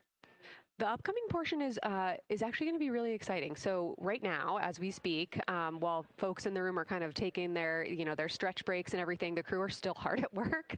They still have targets to image and describe during this LOS. But when we come out, the first thing, of course, we're going to hear about is Earthrise. We're really looking forward to hearing about the crew's experience with something that we can connect with and that, Apollo 8 brought us such amazing images from. But then we start to get into describing the Terminator, as well as looking for things like lofted dust, which tell us about the modern lunar environment. Then the vehicle's going to orient away from the moon for an hour and then pivot back for the eclipse observations, which is a whole different set of science observations that we're really looking forward to. It's kind of nice that the crew will get a little break in there, because they have been hitting it hard today with photos and videos and annotations. What are you hoping that the crew sees coming up? Is it that lunar dust? Oh my goodness, that's a hard question to answer. I mean, we've already gotten such great descriptions. I mean, the Terminator seems to just be like one of their favorite things to look at and describe. So I feel like, that was something we were looking forward to. I feel like we've really gotten some great descriptions. So absolutely, I'm looking to the human moment of Earthrise. Lofted dust is an exciting one, and lofted dust will be a target for them in the right around the time of Earthrise, but again in the eclipse period. So I'm really looking forward to seeing. I mean, they've already highlighted just in the course of their flyby so far how the moon has changed, and this is going to be even more dramatic change to go from their end of this kind of lunar illuminated piece of the flyby into the eclipse time frame. And I can tell you they're going to be experiencing a very different moon during that time, and I can't wait to hear what their observations are. Yeah, that's absolutely fascinating, and what an privilege that we get to do that on this mission, because that's not always the case. If we had launched on a different day other than April 1st or 2nd, we wouldn't have gotten to see that eclipse. Is that right? That's correct. April 1st and 2nd. I will say, I was asked a lot in the weeks leading up to the launch, well, what's your favorite day? And my answer truly was, there is no bad day to launch to the moon. We were going to get great science out of it no matter what, but it's a really neat opportunity to, bring the sun into the picture, bring different planetary bodies into the picture while still literally keeping the moon in center stage. Fascinating. So what differences are we looking for at each site? We're hearing a lot of different terms. We're looking at craters. We're looking at mare. What are the differences that you're hoping to see? We do have, as you highlight, kind of different prompts for each target. That's what they're looking at in their lunar targeting plan, which I know you've been showing. And we have even different prompts for the person with the, the really long lens on the camera versus the people with the unaided eye. And you've heard the crew talk about, oh my goodness, when I go from one to the other, I can really detect different nuances. And that's something that we experienced in simulations, but hearing them actually, see it for real has been really gratifying. But we're looking for different things based on the target. Sometimes we're looking for color. Sometimes we're looking for texture. For the Terminator, we're looking at kind of what texture and morphologies pop out to you and what kind of diversity you see along the terminator. You've heard, Victor especially make some comments about future impacts for exploration. So already I think that their descriptions in this first part of the flyby have told us something scientifically, but also about future surface missions. Well, it was so interesting to hear Victor talking about he was imagining in his mind's eye being down on the surface and walking around. That was very cool to hear. And when we're thinking about targets, I know some of them are determined based on the launch day because that determines the lunar illumination. So the ones that we're looking at today, how and why were these selected? Such a wonderful question. This really gets at at the heart of some of our really highest priority science questions. Illumination conditions is a big one, right? So of course we need the targets that we're interested on the lunar feature to be illuminated by the sun in order to view them, but the timing in which they see them during the flyby enables us to ask different questions. So you heard in the pre-flyby crew conference talking about, well, the same pair, Reed and Jeremy, will get to actually look at Glushko crater twice, and that looking at it from different illumination angles allows us to understand that feature better and connect color and albedo with topography and morphology. Then you have other craters where you want to look at it with the sun shining on it obliquely versus straight on, and that tells you something different about the scientific objective that drove the target being on the targeting plan in the first place. We've talked a little bit with the viewers today about what the crew is able to capture in this short time frame of those craters in different lighting conditions.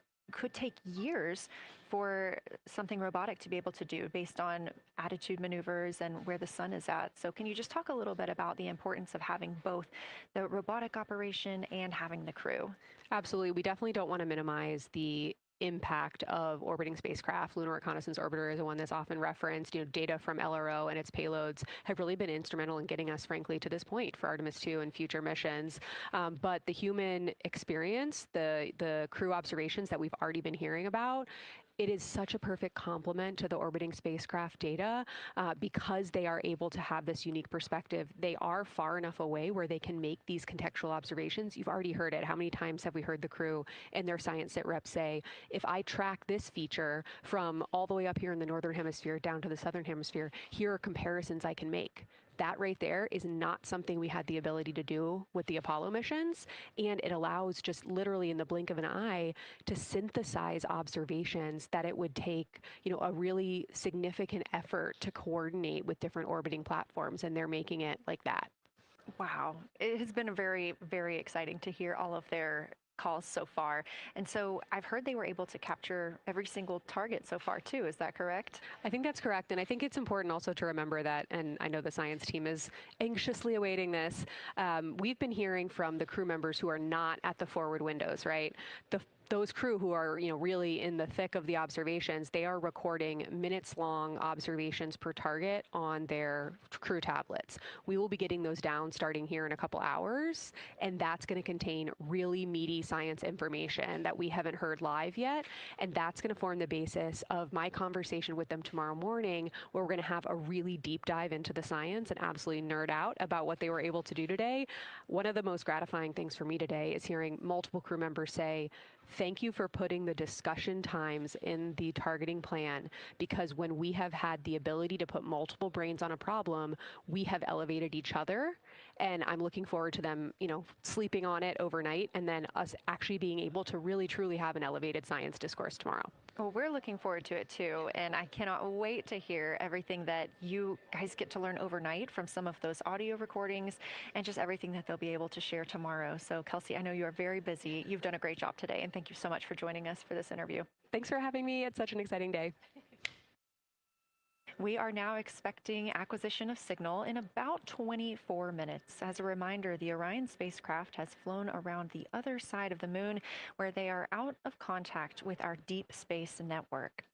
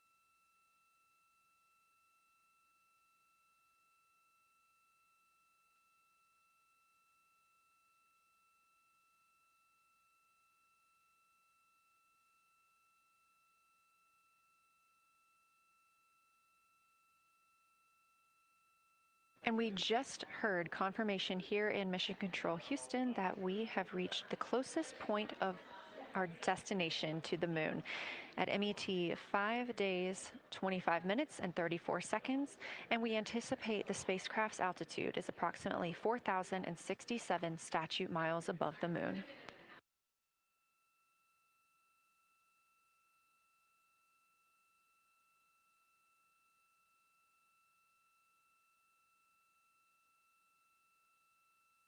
We're continuing to track what the crew is doing while around the other side of the moon. They are continuing to take pictures of the moon, the Earth now out of sight. What they're in right now is a crew choice event. The science team has encouraged them to find interesting features on the surface, to take photos of those, and describe why they were interesting. Something else that they'll be looking toward next, just momentarily, will be impact flashes. They've got a few minutes allotted to look at the darkest portions of the moon. They're interested in short-lived flashes on the lunar surface because these would be caused by impact bombardment. After their impact flash targeting, the team is interested in if the crew can see lofted lunar dust. This would only be visible just before Earthrise. Now 20 minutes until we expect to regain communications with integrity and the astronauts for Artemis 2.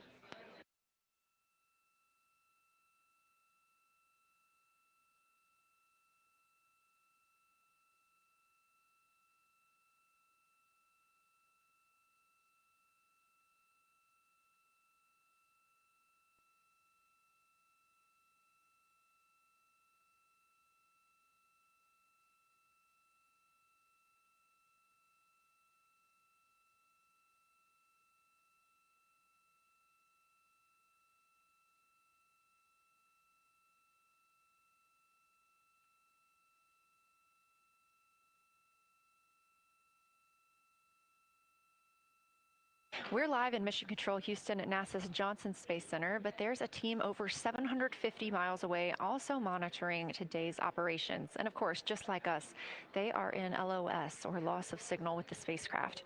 This is LUCA, the Lunar Utilization Control Area, and it's joined by LISA, the Lander Engineering Support Area, which are twin control rooms that will support missions and operations in lunar orbit or on the moon's surface in real time at NASA's Marshall Space Flight Center in Huntsville, Alabama. The LUCA and LISA are right next to each other and just a short walk away from the SLS Engineering Support Center, which is used during launch, and the POIC, where science on the International Space Station is monitored. LUCA primarily supports Artemis science operations, while LISA will provide engineering support for landing astronauts on the moon. During this mission, Artemis 2, teams in the LUCA will use the facility to support first-of-its-kind science operations to better understand the deep space effects of microgravity and radiation on the crew's physiology, immune systems, and ability to complete various tasks. The data from these science operations will inform future crewed flights to the moon. For future crewed missions to the moon, members of the NASA Human Landing System Mission Insights Support Team, a group of engineers, safety leads, flight operations experts, and technical authorities, will work in the LISA. There, they will monitor lander systems in real time and be involved in key decision-making processes throughout the mission. Teams are using the LISA during Artemis 2 to observe mission operations and using the opportunity to inform and prepare for future crewed landings to the moon's surface.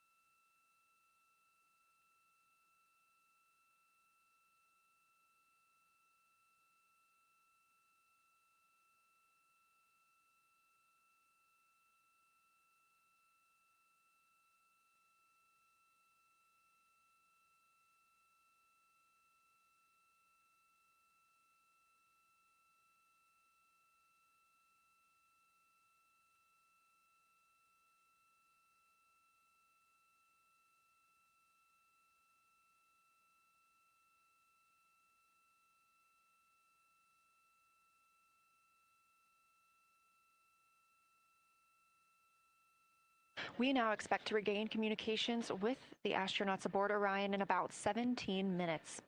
In the meantime, a little overview of how our crew members flying by the lunar far side at an altitude of between 4,000 and 9,000 miles are testing the capabilities of the Orion capsule. Artemis II visualization lead Ernie Wright has simulated views of the flyby using detailed topographic maps of the lunar terrain and photorealistic lighting scenarios. The Artemis II crew members have been using these visualizations to prepare for this historic mission, which is paving the way for future exploration of the moon's surface and beyond. So the most exciting thing to me about Artemis II is just the return to the moon. We haven't been there in 50 years. Human eyes are going to see parts of the moon that haven't been seen by anyone before. It also recommits us to exploring the solar system in a way that we haven't in a long time. And I think it provides an opportunity for younger generations to understand the excitement of doing that kind of exploration.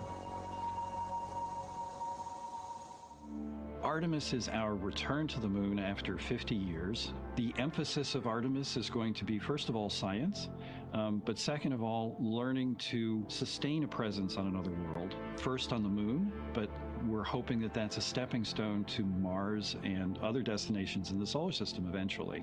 Artemis II will be a flyby mission. It's not going to land.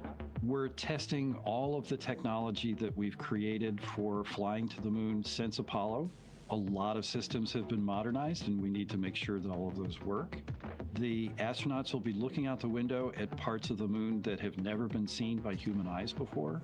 They will be flying by the moon at an altitude that's much higher than Apollo's orbits. And so they will see the entire disk of the moon, including areas that are closer to both the North and South Pole that astronauts from Apollo never saw.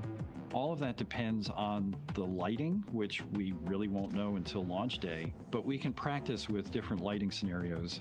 It's hard for people to sort of picture that in their mind. If you can make a visualization of it, show them a movie, that helps everybody choose the targets and also practice aiming at those targets. The astronauts have actually been looking at these visualizations through the lens of the camera and practicing aiming at the various targets. This is a map of the surface of the moon, obviously, but it shows what the Apollo astronauts could see in sunlight while they were in orbit. The brighter parts are the parts that they could see. The darker parts, like this entire area here and places that are farther north and south, are places that they couldn't see in sunlight, either because it was nighttime there or because it was beyond the horizon of the astronauts. All of the Apollo flights orbited the moon at a distance of about 110 kilometers. Because the astronauts were flying at such a low altitude, their horizon was actually quite close, and they couldn't see the North and South poles. And this whole area over here was not in sunlight at the time. And it includes this amazing impact feature here called Oriental. Oriental is a very large impact feature. It's about 650 kilometers wide. It's got multiple rings. These are rings that form like ripples in a pond from the impact, but of course it's on a huge scale. The middle of Oriental has that sort of dark basalt lava covering it, like the dark spots that we see on the near side. It's one of the biggest ones that's more on the far side than the near.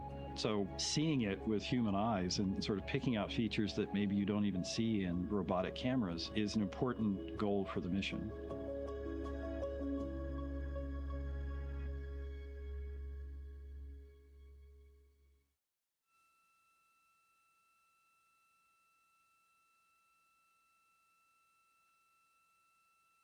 This live view in the Science Evaluation Room, or the SIR, here at Johnson Space Center in Houston, Texas, just down the hall from where we're at in the Artemis Mission Control Room.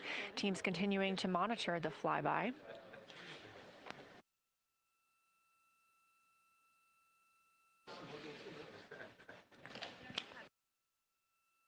The crew continues their observations of the moon, even though they are out of touch with Earth. We expect to hear from them in 12 minutes and 26 seconds. Again, this is approximately 40 minutes loss of signal while they are out of reach of the Deep Space Network.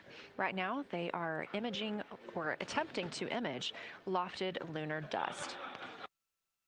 Throughout our coverage, we've talked a lot about the science and engineering behind today's lunar flyby, but we also spoke to the crew about what the moon means to them and how they see its place in human history.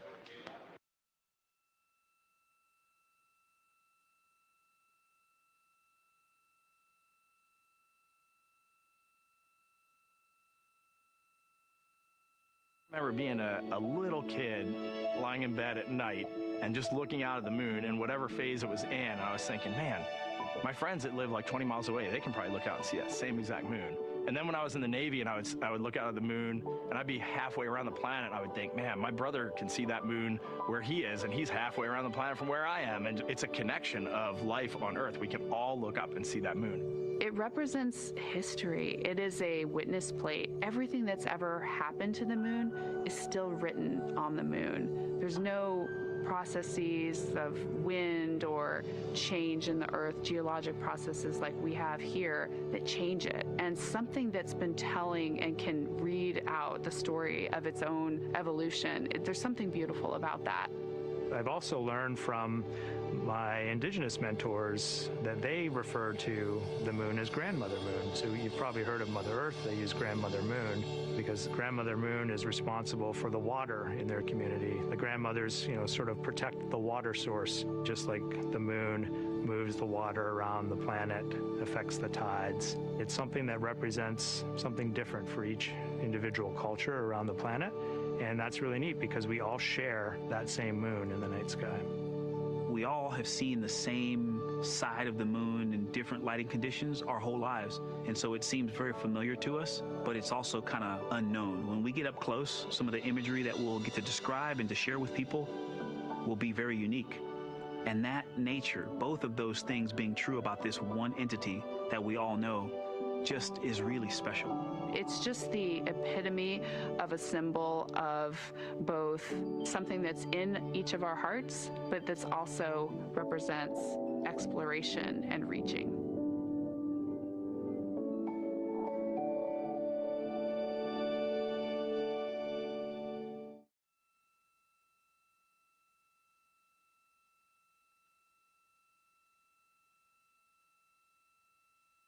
You're looking at a live view inside Artemis Mission Control here at Johnson Space Center in Houston, Texas.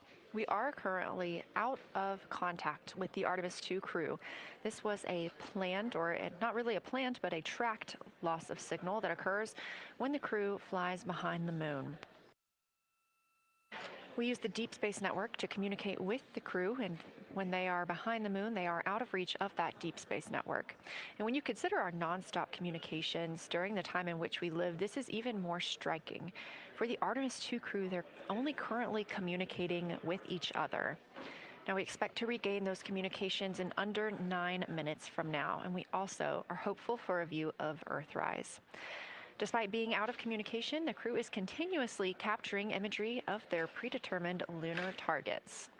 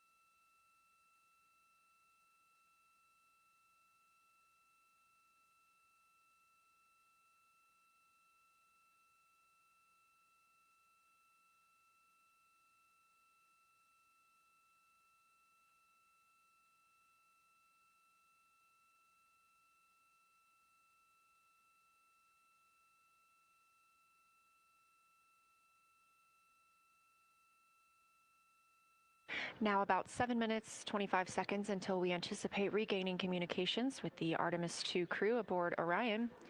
In the meantime, Artemis II Lunar Science Deputy Lead Marie Henderson is training trained these astronauts to capture and document their views of the lunar surface for all of us to enjoy back here on Earth.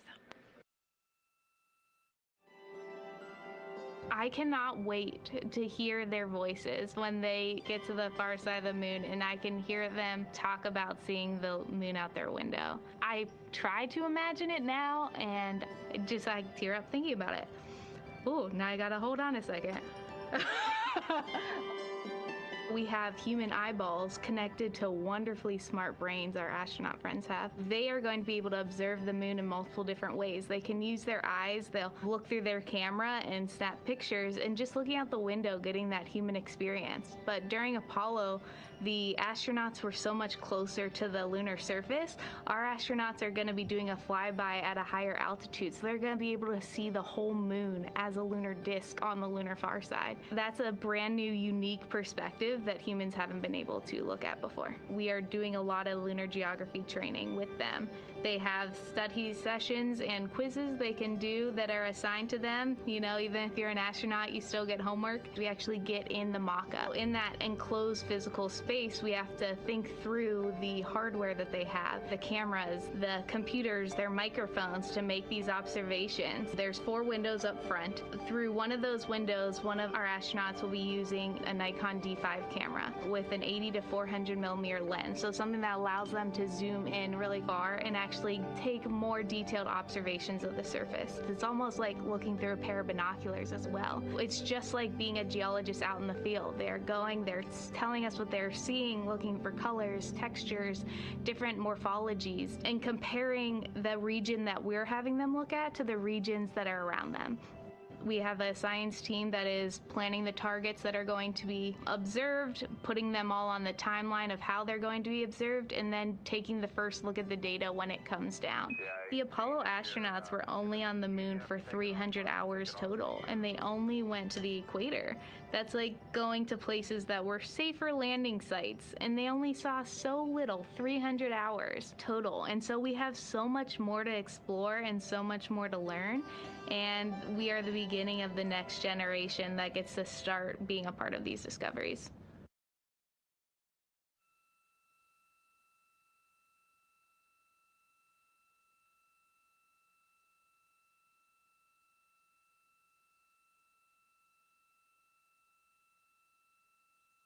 We are now 4 minutes and 28 seconds until we expect to regain communications with the astronauts flying aboard Orion on the Artemis II mission. They are now flying behind the moon. While behind the moon at an MET, or mission elapsed time, of 5 days, 25 minutes, and 34 seconds, we expect this was the point in which they made their closest approach, 4,067 statute miles above the lunar surface.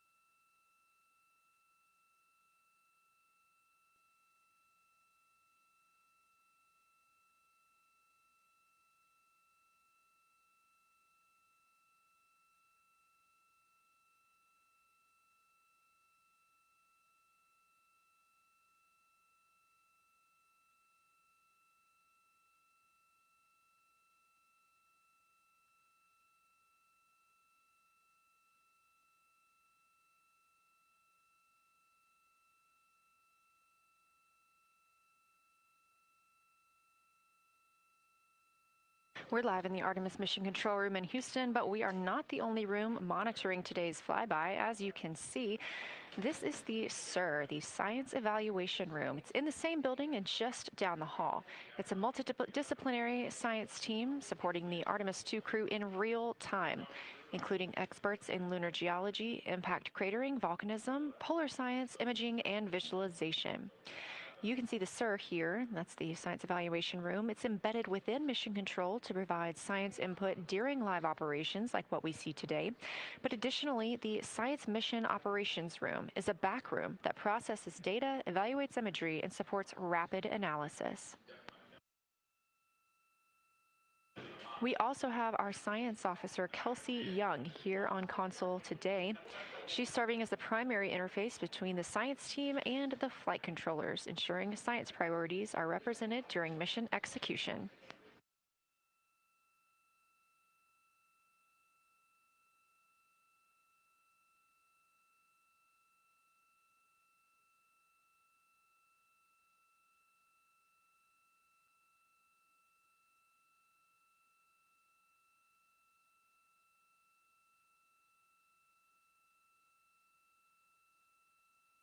Coming up on 1 minute and 36 seconds until we contact Orion.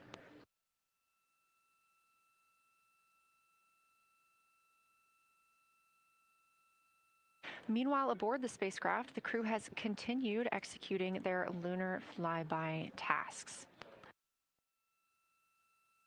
As we discussed earlier today, these activities have been precisely timelined, and this is the fourth of 5 blocks of time during which the crew will be observing the moon from Orion's windows. At this time, pilot Victor Glover and mission specialist Christina Cook are observing the moon at windows 2 and 3. One crew member is in window 2 with a blue shroud over the window, taking photos and using an 80 to 400 millimeter zoom lens, while the other astronaut is in window 3 using their portable computing device, also known as a PCD, to make annotations. And both of those crew members are making audio recordings of what they are seeing. They are wearing headsets connected to their PCDs, and those audio recordings are being sent to the science team tonight. We are not hearing those live. However, we have been hearing quite a lot of great descriptions from the crew who have been serving as the support. Right now, the support team members are Reed Wiseman and Jeremy Hansen. Those team members are providing science sit reps, situation reports, calling down a few times each hour to discuss what they're observing. And even though we're out of contact with them right now, they are still conducting those science sit reps as they'll be available once they come back around the moon. The situation reports include how the crew is positioned, any missed targets, or anything unexpected they saw. They're also including lunar target descriptions, any hardware issues, and their emotions and reactions.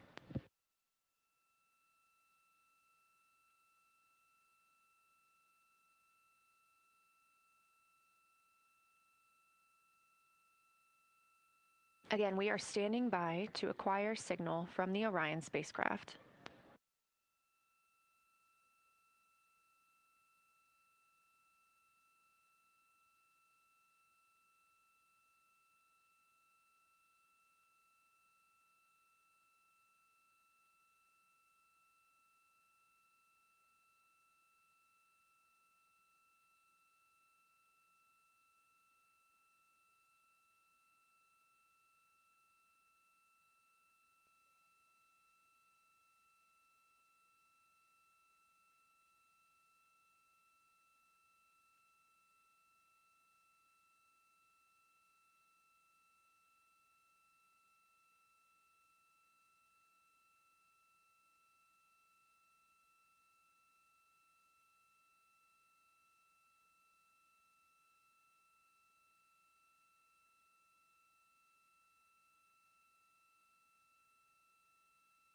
We're in the Artemis Mission Control Room at Johnson Space Center, getting our preliminary contact with Orion, that acquisition of signal coming after a 40-minute loss of signal, during which the crew was flying behind the moon, out of contact with anyone on Earth.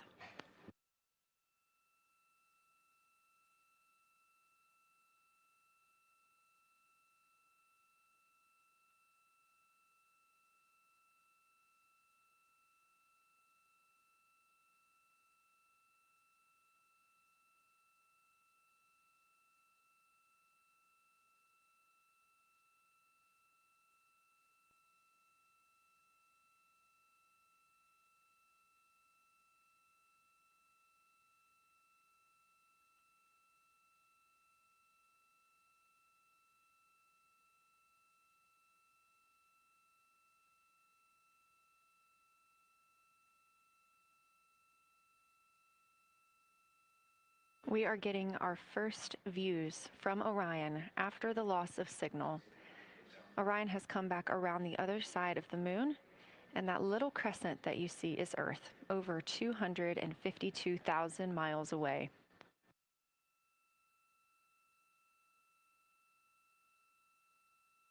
With this transit complete, lunar flyby continues, but Orion has also technically begun its journey home.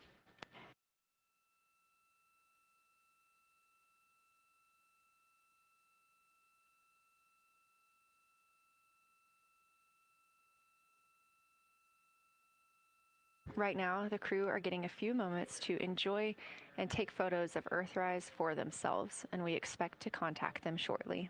But we do have good signal coming from Orion.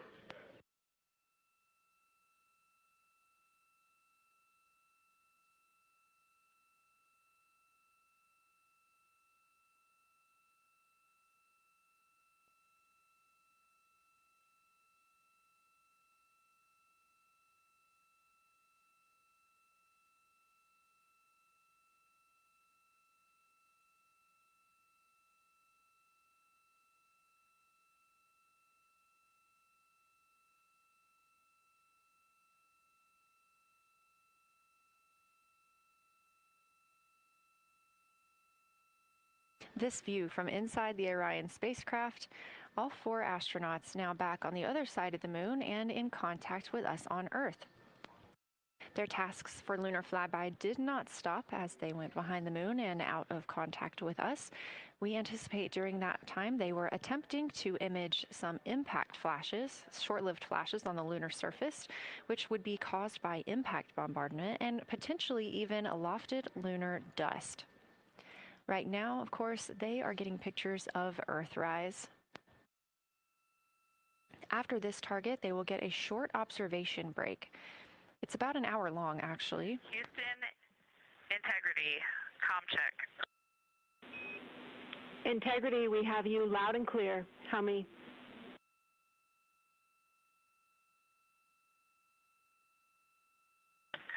Houston, we have you the same, and it is so great to hear from Earth again. To Asia, Africa, and Oceania, we are looking back at you. We hear you can look up and see the moon right now. We see you too. When we burned this burn towards the moon, I said that we do not leave Earth, but we choose it. And that is true. We will explore, we will build ships, we will visit again. We will construct science outposts, we will drive rovers, we will do radio astronomy, we will found companies, we will bolster industry, we will inspire. But ultimately, we will always choose Earth. We will always choose each other. Integrity from Earth, our single system, fragile and interconnected. We copy. Those of us that can are looking back.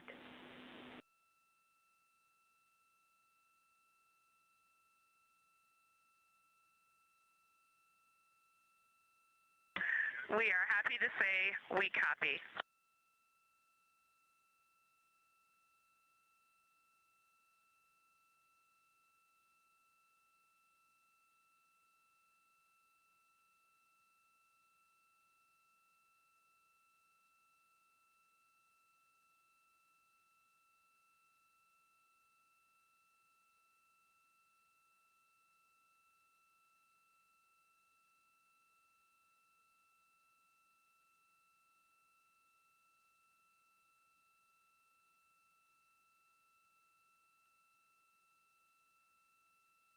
Those first communications back with the astronauts aboard Orion.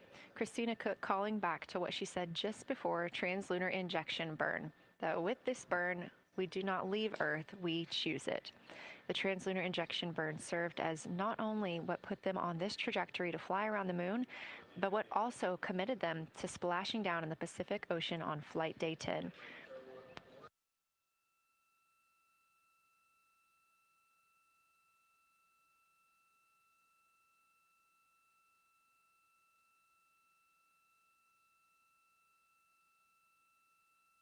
At this time, the crew is entering an observation break.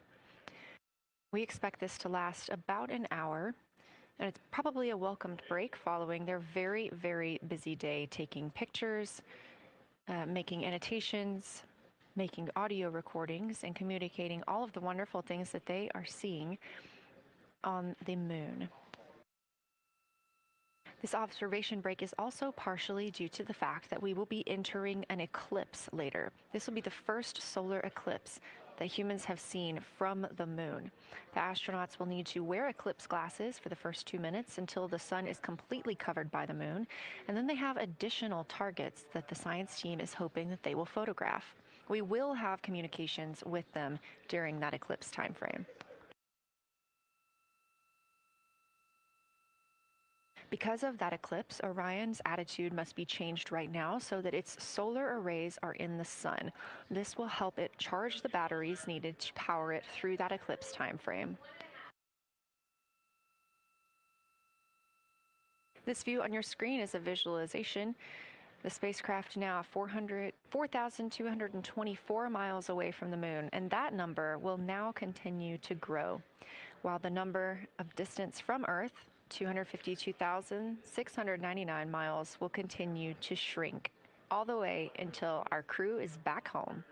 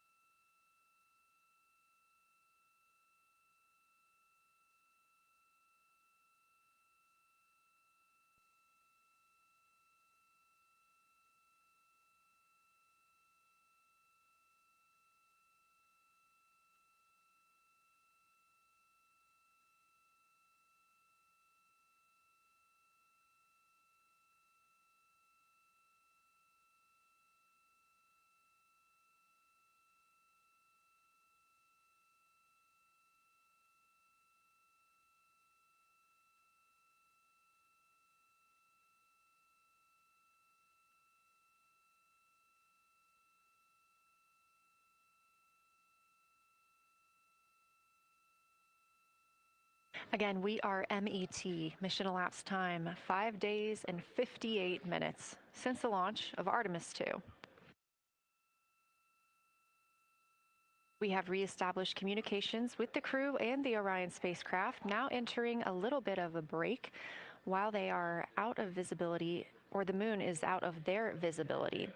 The spacecraft will be reoriented to view the moon ahead of an upcoming eclipse. This current attitude maneuver helps charge the solar arrays and batteries aboard Orion that will power them through the eclipse.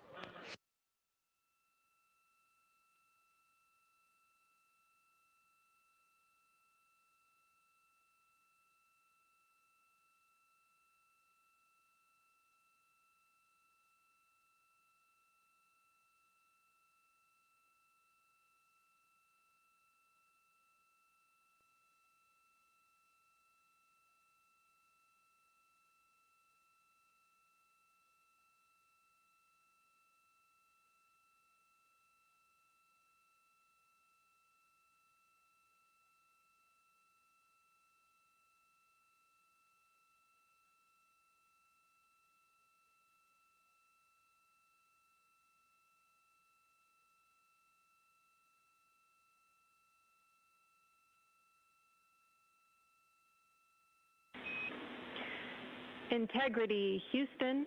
In mission control, all of your flight controllers and your flight director have flipped their Artemis 2 patches around. We are earthbound and ready to bring you home.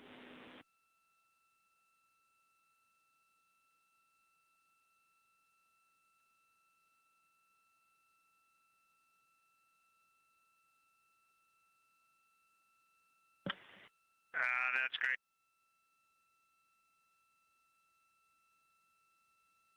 See the light of day as we head back to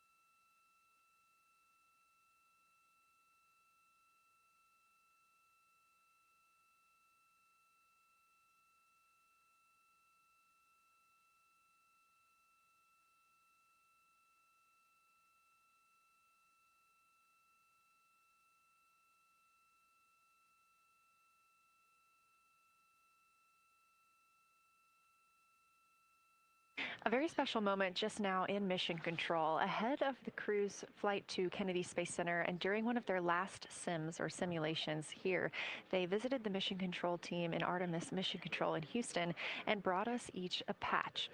Everyone in the flight control room has had these on their signifiers at their console. On one side of the patch that you've probably seen is the moon with the Earth behind it.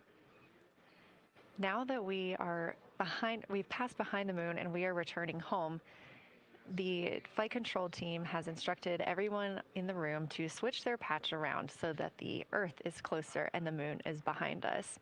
We are really looking forward to seeing the Artemis II crew.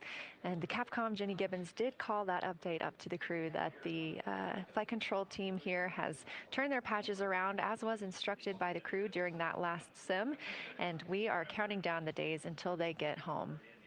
They are now 5 days, 1 hour, and 3 minutes mission elapsed time into the Artemis II mission.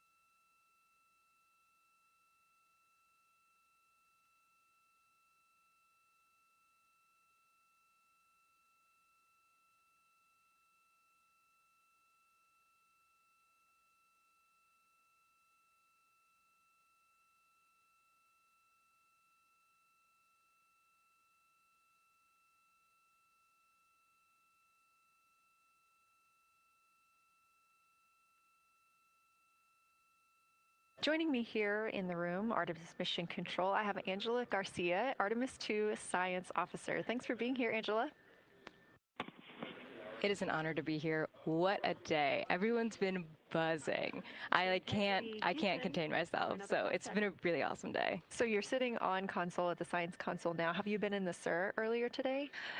There's a lot going on. So I went here first, and then I'm going to go there after. Clear, Houston.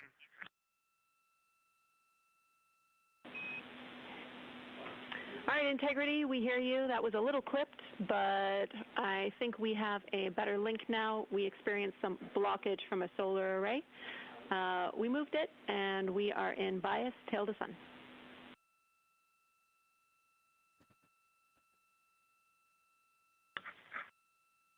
Okay, Houston, you're coming in loud and clear, and copy, we're in bias tail to sun now.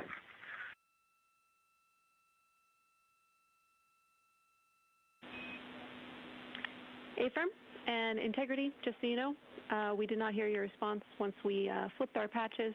Jeremy, we heard you call down, but you were clipped, and then we briefly lost comm. Glad we're back.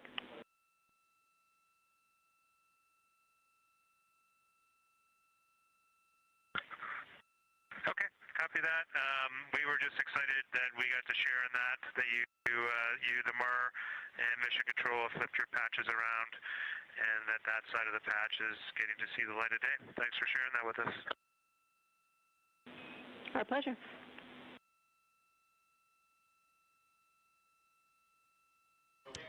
Okay, Angela, so can you tell me a little bit about your role supporting Artemis II and the science preparation for the mission? Yes, so I'm one of the 3 science officers. So Kelsey's been on console all day. I'll take over kind of closer to the end of the day. And then Trevor Graff is on the planning shift. And so it's the 3 of us in this 24-hour cycle supporting the mission. And so the science officer console is a brand new console to Mission Control. And it's not every day that you get a new discipline incorporated into mission control. So it's been such a significant milestone for us. And it's just a testament to like the commitment that the Flight Operations Directorate and NASA have, that they're going to be integrating science and maximizing science throughout Artemis. So it's really exciting. And then the science preparation. So I'm on the operations team, but I'm also on the training team. So all the incredible training and shout outs that you've gotten today, it warms my heart. It warms everybody's heart in the science evaluation room. I promise you that. But so all the classroom training, the field training, the mission simulations, right? We were part of all of it. And, that is what we did to get the crew to be, they are a part of the science team. And they are the forefront, that nice edge. And they've just been doing such a great job today. I know. I imagine that you have to be pretty proud of them. Their reports have been fantastic. So I would like to know a little bit about how you have developed procedures for this crew. What kind of science activities are they carrying out inside the spacecraft? Yeah, so the procedure development has been a unique challenge. I would say the exploration science that we're doing is inherently pretty flexible, and operations is, I'd say, inherently has more structure and rigidity. And so to marry the two and to operationalize the science that we want to get done has been a challenge. But I think we've been able to go through these processes and create good products at the end and have a good plan. And yeah, it's been really great. What was the second part of your question? Just what kind of these science activities that they're performing, which of those have you really had a hand in?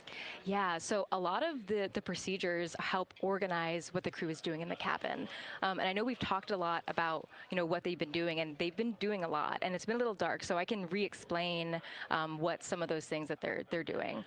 So the observation blocks are about an hour long, and the crew is organized, the 4 crew members are organized into 2 pairs of 2, the window team and the cabin team.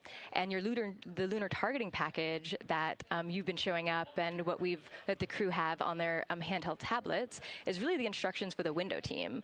So the window team, the 2 crew members are looking out the window. One has the camera with the long lens. One has, they're just looking out the window with their unaided eye, and they're taking these detailed observations. And then halfway in that observation block, they do the window team position swap. So that's what Capcom's been calling out, and they'll switch positions. So each crew member has a chance to have that long lens.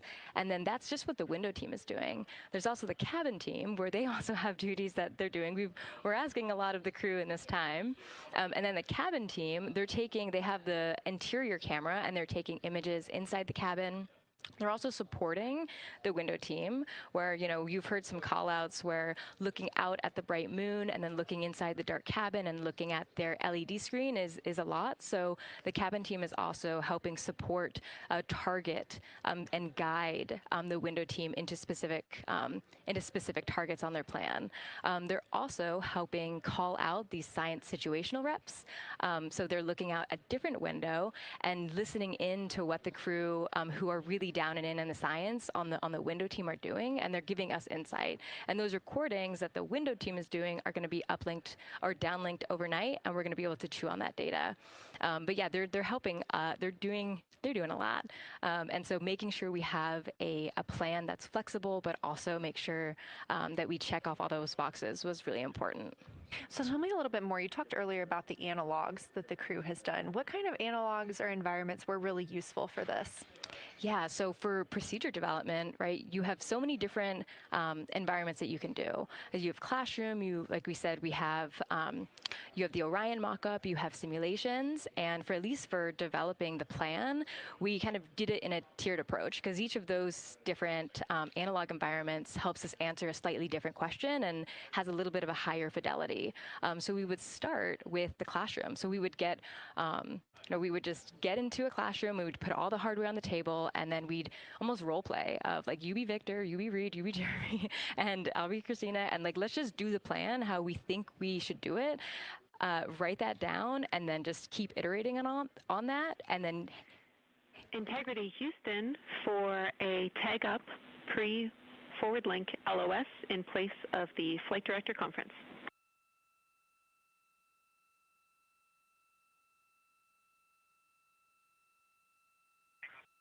Okay, Jenny, we're ready. All right, crew, I'm going to roll through a couple of topics here. The first two are for timeline. First of all, read for your toilet maintenance. It is a shortened toilet maintenance where you do not have to do the oxone changeout. That portion of the procedure is canceled. Victor, you have an HHP stop activity on your timeline. We need you to perform that as scheduled for bandwidth reasons. For your next portion of the flyby, in particular the eclipse, we want to remind you that you can take off the eclipse glasses when the sun sets and you are simply looking at the corona. And then finally, for the D5 with the long or zoom lens, which is set for solar corona, we want to remind you that when you are capturing Earth shine, you will likely have to adjust the exposure. That's all I have for you. Let me know if you have anything for us.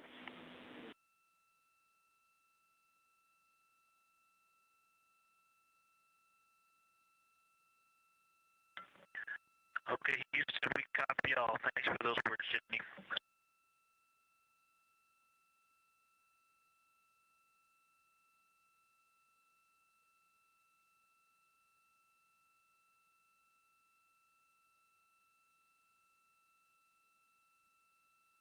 All right, just a quick call up to the crew ahead of a forward link LOS, meaning that we won't be communicating with them, but we will be receiving their communications and data during that time frame. So, Angela, we were talking about analog environments. You were telling me about the classroom and getting in there and pretending who's Victor, who's Reed. Tell me more about this. Yeah, it works pretty well. So you're going to do the plan how you expect it to be, and then once we finalize that plan, we'll give it to a completely new group of people and have them practice it, and then they'll be like, these steps don't make sense, and we'll reiterate on it over and over. Then we'll take it to a higher fidelity environment like the Orion mock-up, and we'll do the same thing because that volume is smaller, the window placement, their seating, what things have we forgotten with this addition of this environment.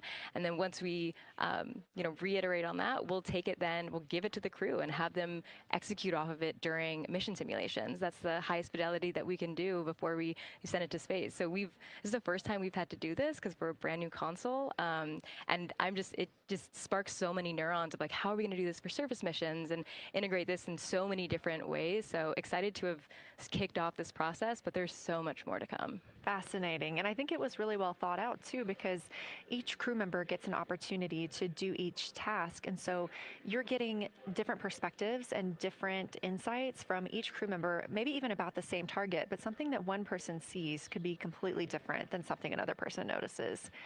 So we also know that Artemis 2 has traveled. They're now on their way home, but they traveled farther from the moon than the Apollo missions did. So what makes that vantage point scientifically interesting? Yeah, observations are so fundamental in the scientific toolkit, particularly observations from different perspectives, different scales, and with different techniques. And so for this, so we really tried to make the plan to optimize those. There's pros and cons for all those things for this mission, so we really just focused the plan to have all those pros. So in terms of scale, this zoomed out scale, you can learn different things. This different perspectives, so their perspective, as Kelsey talked about, photometry around when they orbit the moon.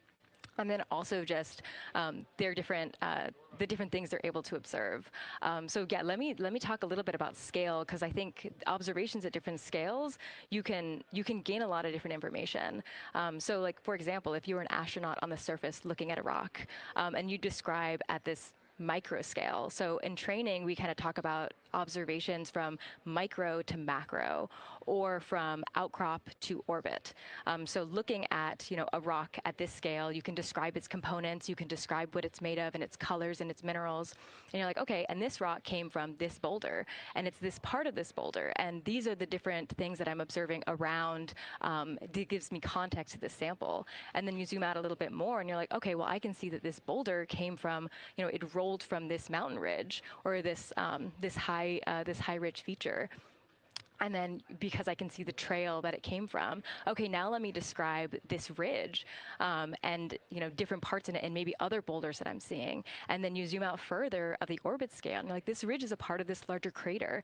So all of those different steps give you different information. And so that's why observations at these different scales and these different perspectives are so important. So this zoomed out kind of far view is this full lunar disk view. It's the full lunar on Earth, we see the full lunar disk as well, but now we're able to see it on the far side, and we're able to see it, all at the same time, which enables the astronauts to compare very quickly to different parts of the surface. And the color particularly is very compelling because you can just be able to very quickly compare from 3 different regions. Is it in the same family? Is this actually a little bit different? Compare that to what they see in their orbital data that they have access to on their portable computers, and really just be able to tease out that nuance and information. Yeah, we heard them make a lot of those connections today, and especially the color. We talked with Kelsey about this a little bit, just how exciting it was to hear the browns and greens and things like that. I cannot wait to see those pictures. Yeah. So one last question. We are coming up on the last lunar flyby observation block, and this is when we are going into a solar eclipse. So can you tell me what you're interested in the crew learning during that time frame? Yeah, so the data set, so yes, there's so many things. How to pick one. So I'd say the thing that I'm most interested in seeing is some of their annotations that they're taking. So in this opportunity, it's a very dynamic type of experience in that we don't normally see this activity. And so being able to have crew observe the solar corona and then also annotate it in their on their portable computing device is just such a unique thing that humans can give to missions, and also particularly being able to annotate what they're observing while they're talking about it is also unique to being able to have astronauts in orbit as well, because we won't be able to have annotations on the lunar surface because the astronauts will be in suits. They're going to be collecting samples, they're going to be deploying instruments, and so personally, I'm really excited to see some of these annotations and to see how that develops over time, because you've heard a lot of descriptions, and I think when people are describing something that's unique and different, you can interpret it differently. But if you're drawing and you're marking, particularly just going back to like the color provinces, for example, and those boundaries, you know exactly what they meant.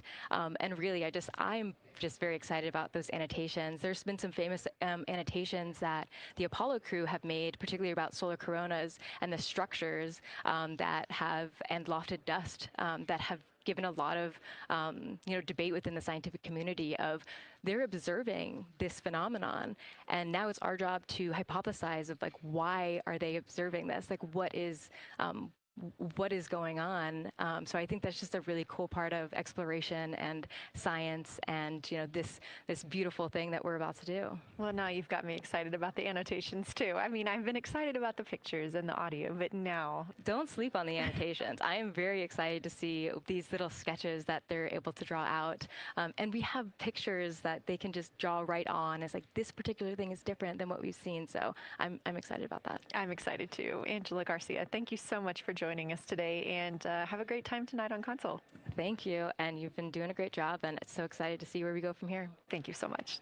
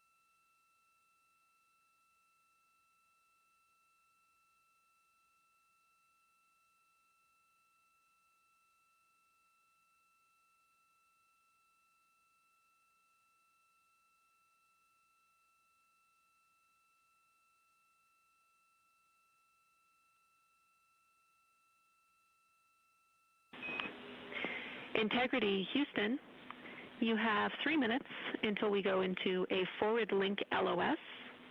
We will be back up with you in about an hour during the eclipse on Madrid.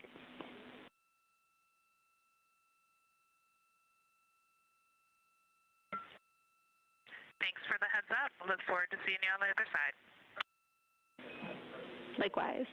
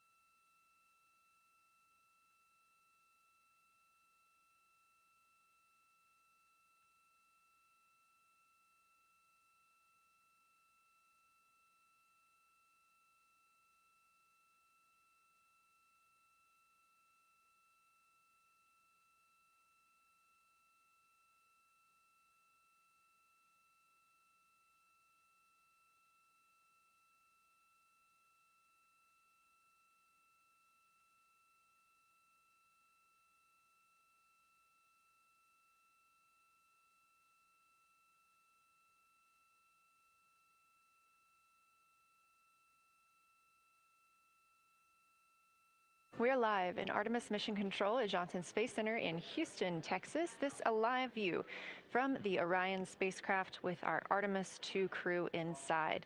That's Reed Wiseman, Victor Glover, Christina Cook, and Jeremy Hansen. We are still live for our lunar flyby coverage. The crew is in a short break while the spacecraft is pivoted away from the moon.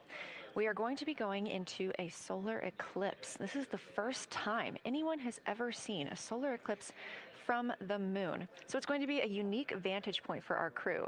But ahead of heading into that solar eclipse, we need to charge the batteries on the Orion spacecraft. Therefore, we have positioned the solar arrays into the sunlight to allow time for those batteries to charge. We will get back pointed at the moon just in time for that solar eclipse. We are also in a forward link LOS. What that means is essentially we cannot send calls or commands to the crew right now from the ground. However, we clearly get all of their data and communications.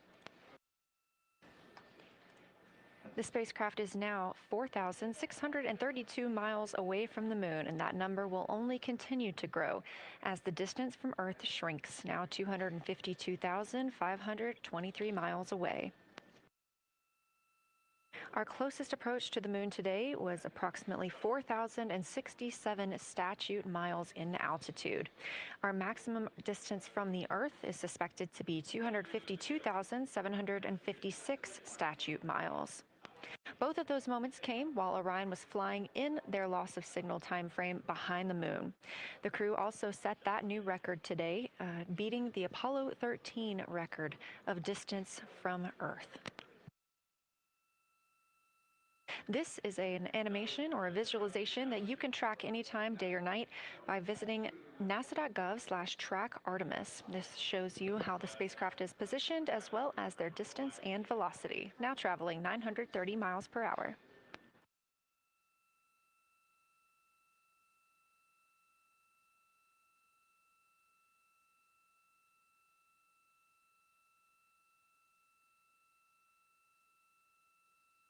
During this break in their time today, the crew is working on a couple of other tasks. Some of those include their National Geographic timeline test. National Geographic was selected through a competitive process by NASA to help tell the story of Artemis II. So you've seen the crew with some GoPros inside the cabin, taking videos and pictures, and with other cameras as well. National Geographic plans to leverage its portfolio of media assets, including magazines, social and digital content, and television programming for engagement opportunities. Throughout the flight, the crew has been timelined a little bit each day to film from a shot list provided by National Geographic, and that includes their morning routine, talking with their families, exercising, and just their overall thoughts about the mission. And I cannot wait to see that footage.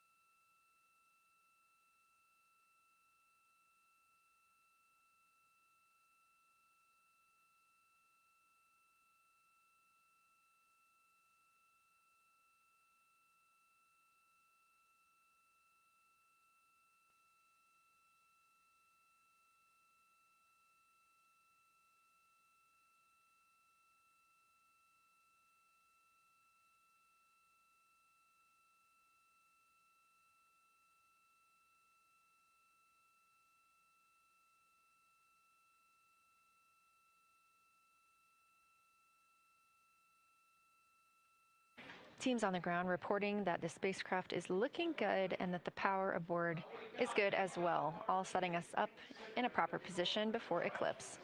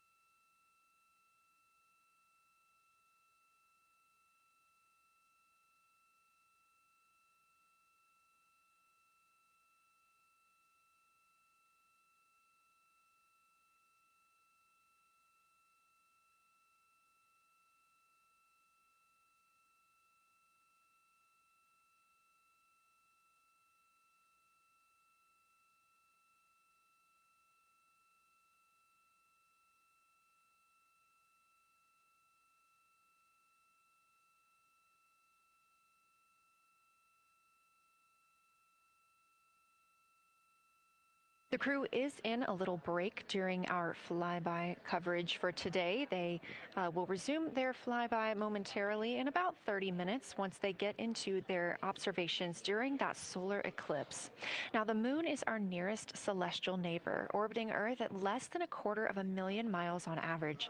When our astronauts venture there for future Artemis missions, they'll target landing sites near the lunar South Pole. There, ancient rocks, minerals, and trapped water ice will not only provide resources for human explorers, but they may also contain clues to the formation and evolution of our planet and the solar system. Let's learn more about the lunar South Pole with this video featuring Dr. Kelsey Young, Artemis Science Flight Operations Lead.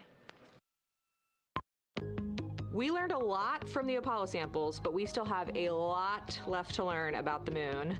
The Apollo missions visited only a pretty narrow swath of the moon. All the missions were concentrated near the near-side equator. Really interesting and really critical insights were unlocked with the Apollo samples, but we have so many questions still to answer about the moon and the evolution of the moon. And liftoff of Artemis 1. We rise together, back to the moon and beyond. NASA's Artemis missions are NASA's plan to send people to the surface of the moon. We'll be sending people and roving assets and scientific equipment to, among other things, answer a lot of really compelling science questions. Scientists have a lot to learn about the moon. It's our nearest celestial neighbor here to Earth, so what the moon has experienced, we've experienced. Except here on Earth, we have things like plate tectonics, oceans, forests, people that erase the rock record. Whereas on the moon, that whole record of our planet's history, of the moon's history, is just kind of waiting there at the surface for us to explore. The South Pole, which is where Artemis missions are going to target, is specifically interesting for a couple key reasons. We think there are volatiles at the South Pole of the moon that are not present near the equator. Things like water and water ice that are trapped in the lunar regolith, which basically just means lunar soil, that can easily become untrapped from that lunar regolith, and scientists can scoop up and study for return to Earth.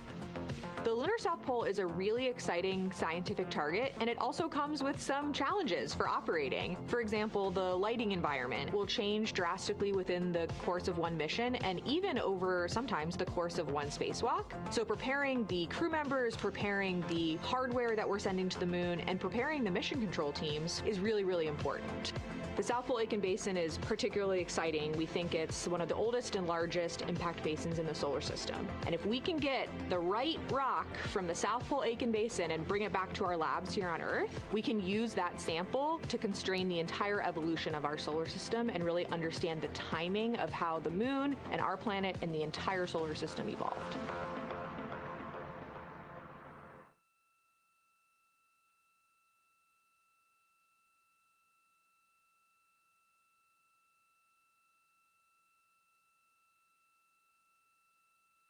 You're looking at a live view aboard the Orion spacecraft of the Artemis II crew, working in the middle of one of their breaks, or really their only break today, during this lunar flyby period. Coming up next will be that solar eclipse.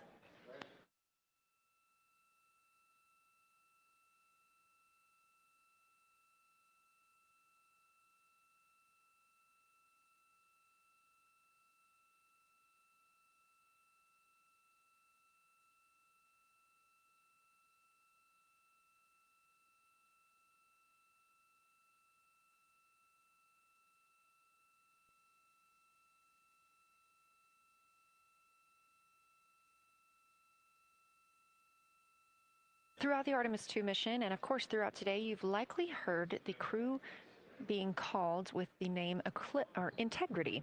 The Artemis II crew members named their Orion spacecraft Integrity during a news conference September 24th, 2025. The name Integrity embodies the foundation of trust, respect, candor, and humility across the crew and the many engineers, technicians, scientists, planners, and dreamers required for mission success. They said this name is also a nod to the extensive integrated effort from the more than 300,000 spacecraft components to the thousands of people across the world that must come together to venture to the moon and back, inspire the world, and set the course for a long-term presence at the moon. The crew also said that integrity is rooted in a shared core value of NASA, the agency's astronaut office, and the CSA, the Canadian Space Agency.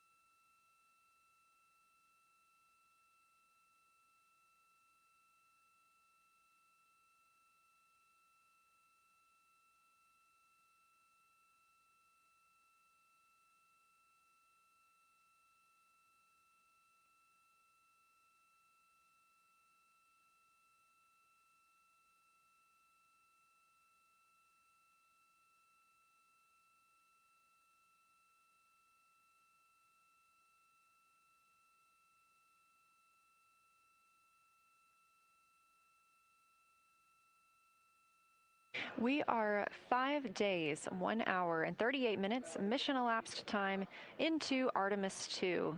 In this view on the screen, you can see the crew starting to even look through some photos that they may have captured today. We really look forward to sharing these photos with you as soon as we possibly can. And the best way to keep up with those is to follow NASA on social media. You can do so at NASA, and for this mission specifically, at NASA Artemis.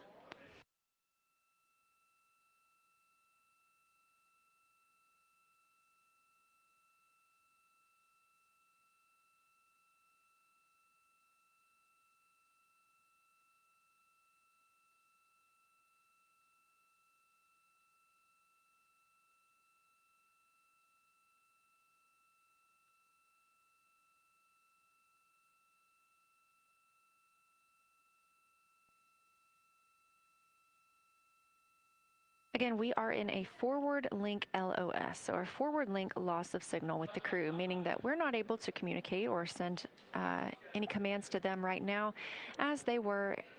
This is a tracked event that occurs at times, but they could still provide communications down here to us, and we are obviously still receiving their video and their data.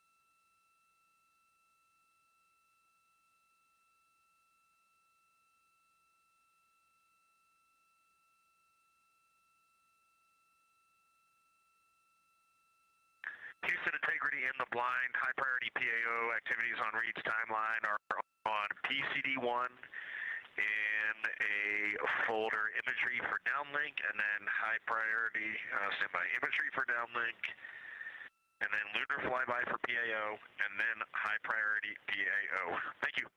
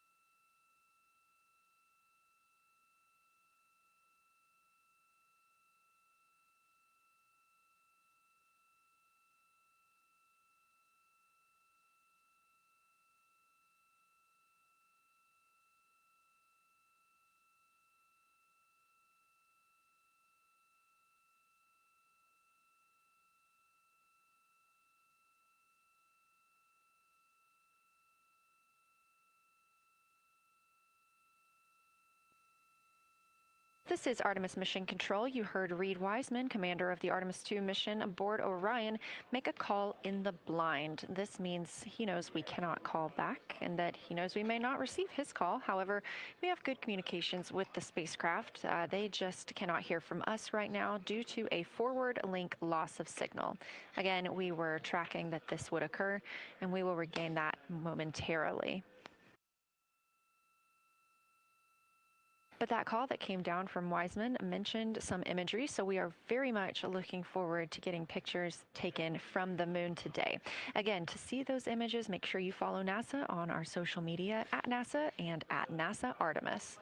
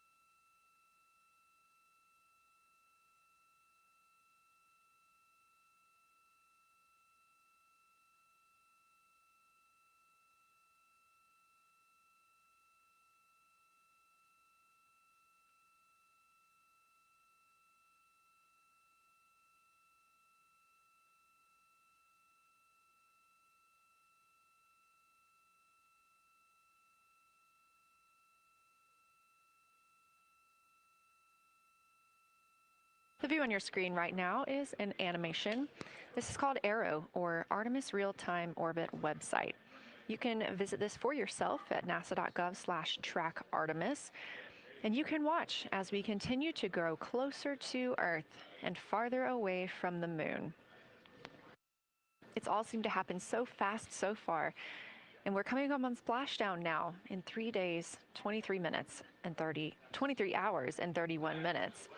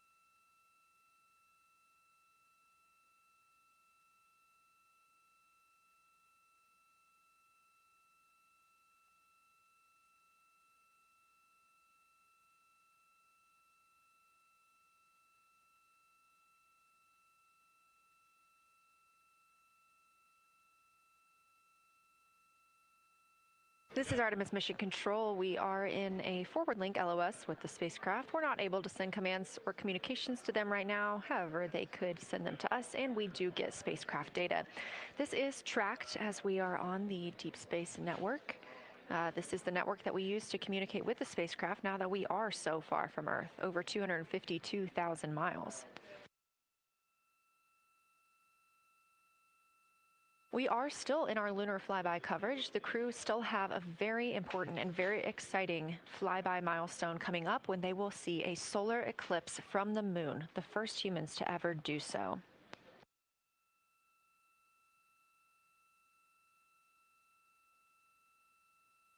Something that we also have to consider when it comes to our missions and launches is space weather. So since the Apollo 16 and 17 missions, there were some solar eruptions near that time frame that could have been dangerous to our explorers. Over those 50 years since those storms, the data, technology, and resources available to NASA have improved, enabling advancements towards space weather forecasts and astronaut protection, which is key to NASA's Artemis program to return astronauts to the moon.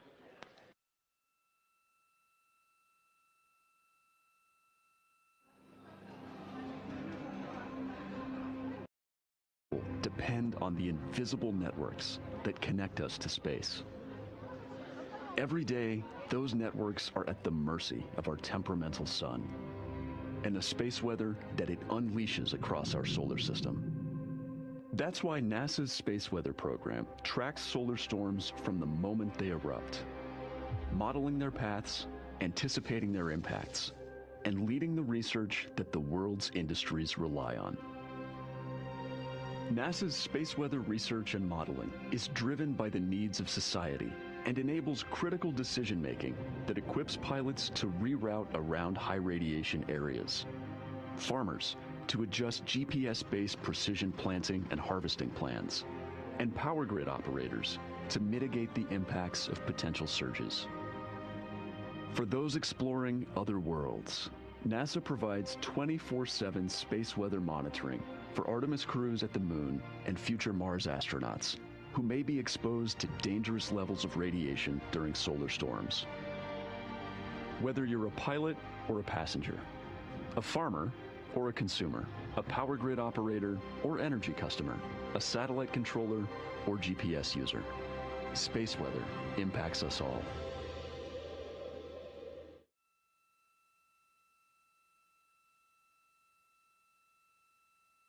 This is a live view from the Orion spacecraft on the Artemis 2 mission. It's now been 5 days, 1 hour, and 54 minutes since we launched.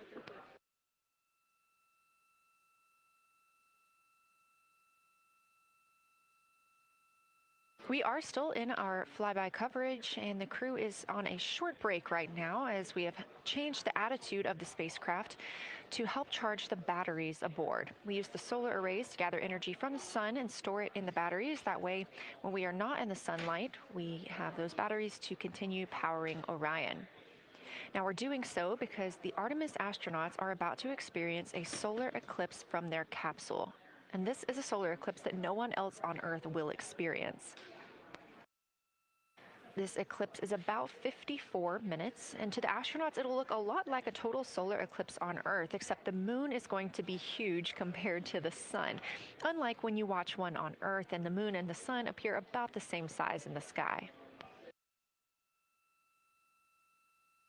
We're interested to learn if they see the outer corona when the sun is fully obscured by the moon. And because of how big the moon will be from their perspective, the total phase of the eclipse will last nearly an hour. The astronauts will see a partial solar eclipse as the moon covers and uncovers the sun, which is before and after totality. So, much like us on Earth, they will have eclipse glasses so they can safely view that portion. The astronauts will also be using cameras to capture images of the corona during the eclipse.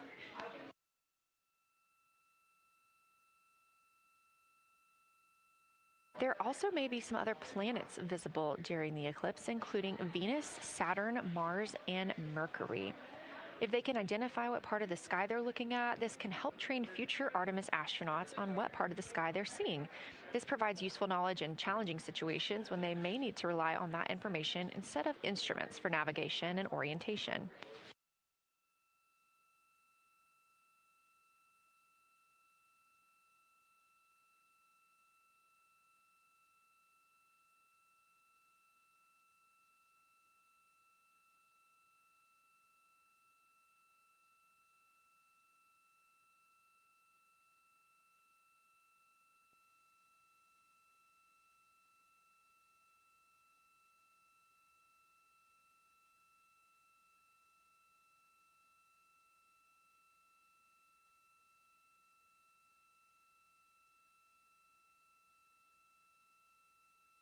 Confirmation from teams here in the ground that we have reached the eclipse attitude, meaning Orion is in the proper position to observe it.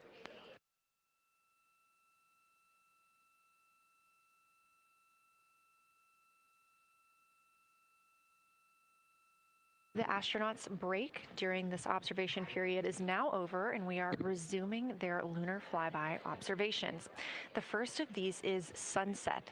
This is the solar corona that we'll be looking for. It's the outer atmosphere of the sun. The science team is also interested in if the astronauts can see polar plumes. These are thin streamers that project from the sun's north and south poles. Additionally, they're interested in seeing if the crew can witness coronal loops. These are arcs close to the sun's surface. And something else that we've previously mentioned is lunar dust. This is dust from the moon that is lofted above the lunar surface and illuminated by the sun. It was reported visible by Apollo astronauts.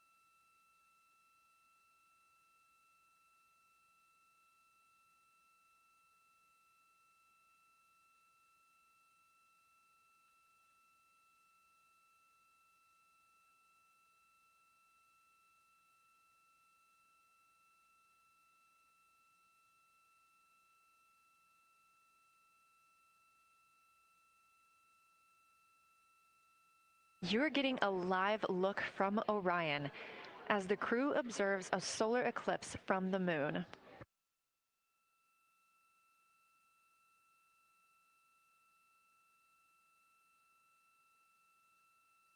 And this solar eclipse is only visible to the crew on the spacecraft. It's not visible to anybody on Earth. The science team is interested in several different targets for them during this time frame. And we're personally looking forward to getting those images as well.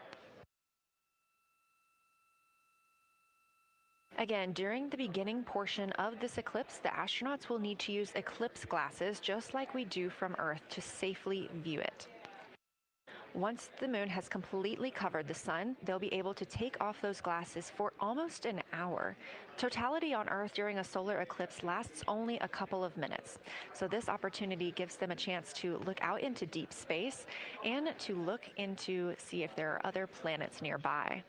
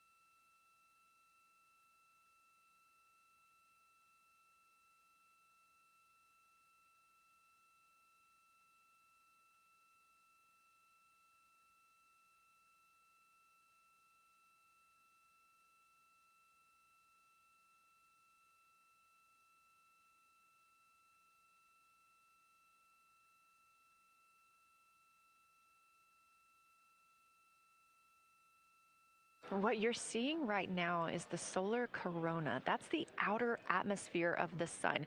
And the science team is very interested in any images that the crew can capture of this. They're hoping that they'll take pictures and describe the visibility, color, and shape of the solar corona as a whole and its substructures, those plumes and streamers.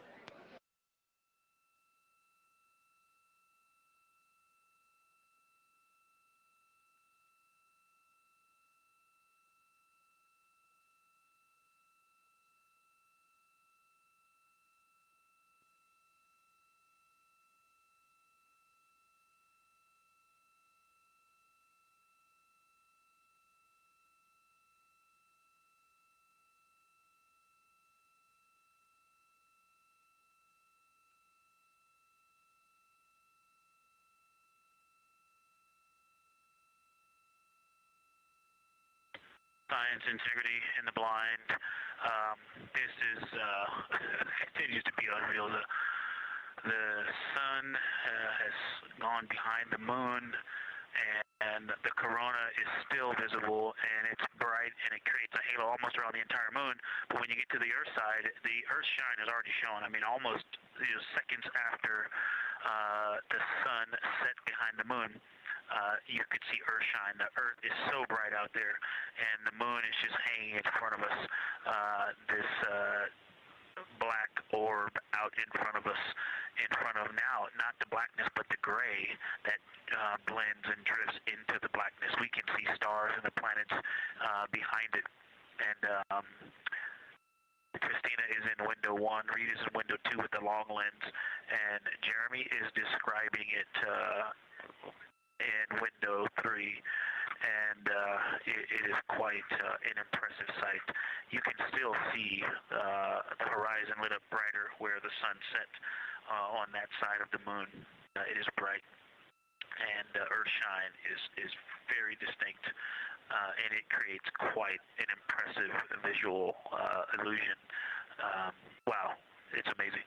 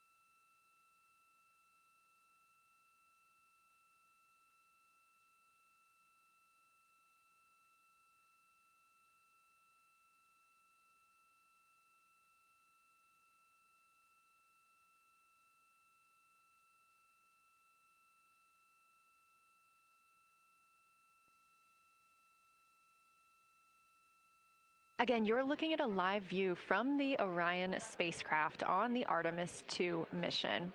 Orion is now 252,125 miles away from us all on Earth. We're here in the Artemis Mission Control Room in Houston, Texas, and what you had just before we lost that view quickly was the corona of the sun peeking around the moon as the astronauts are entering a solar eclipse for this portion of the lunar flyby. We're now over 5,500 statute miles from the moon. That closest approach today was just about 4,067 statute miles away. And teams in the room beginning to get a little busier and filter in and out as we are stepping through a handover. The Orbit 1 team is handing over to Orbit 2, who will continue monitoring lunar flyby and all of the systems aboard the Orion spacecraft.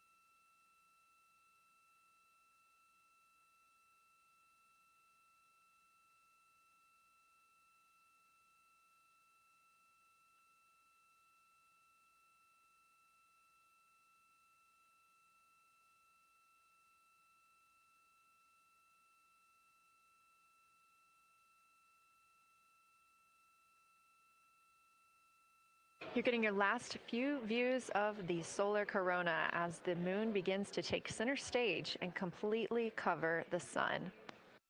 If you see that bright dot up near the top left of your screen, we think right now that that may be a part of the spacecraft, but we'll be sure to correct that if we end up figuring out later that it is something else entirely.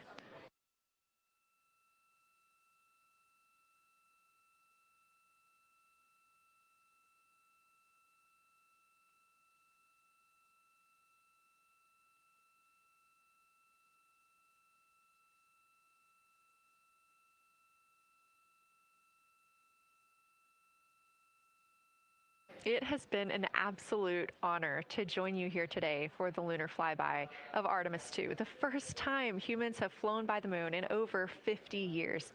I'm Leah Cheshire Mustachio, and I'm excited now to hand over the team is shifting around in the windows, and we are transferring settings on a camera to pick up Earthshine, and it is amazing. The brightness where the corona, where the sunset is still bright. I think there may still be corona visible, but that part of the horizon is still lit brighter, and you still have a distinct Earthshine.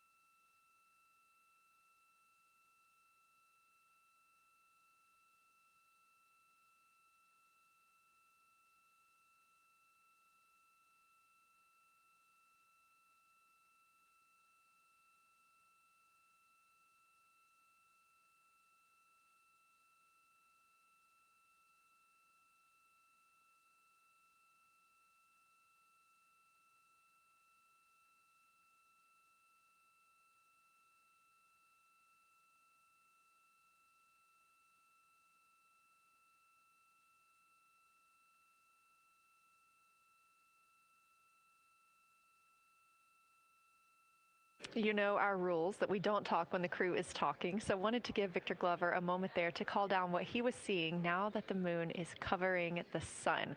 A really amazing time during today's lunar flyby. Again, thank you so much for letting us help tell this story today. I am Leah Cheshire Mustachio, handing it over to my friend Anna Schneider at the PAO console as the Orbit 2 team comes to join us. So thank you so much, and I hope you all enjoy tonight. Anna, you can take it away. Thank you so much, Leah, and it's been a joy listening to your coverage over the last several hours. So as you mentioned, the Orbit 2 team of flight controllers is currently making their way on console and completing a shift handover with the Orbit 1 team of flight controllers. The Orbit 2 team tonight will be led by Flight Director Diane Daly, and she is currently handing over with the Orbit 1 flight director there on your screen, who was Flight Director Jeff Radigan.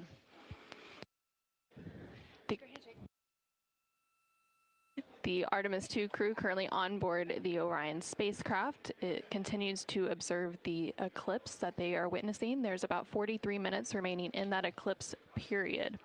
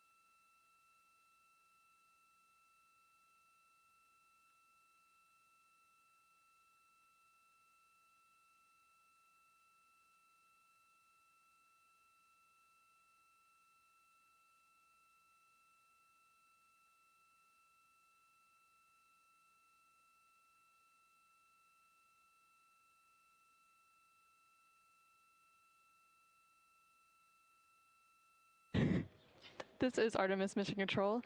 You are currently seeing a live view of the solar array wing cameras on the Orion spacecraft. We spoke with our science team, and they did determine that that dot in the distance is Venus.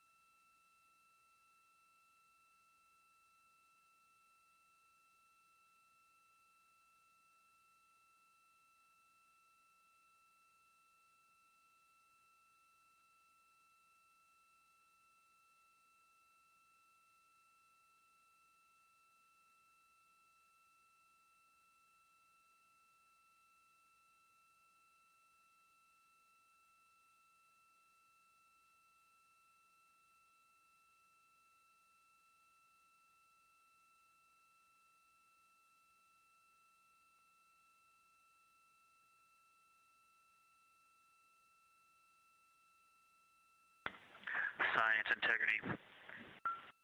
Let's see, not a huge change in here, just an update. The camera settings for Earthshine are challenging. This one's challenging to capture. What we're seeing, we're just not picking up on the cameras. And after all of the amazing sights that we saw earlier, we just went sci-fi. This has, it just looks unreal. You can see the surface of the moon between, I guess, the Earthshine. I guess Earthshine. You can actually see a majority of the moon.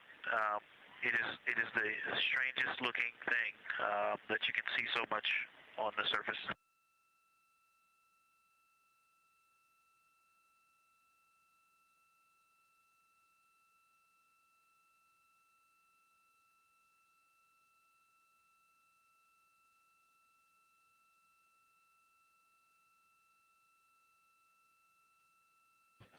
This is Artemis Mission Control. You were just hearing some communications called down from NASA astronaut Victor Glover, currently on board the Orion spacecraft. They are currently observing an eclipse. There's about 39 minutes remaining in that eclipse period. Currently, we are in a forward link LOS, or loss of signal, so the crew can communicate down with... He's seen 2 meteors, science.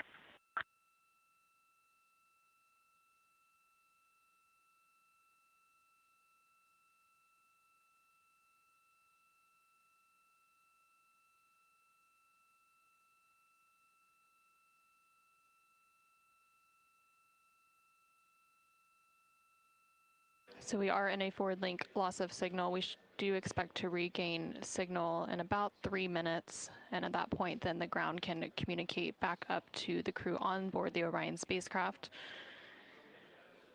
In the meantime, the crew can continue to communicate down to the ground. The ground is just unable to respond, so they are continuing to provide some science observations during this eclipse period. They've made some comments about Earthshine, which is the sunlight reflected from Earth when they come around towards the moon's near side late in this flyby window.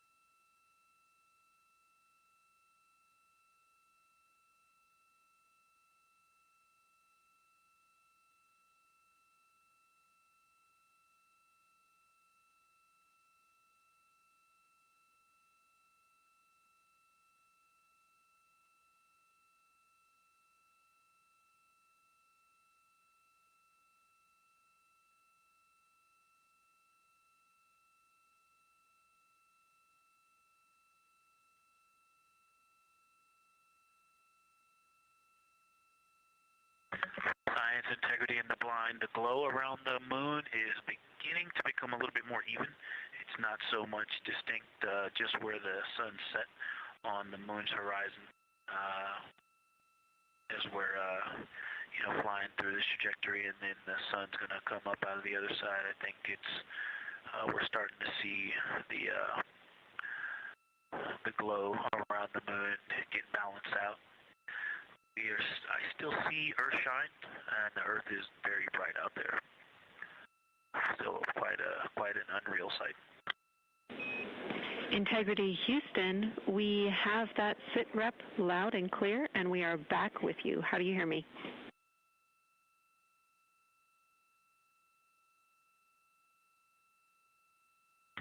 Hey Jenny, we have you loud and clear, thanks. Copy. Victor, we're handing you over to Science for some critical questions. Thanks for your report.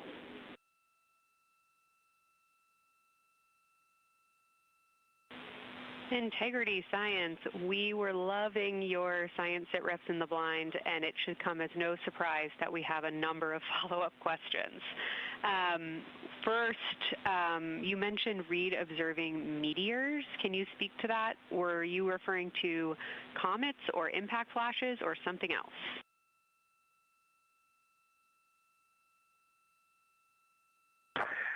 Yeah, there was a little bit of giddiness. We have seen 3 impact flashes so far. I saw 2, and Jeremy has seen 1. Undoubtedly, Jeremy saw 2, so that's 4 total. Undoubtedly, quick impact flashes. It was not sun glint off of particulate from the thrusters or the purge tanks. It was definitely impact flashes on the moon. And Jeremy just saw another one. Go ahead with your next question. Amazing news. I literally just looked over at the SIR and they were jumping up and down literally. If you could describe where on the moon you saw them, please.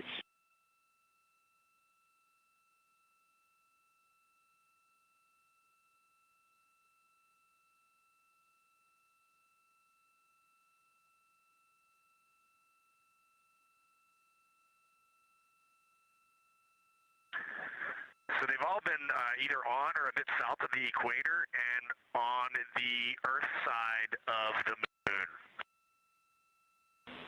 Stand by. All right, so Jeremy has seen them kind of on and south of the equator, kind of spread across the moon, and mine were both south of the equator and just a little bit left of center of the moon. Incredible news, Reed, and reminder, we have citizen scientists here on Earth looking for impact flashes, so hearing you saw them on the near side means that people saw them too.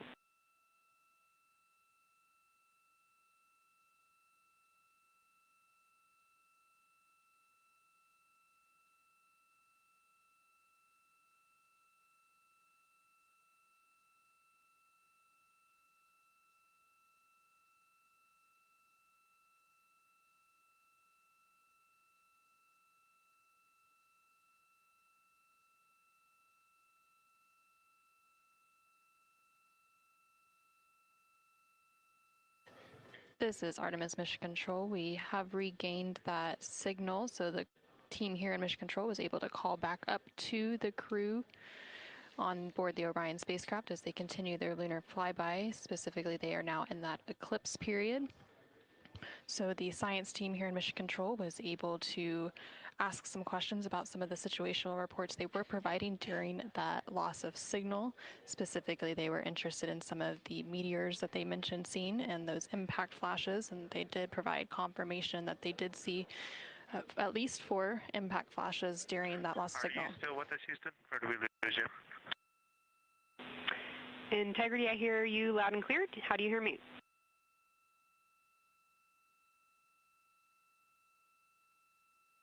Okay, we got you loud and clear. One of the other things I wanted to describe, which was surprising to me, but the entire moon is lit up. It's glowing behind the entire moon. I thought it would look, dark against the black sky or deep space, but the sun is lighting up the entire limb of the moon. You can see the entire perimeter of it, and even now with the sun far behind the moon, you can still make out little bits of topography around the entire limb, just bumps as you go around it. And there's about the glow around the moon, once your eyes adjust, is easily 10 widths or diameters of the sun around the entire moon.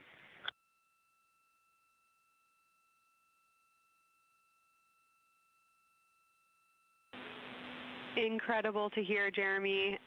Were you able to actually pick out any discrete features on the lunar surface? And if so, how do they look different than when you observe them in solar illumination?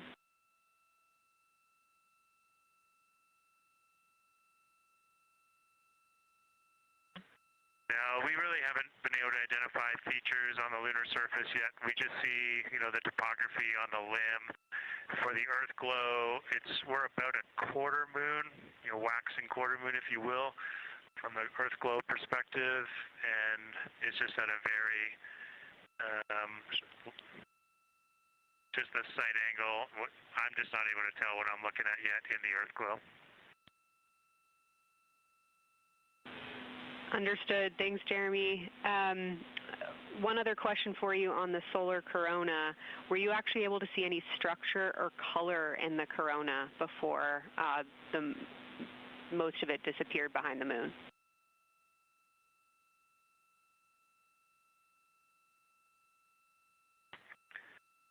Yeah, I didn't pick out any color, but definitely structure. There were streamers, and they were not uniform at all. For me, the 5 o'clock position, there was just this constant streamer. It would change in intensity and diameter, but it was always there, and it was always at the 5 o'clock position.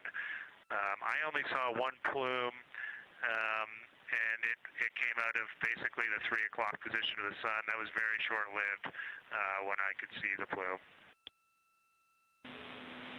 Exactly what we were looking for. Thanks, Jeremy. And a heads up that we, calculated here on the ground about how long you could see the corona for, and we expect it to start to appear again in the next 11 minutes. Thanks for those amazing descriptions.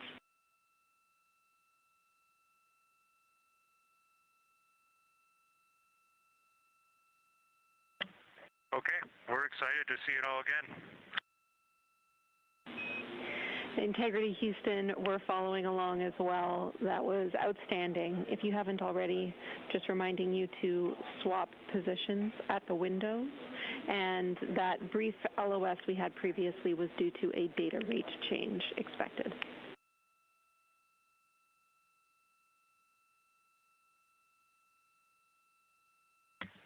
Okay, we copy that, Jenny.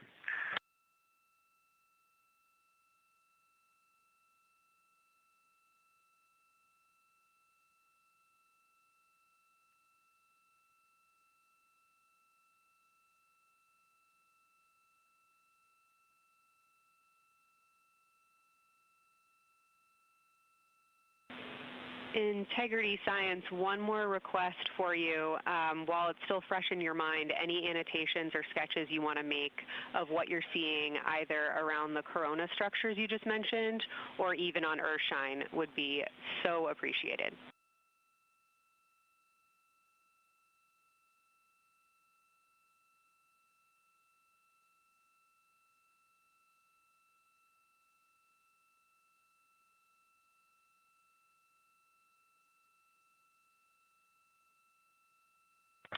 Okay, Kelsey, it's going to be pretty hard to go look at a PCD right now, but we'll definitely try and annotate what we saw. And if the annotations come in the next block where you're cleaning up your documentation, that sounds like a good plan to me.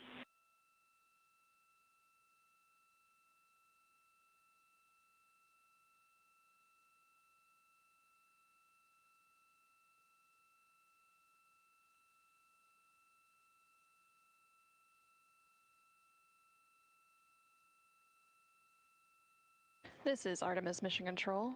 On the bottom right corner of your screen, you can see a view of the Science Officer Console here in Mission Control.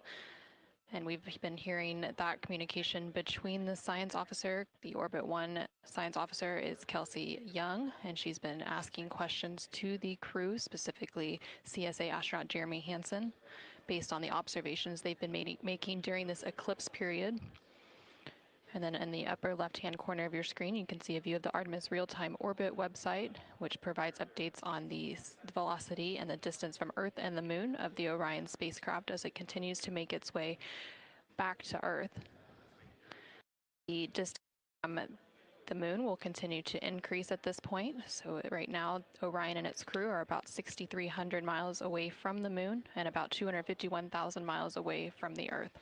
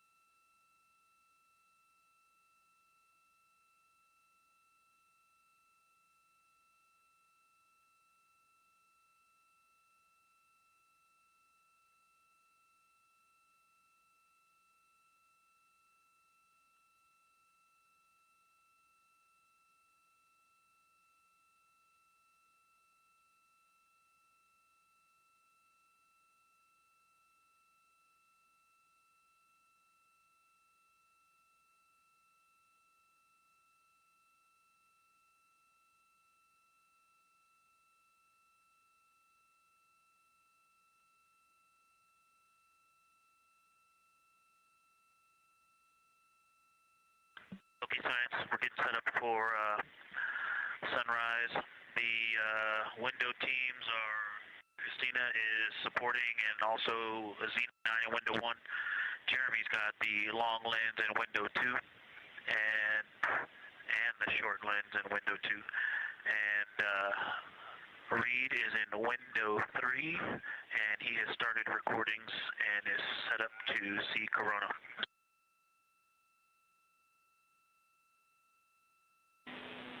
Great sit rep, Victor. That sounds like a good config, and we're showing coronal effects start to appear on your video camera. So in the next few minutes, we should start to hear your observations.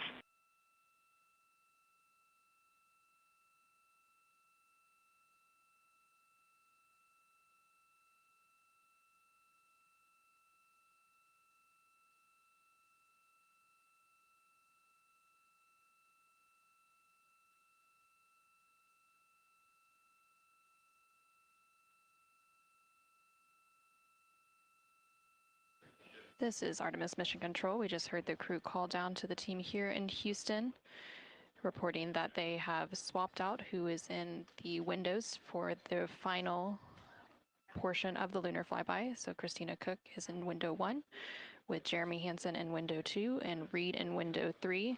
Reed is focusing on observing corona, which is the solar corona, which is the sun's outermost atmosphere. There is about 18 minutes remaining in the eclipse period. Science and Houston integrity. I know this observation won't be of any scientific value, but I'm really glad we launched on April 1st because humans probably have not evolved to see what we're seeing. It is truly hard to describe. It is amazing.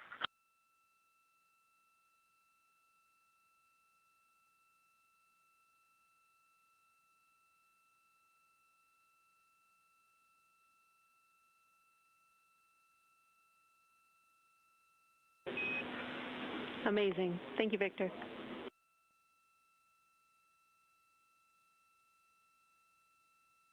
And just one more logistics note, we have gone as dark as we can in the cabin. We have turned the DUs all the way as dim as they can go, so you can't see anything on the screens. Every bit of light in the cabin affects the view. You're definitely seeing the brightness go closer. It's definitely brighter on the Earthshine side, and so we're expecting to see some corona here soon. We copy all. Excited for what you see next.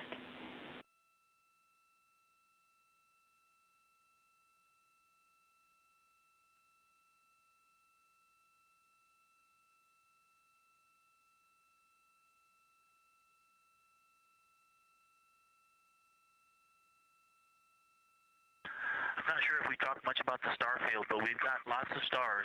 You've got the nice glow around the moon, but right off the well, we're upside down now, but from upside down 4 o'clock, right off the edge of the moon, looks like a planet. That line of planets, there's something a moon diameter to the left, and something right off the limb of the moon to the right, and then something orange. It looks orange to the right of that, about half the moon diameter. So. But anyway, there are definitely stars. I think some of those planets that you said we might see, we're seeing. And so in unreal view, yeah, the moon in the foreground is one of the darkest things we see out the window. And now it's deep space behind it is kind of dark blue like it looks from Earth, but we can also still see stars. It's quite a wicked view. Victor, Victor's doing the best job, and I'm not going to try to add on to what he's doing. It's indescribable.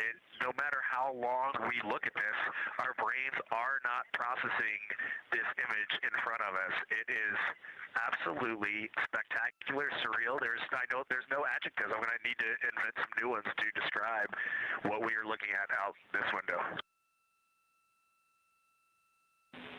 This is just absolutely beautiful and inspiring to hear. And Victor, we suspect what you're seeing is Saturn and Mars. That reddish object is likely Mars. Good opportunity to look to the future of where we're going.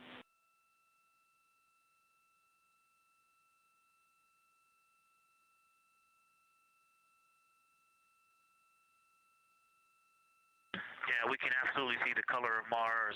That's awesome.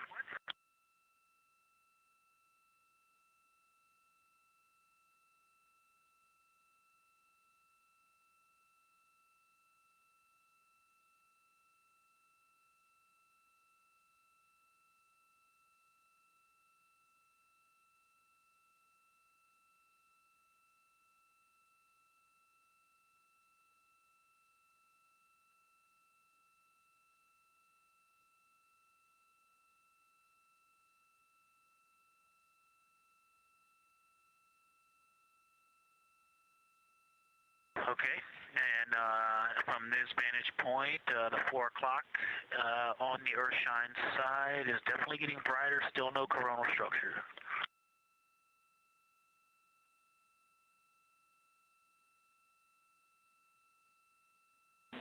Houston copies.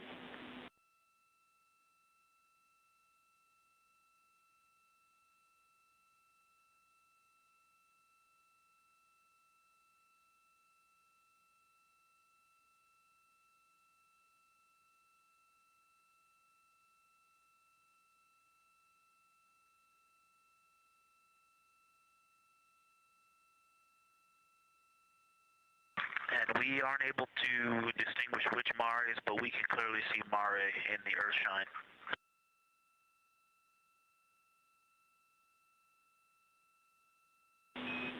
We copy.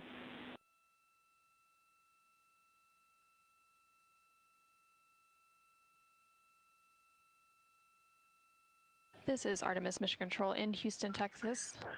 We have not seen an impact flash in the last 5 minutes. Sounds unlucky, but you had a pretty strong start, so we'll take it. And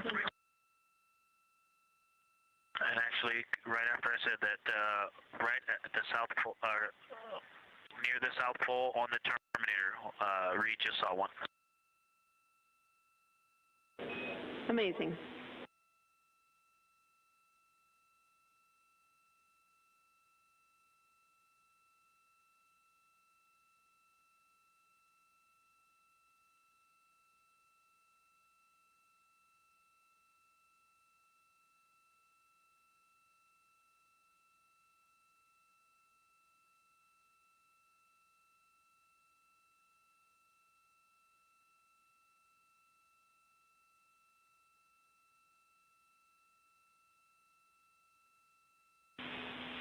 Integrity Science, and as you look around our solar system neighborhood, you should see Saturn setting behind the moon right now.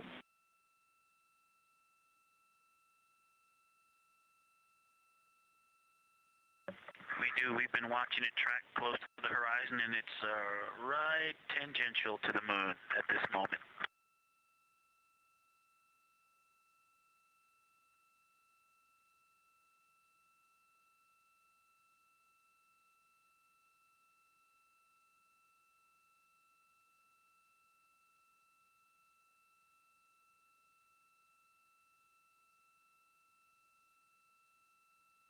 This is Artemis Mission Control in Houston, Texas. We are currently 5 days, 2 hours, and 44 minutes into the Artemis 2 mission, and we have about 11 minutes remaining in the eclipse as at the latter half of the lunar flyby that the Artemis 2 crew is experiencing on board the Orion spacecraft. We've received several different call downs from the crew and questions up from the science officer here in Mission Control. One of the things that they said that they were able to see is Mars off in the distance, and then the science team also confirmed that they should be seeing Saturn setting behind the moon. They've also acknowledged seeing several different impact flashes, and these are flashes of lights from meteorites striking the surface of the moon. They've also mentioned the solar corona, which is the sun's outermost atmosphere. Here in Mission Control Houston, the Orbit 1 and Orbit 2 teams have officially completed their handover. So the Orbit 2 team is now leading here in Mission Control, and that is being led by Flight Director Diane Daly, and the Capcom here in Mission Control will be Tess Caswell. And you can see there on your screen on the right-hand side is the Flight Director console, and Diane Daly is in the far right of that screen, and Tess Caswell, the Capcom or capsule communicator, is in the far left hand of that screen.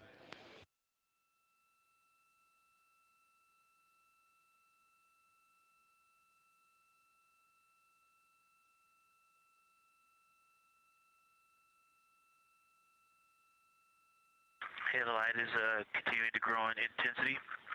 At about the 4 o'clock position on the, the 8 o'clock position on the Earthshine side, Saturn has set. Mars is tracking towards the moon's horizon.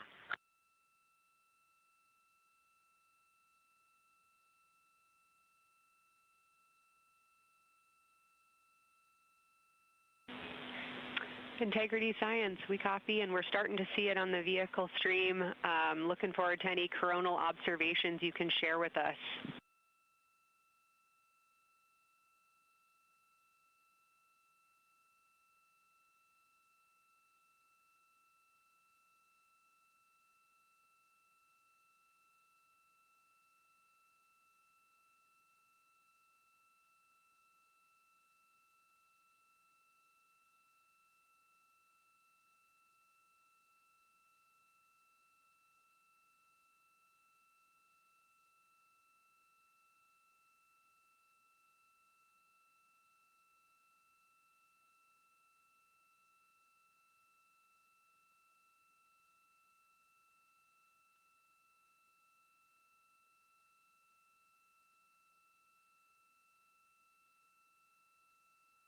This is Artemis Mission Control. That view you're seeing on your screen is coming from the solar array wing cameras outside of the Orion spacecraft. And you can see the light starting to come into view as the solar eclipse period is starting to end. Integrity, still no coronal structure at this time, just continuing to grow in intensity.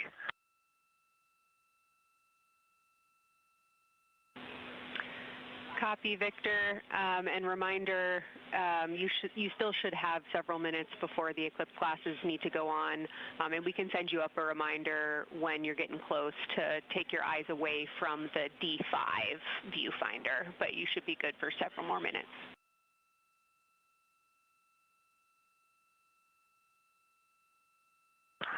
Copy, thank you, and yes, please send up the reminder. Thank you.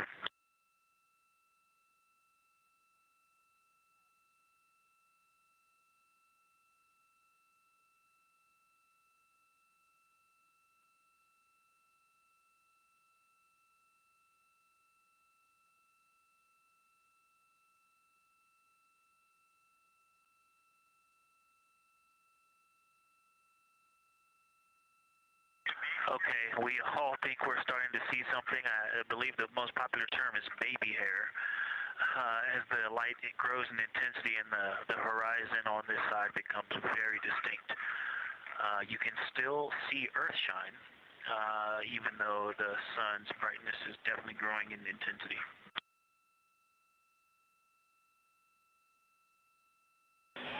Love the description, Victor. I'm sure as the next couple minutes progress, more of those structures will continue to pop out.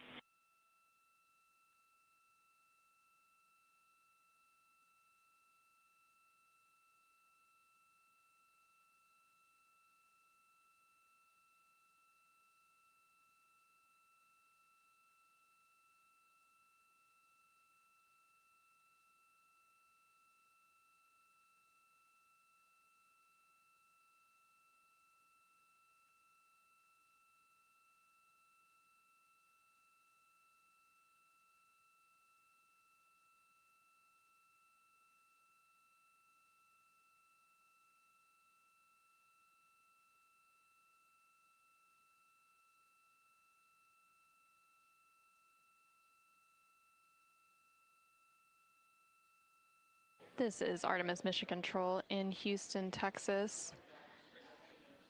The Artemis 2 astronauts on board the Orion spacecraft are currently observing an eclipse.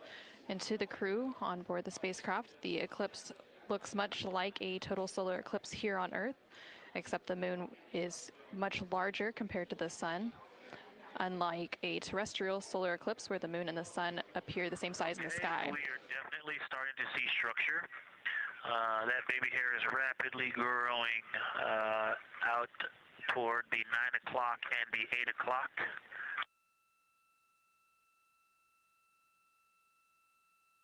It's almost as if it were reaching out for Venus or for the Earth.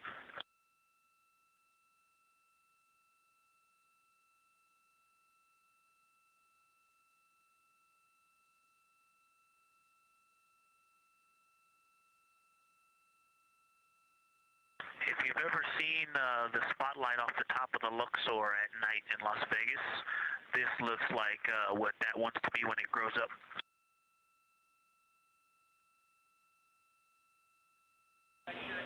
Integrity Science, glad to hear you're following your training of tell it like you see it.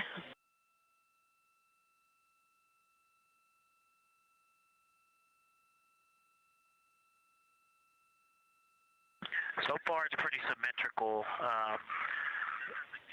There are 2 or 3 streamers that are growing in intensity and in magnitude, and it's slowly starting to widen, starting to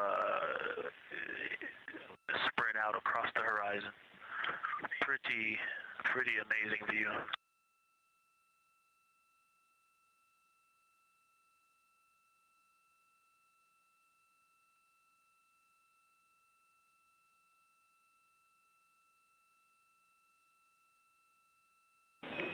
And Integrity Houston, Great words. Reminder for you, we are approaching the brightness level at which you should no longer be using the viewfinder on the D5.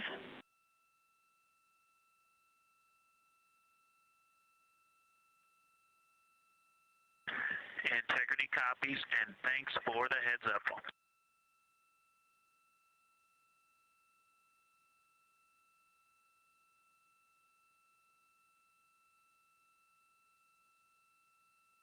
This is Artemis Mission Control. And I think we're seeing some directionality. Some of it is going in different directions because it appears to be moving and combining and recombining as it moves.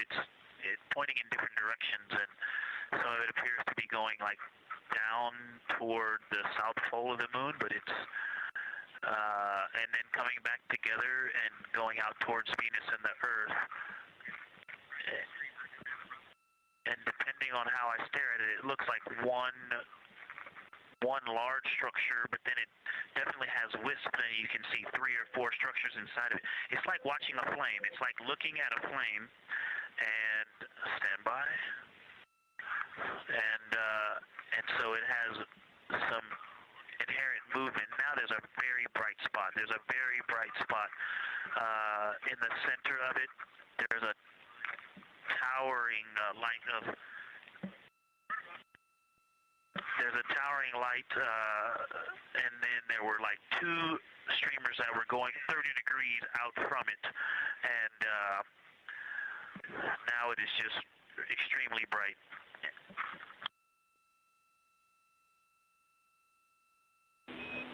Houston, copies all. Get a little warm.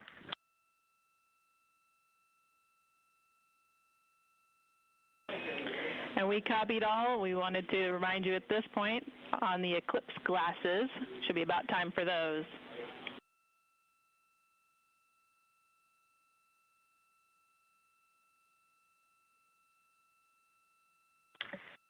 Houston, we copy all. We are in eclipse glasses. That was an absolutely spectacular, magnificent experience. Thanks for the report. We sure wish we were there with you.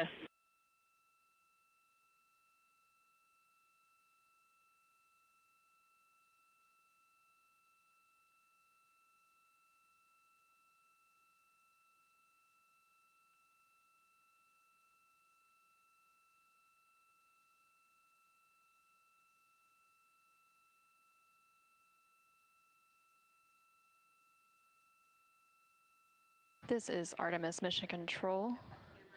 The eclipse period is coming to an end, and we did hear that call up that the crew now has to put on those eclipse glasses to be able to protect their eyes for this final portion of the eclipse. And these views coming to you from the solar array wing cameras on the Orion spacecraft. Houston, if you could give me about 20 new superlatives in the mission summary for tomorrow, that'll help my vocabulary out a bit. Thank you. We will solicit input from the team.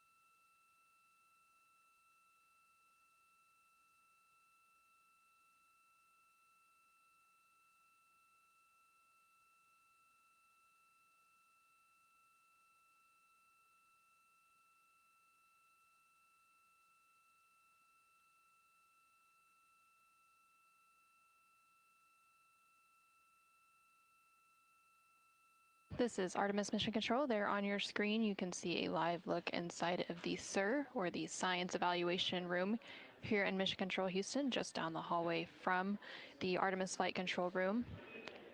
Integrity Houston, back with you after a data rate change. Regarding the SAW-3 camera T low caution, no action for you.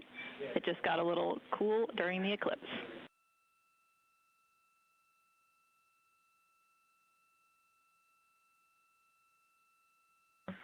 Okay, we copy, and if you didn't copy my request for the mission summary to add about 20 new superlatives to help my vocabulary, I would appreciate it. We copied it fantastically.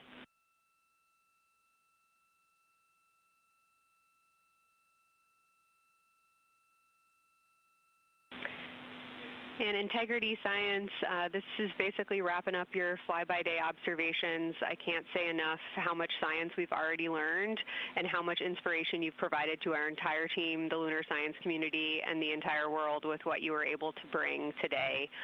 You really brought the moon closer for us today, and we cannot say thank you enough. And Science signing off, and can't wait to talk to you tomorrow morning.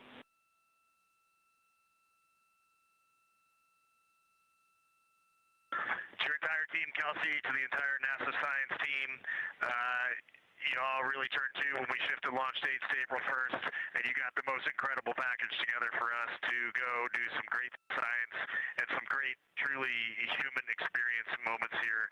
And we were well prepared, and we appreciate all of you. And this is what we do best when we all come together and work as a team. So you all knocked it out of the park. Thank you for giving us this opportunity.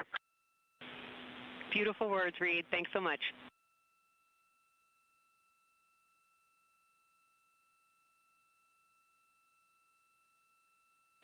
And this is Artemis Mission Control. The lunar flyby observation period is starting to come to a close following that eclipse. And there on your screen you can see a look into the Science Evaluation Room, or the SIR, which is embedded within Mission Control to provide science input. And they provided that input throughout the live flyby operations today. They also have a back room called the Science Mission Operations Room that processes data, evaluates imagery, and supports rapid analysis. And then, of course, we have the science officer on console here in the Artemis Flight Control Room, which you can see a view there on the bottom right-hand corner of your screen. The science officer throughout the flyby operations today has been Kelsey Young, who is the Artemis Science Flight Operations Lead. And then to her left is Angela Garcia, who will be the science officer taking over for Orbit 2.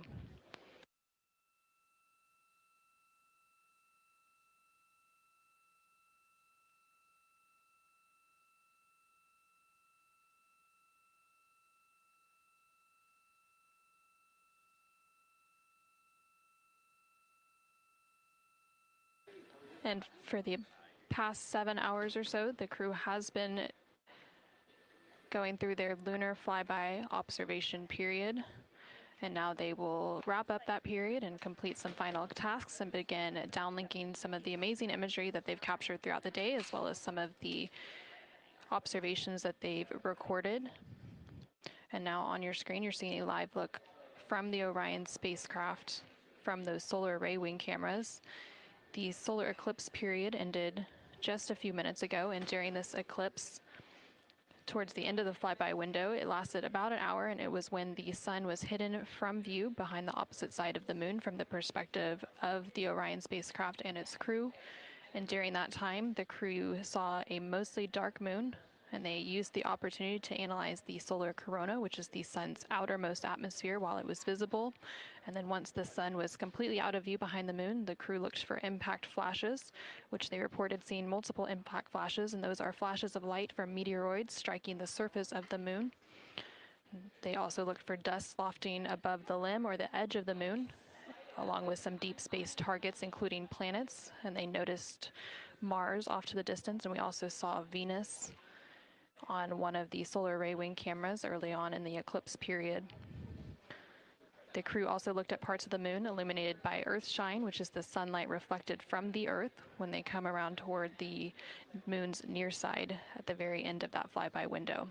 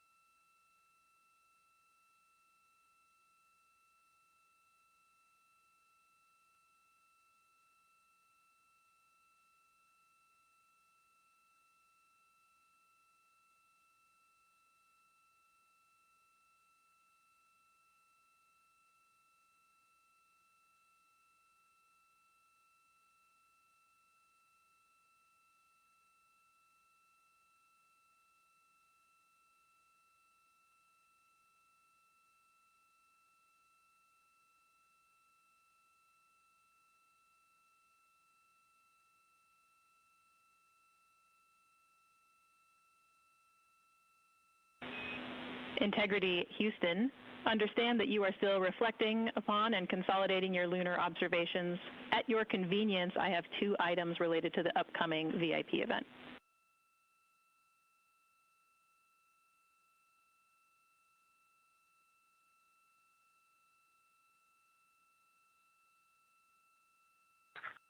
Go ahead. All right, first we wanted to let you know that the message for that upcoming event is on board for review at your convenience. That's message 3.06.04. The second item is that we've seen a couple of video blips in previous events. So during the HDPAO setup activity, we're wondering if Jeremy could please confirm for us that the TS rate is set to 1300 when you get to step 10.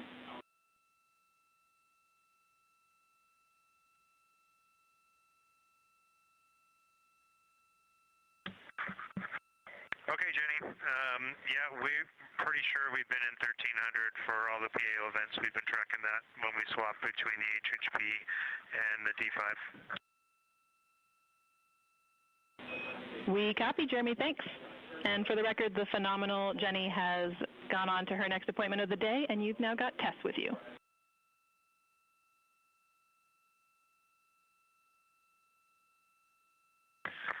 I'm sorry, Tess. Great to have you on board Integrity.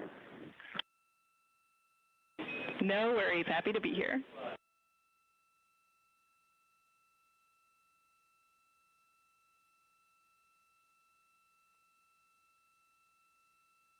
This is Artemis Mission Control. We heard some communication there between the Capcom or capsule communicator here in Mission Control, which for Orbit 2 is Tess Caswell, and the CSA or Canadian Space Agency astronaut on board the Orion spacecraft, Jeremy Hansen. They were discussing an upcoming public affairs event. And Integrity, 3-minute warning for the maneuver back to bias tail to sun.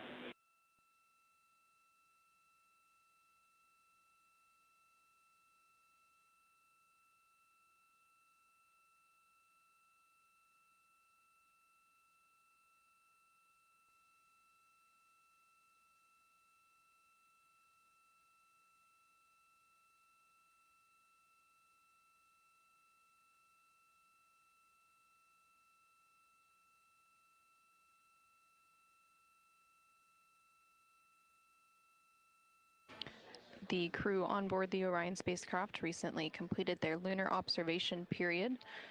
It was an approximately 7-hour period of time in which they were focused on several different targets identified by the science team here on the ground that they studied and prepared for ahead of time. And then they also were referencing a lunar targeting package that was uplinked about a day ago with those final targets.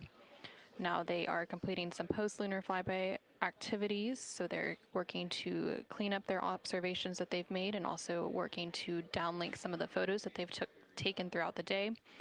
The science team here on the ground will then work to get as much data as they can overnight, and then there will be a post-flyby conference tomorrow after the crew wakes up. And that's not a debrief, but a science data collection to capture their nuanced experience while they're still in the field and the experience is still fresh. And then, of course, there will also be a public affairs downlink event later in the day. Now that once the post-lunar flyby activities are complete, and then after that, the crew will go into some of their final activities for the day. They will have a private medical conference, or PMC, with the medical teams here on the ground. These are regular conferences that they have at the end of every day, and then there's also a flight director conference that they will have before they go into their pre-sleep period, during which they can complete hygiene activities, and they will have the chance to eat their dinner and complete any other final personal activities for the day before they head into their sleep period.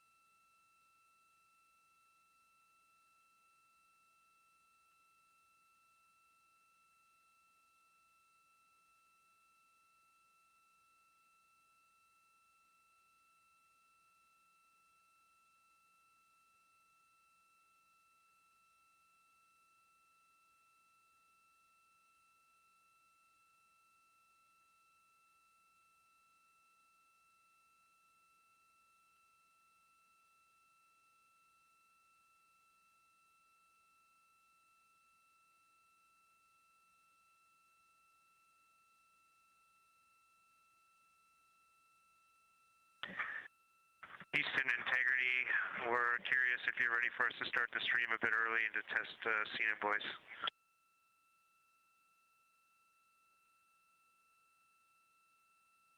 Checking.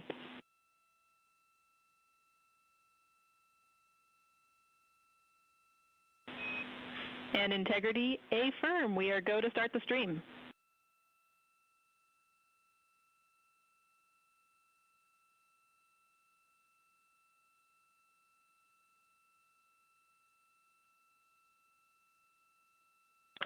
Okay, Houston, the stream has started.